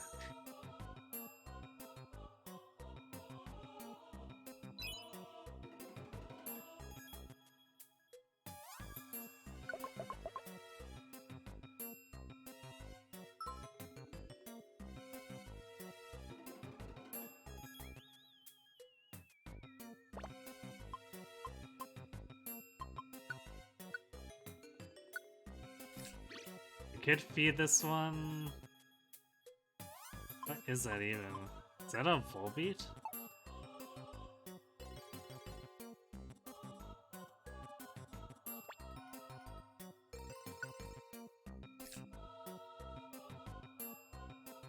Well, I wasn't sure if I was gonna give it the apple, but then I accidentally clicked through, so I guess we're giving it to him.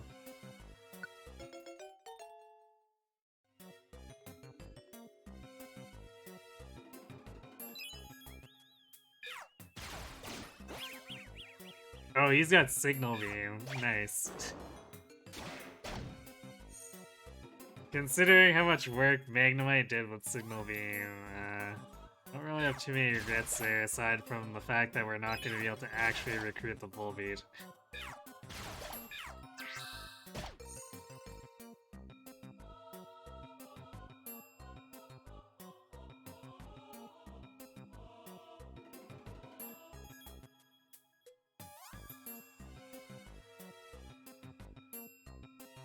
Man, what are these layouts?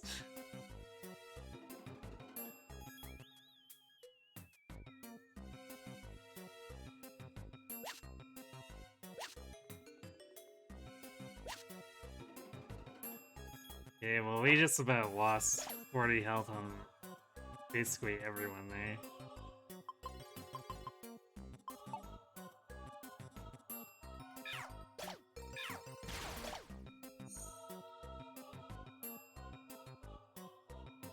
I wonder if Signal Beam is the only thing that Volbeat knows, because it just uses it at point blank range.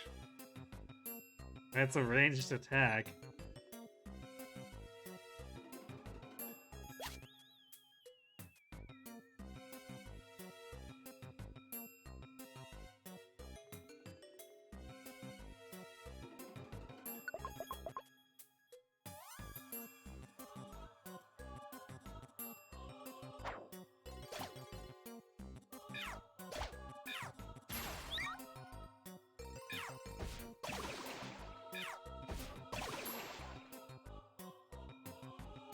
Spoink wants to join us.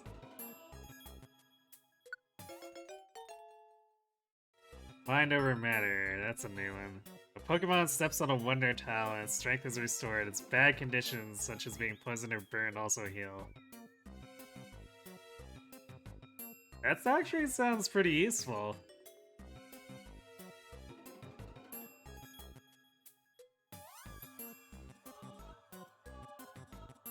Although half of the bad conditions are hard CC, so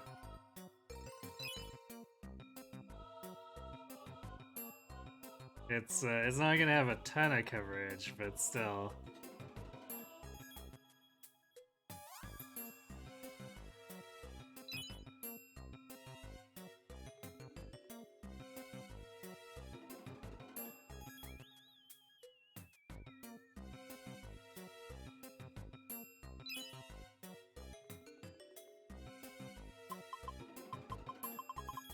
Money.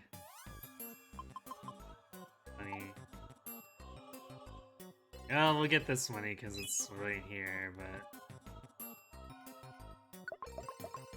I don't really want to waste the time going after those other coins. Geodude, huh?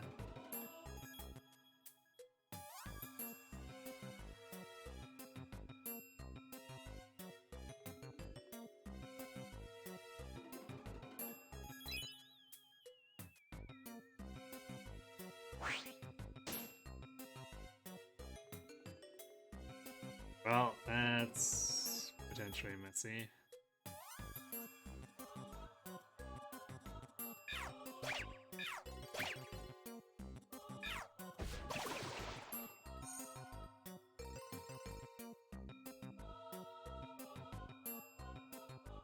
Surprised we didn't get a little more isolated there.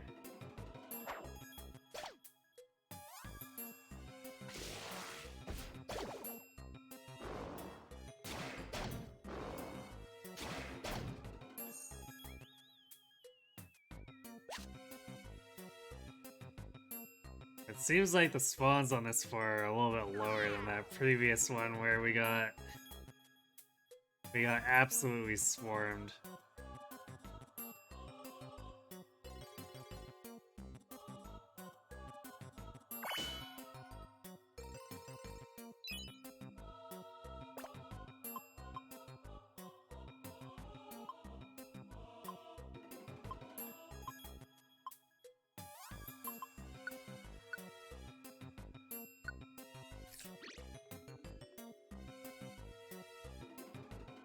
Yeah, I guess we'll grab the Geodude.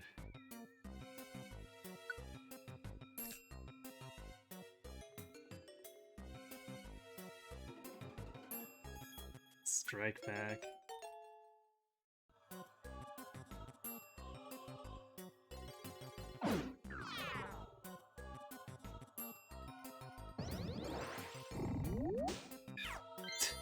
So many traps.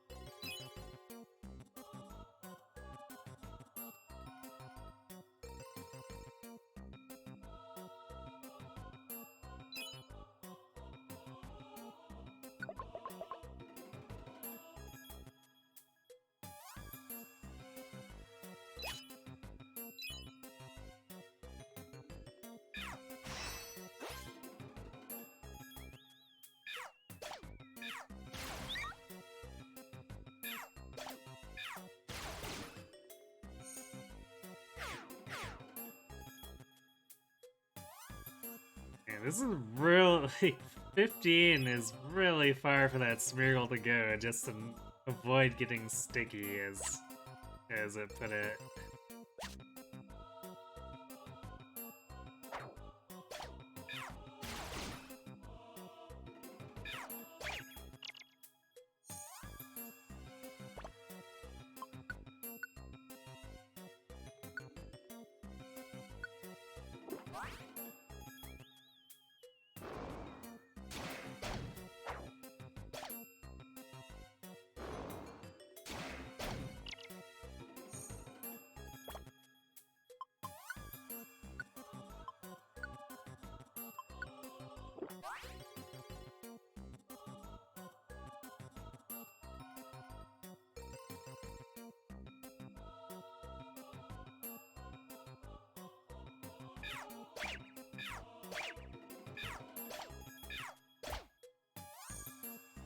I really do hope that Smeargle has something interesting to say for all this.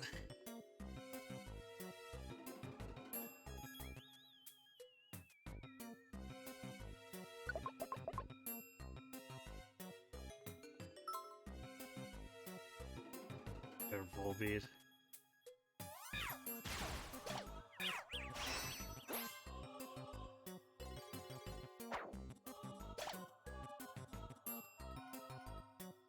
So we pick on a Loudred.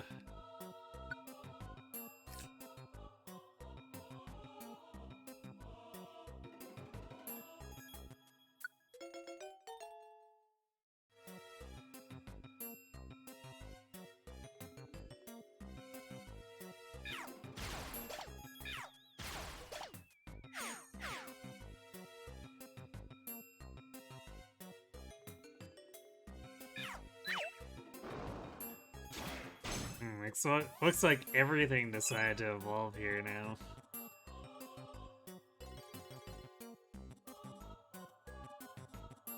Yep.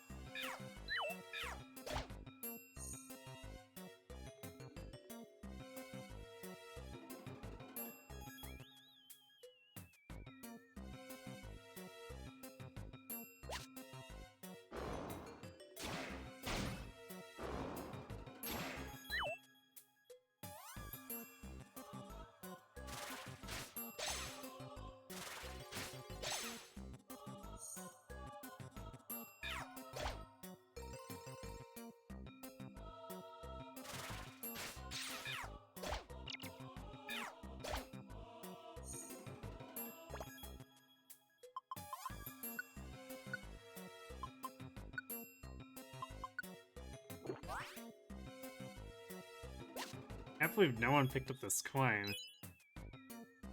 Like, the AI will usually deviate for the most trivial reasons, but for some reason they were just ignoring that coin.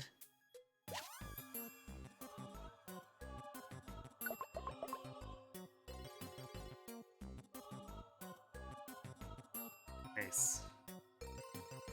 Skip that 4.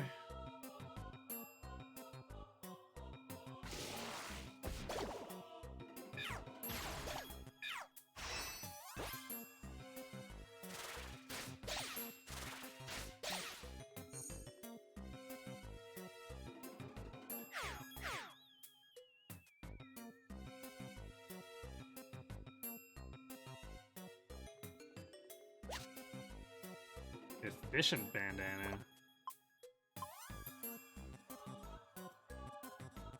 Oh, that's interesting. Perhaps sometimes moves won't cost PP to use.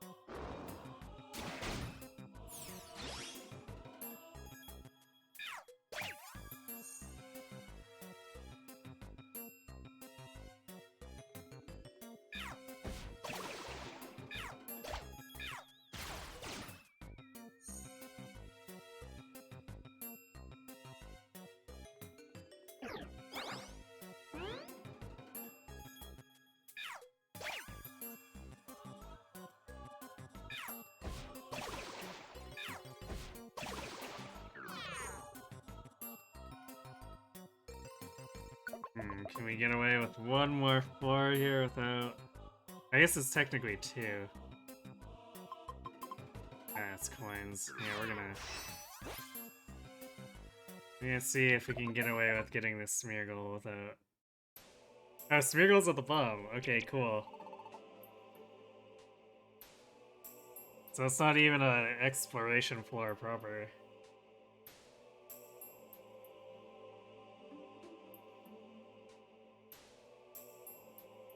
Oh, I've lost my bearings. Where is this?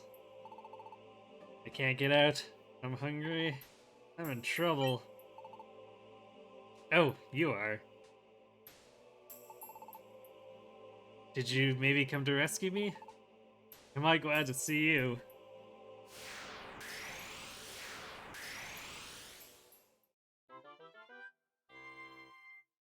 Wait, that's it? Please tell me there's more. Dark Pulse TM? Okay. Rainbow Gummy. Dojo ticket.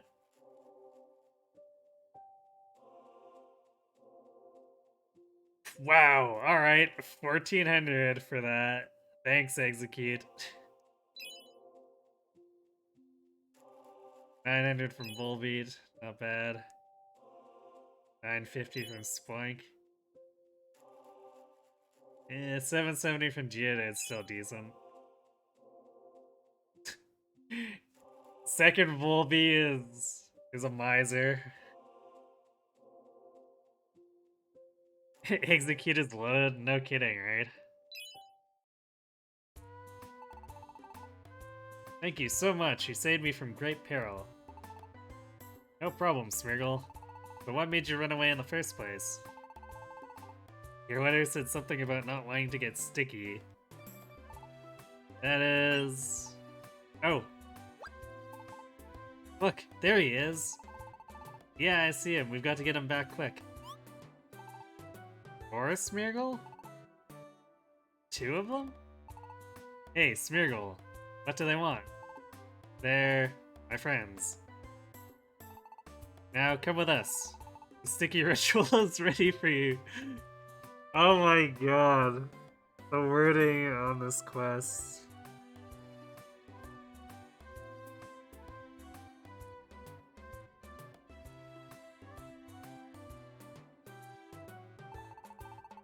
Quit fighting this. Have the paw print supplied without a fuss. No.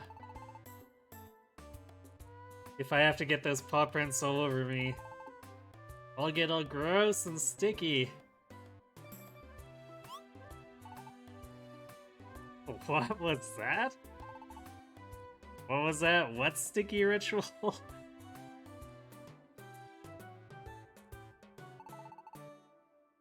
It is a ritual among us, Smeargle. We mark each other all over with our paw prints. We take our front paws and stamp each other all over.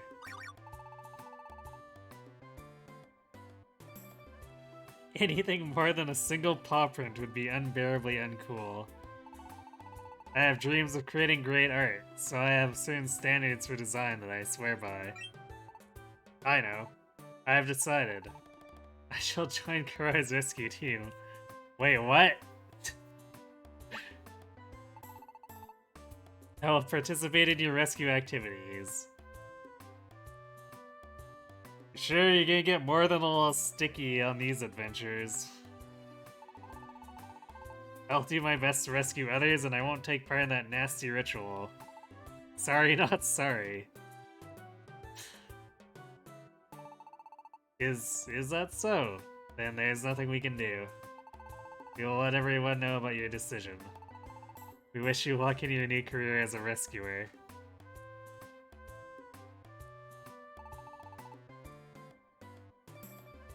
Oh wow, that's one pushy way of getting a job.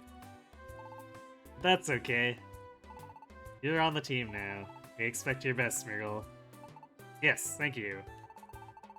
One thing I'm good at is drawing and painting. For example, let me see.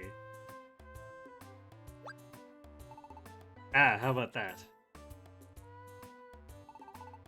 Observe the design of that flag. I could perhaps redesign the flag? If you wish to alter the flag's design, call me anytime. Oh wow, we did a level 40 dungeon to get a level 25 recruit.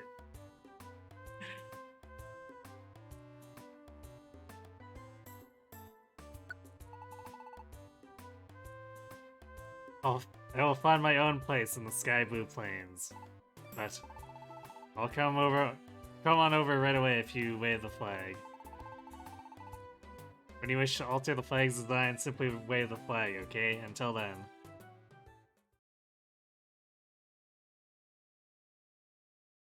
Huh. Okay.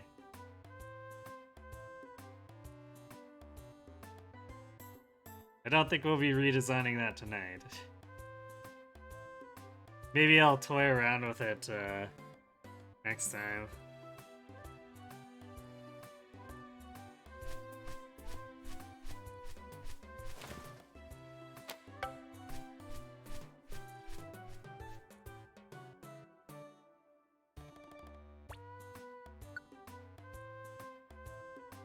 Special gift from the organization. This is the exact same leaflet as the Bronze Dojo one, except it's Silver Dojo tickets. Yay! New floor tiles.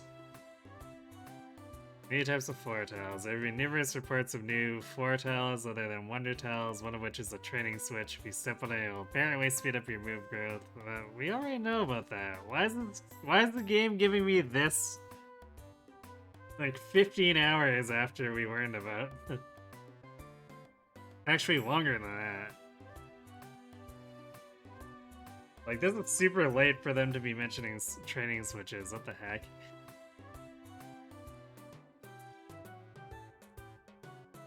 Same with the sparkling floor.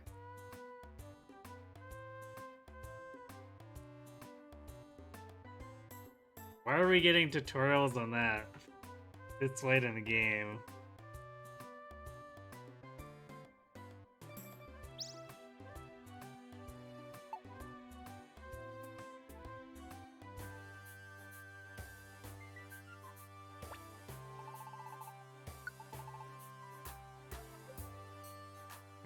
I don't think we got rescue points for rescuing.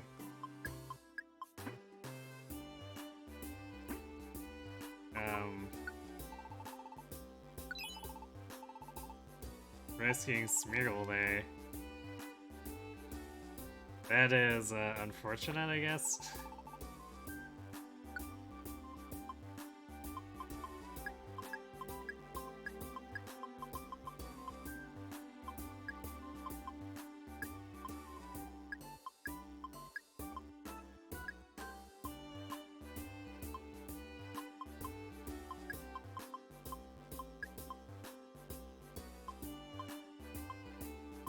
We got quite a few orange berries out of that.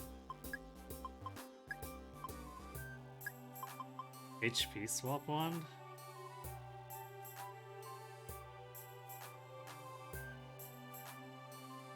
Wow, I wonder if this works on bosses. Imagine HP swapping something like Zapdos or Articuno.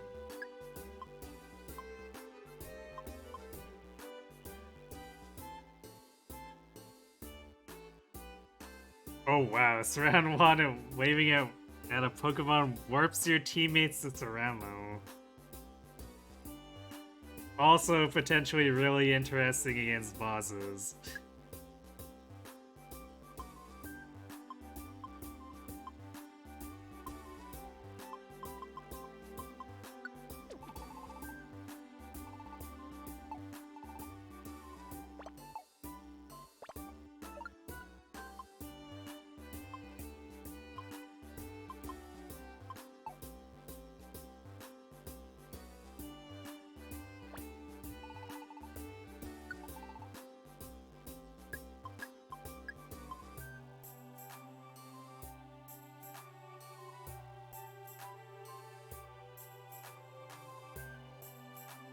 Wait, ends the awakened stats for all allies or enemies and allies. I don't know if I've ever had awakened status on any of my characters.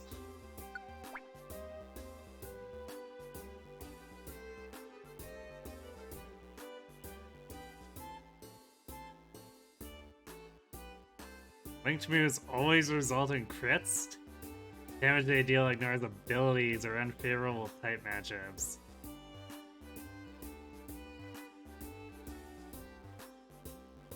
Wow. So, I don't think that would be applicable to the enemy at any point, because I don't think they have any links, but... That is...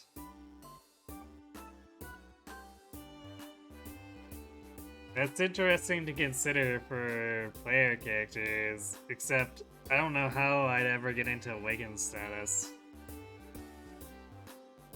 If I end up finding a way to do it, I'll maybe build around it. But as is, eh. Also, some Pokemon Mega Evolve, that's potentially concerning, actually concerning if the enemy gets it.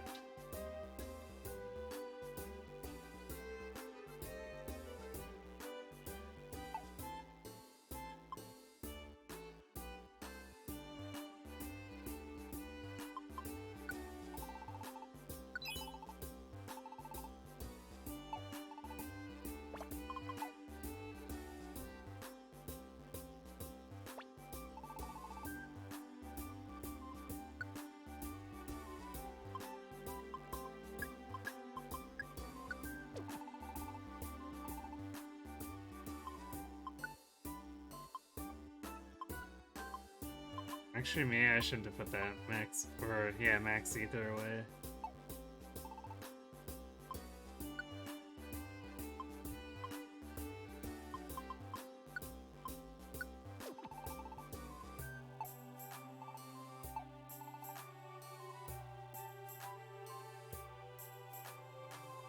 Wait, before we deposit that. It's peaceful again, thank you. I never expected less from you, my friend.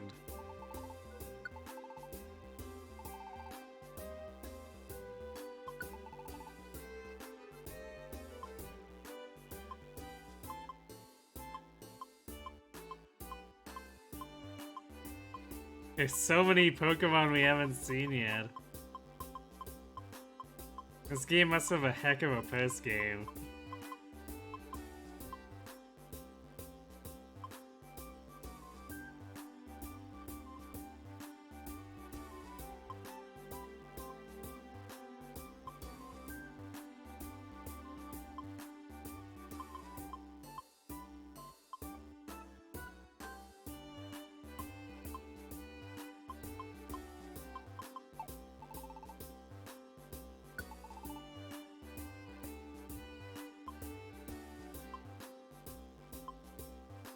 Robert, it was 3,000.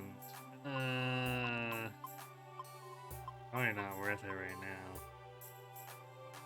Turtle Shell Pond is 6,000. Yikes.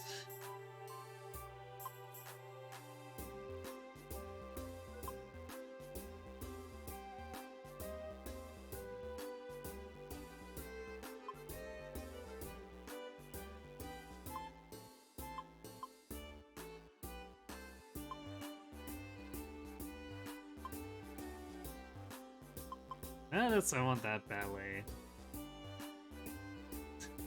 Oh yeah, so this is one of those examples of, okay, Poison Swamp, 7,000, you know, because Grimer and Coughing are such high-profile Pokemon.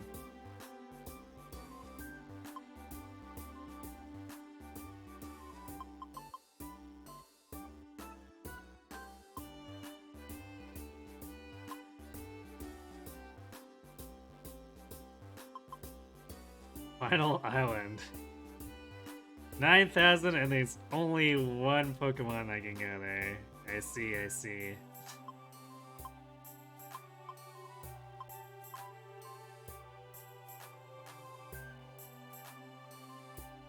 Actually I should get the Magnetic Quarry.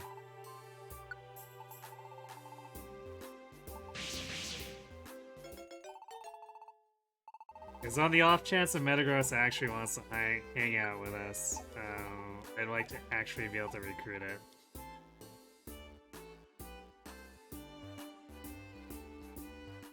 Alright, good night, Shadow. I won't be going too much longer either. Let's see, I check the bulletin board.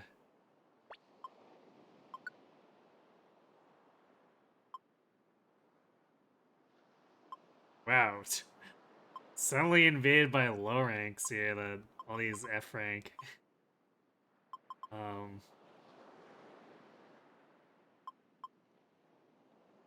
Okay. It's a region in Magma Cavern.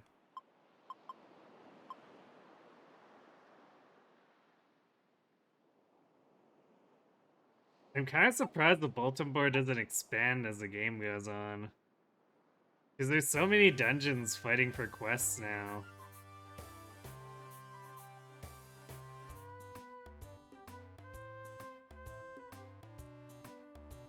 Like, it not only makes it harder to stack quests, but it also makes it harder to get quests at an appropriate team ranking if everything's fair game. It seems like an odd system. Ah well. Yeah, so that's I guess that's it for us for tonight, but it seems like there's a little more past Rayquaza in terms of like actual event stuff, and it's not just all, hey, grind these harder dungeons so you can grind these other harder dungeons.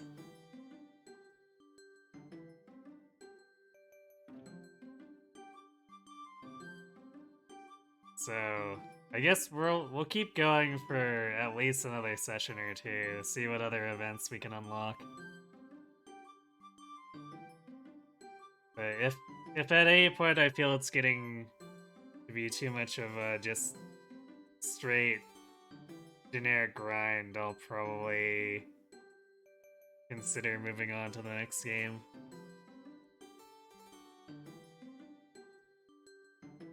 But yeah, that is going to be it for me for tonight. I'll be back on Friday for a return to some resetless attempts. See if we can get Mythic Plus Run going. And then Sunday we'll be doing some more Days of Ruin Trail maps. And Wednesday we come back and I guess see what surprises await us here. There's plenty enough question marks, so we'll do our best to uncover them since this is still blind, so fumble around like a fool. Anyhow, thanks for watching everyone. Hope to see you Friday, and everybody so have a good night.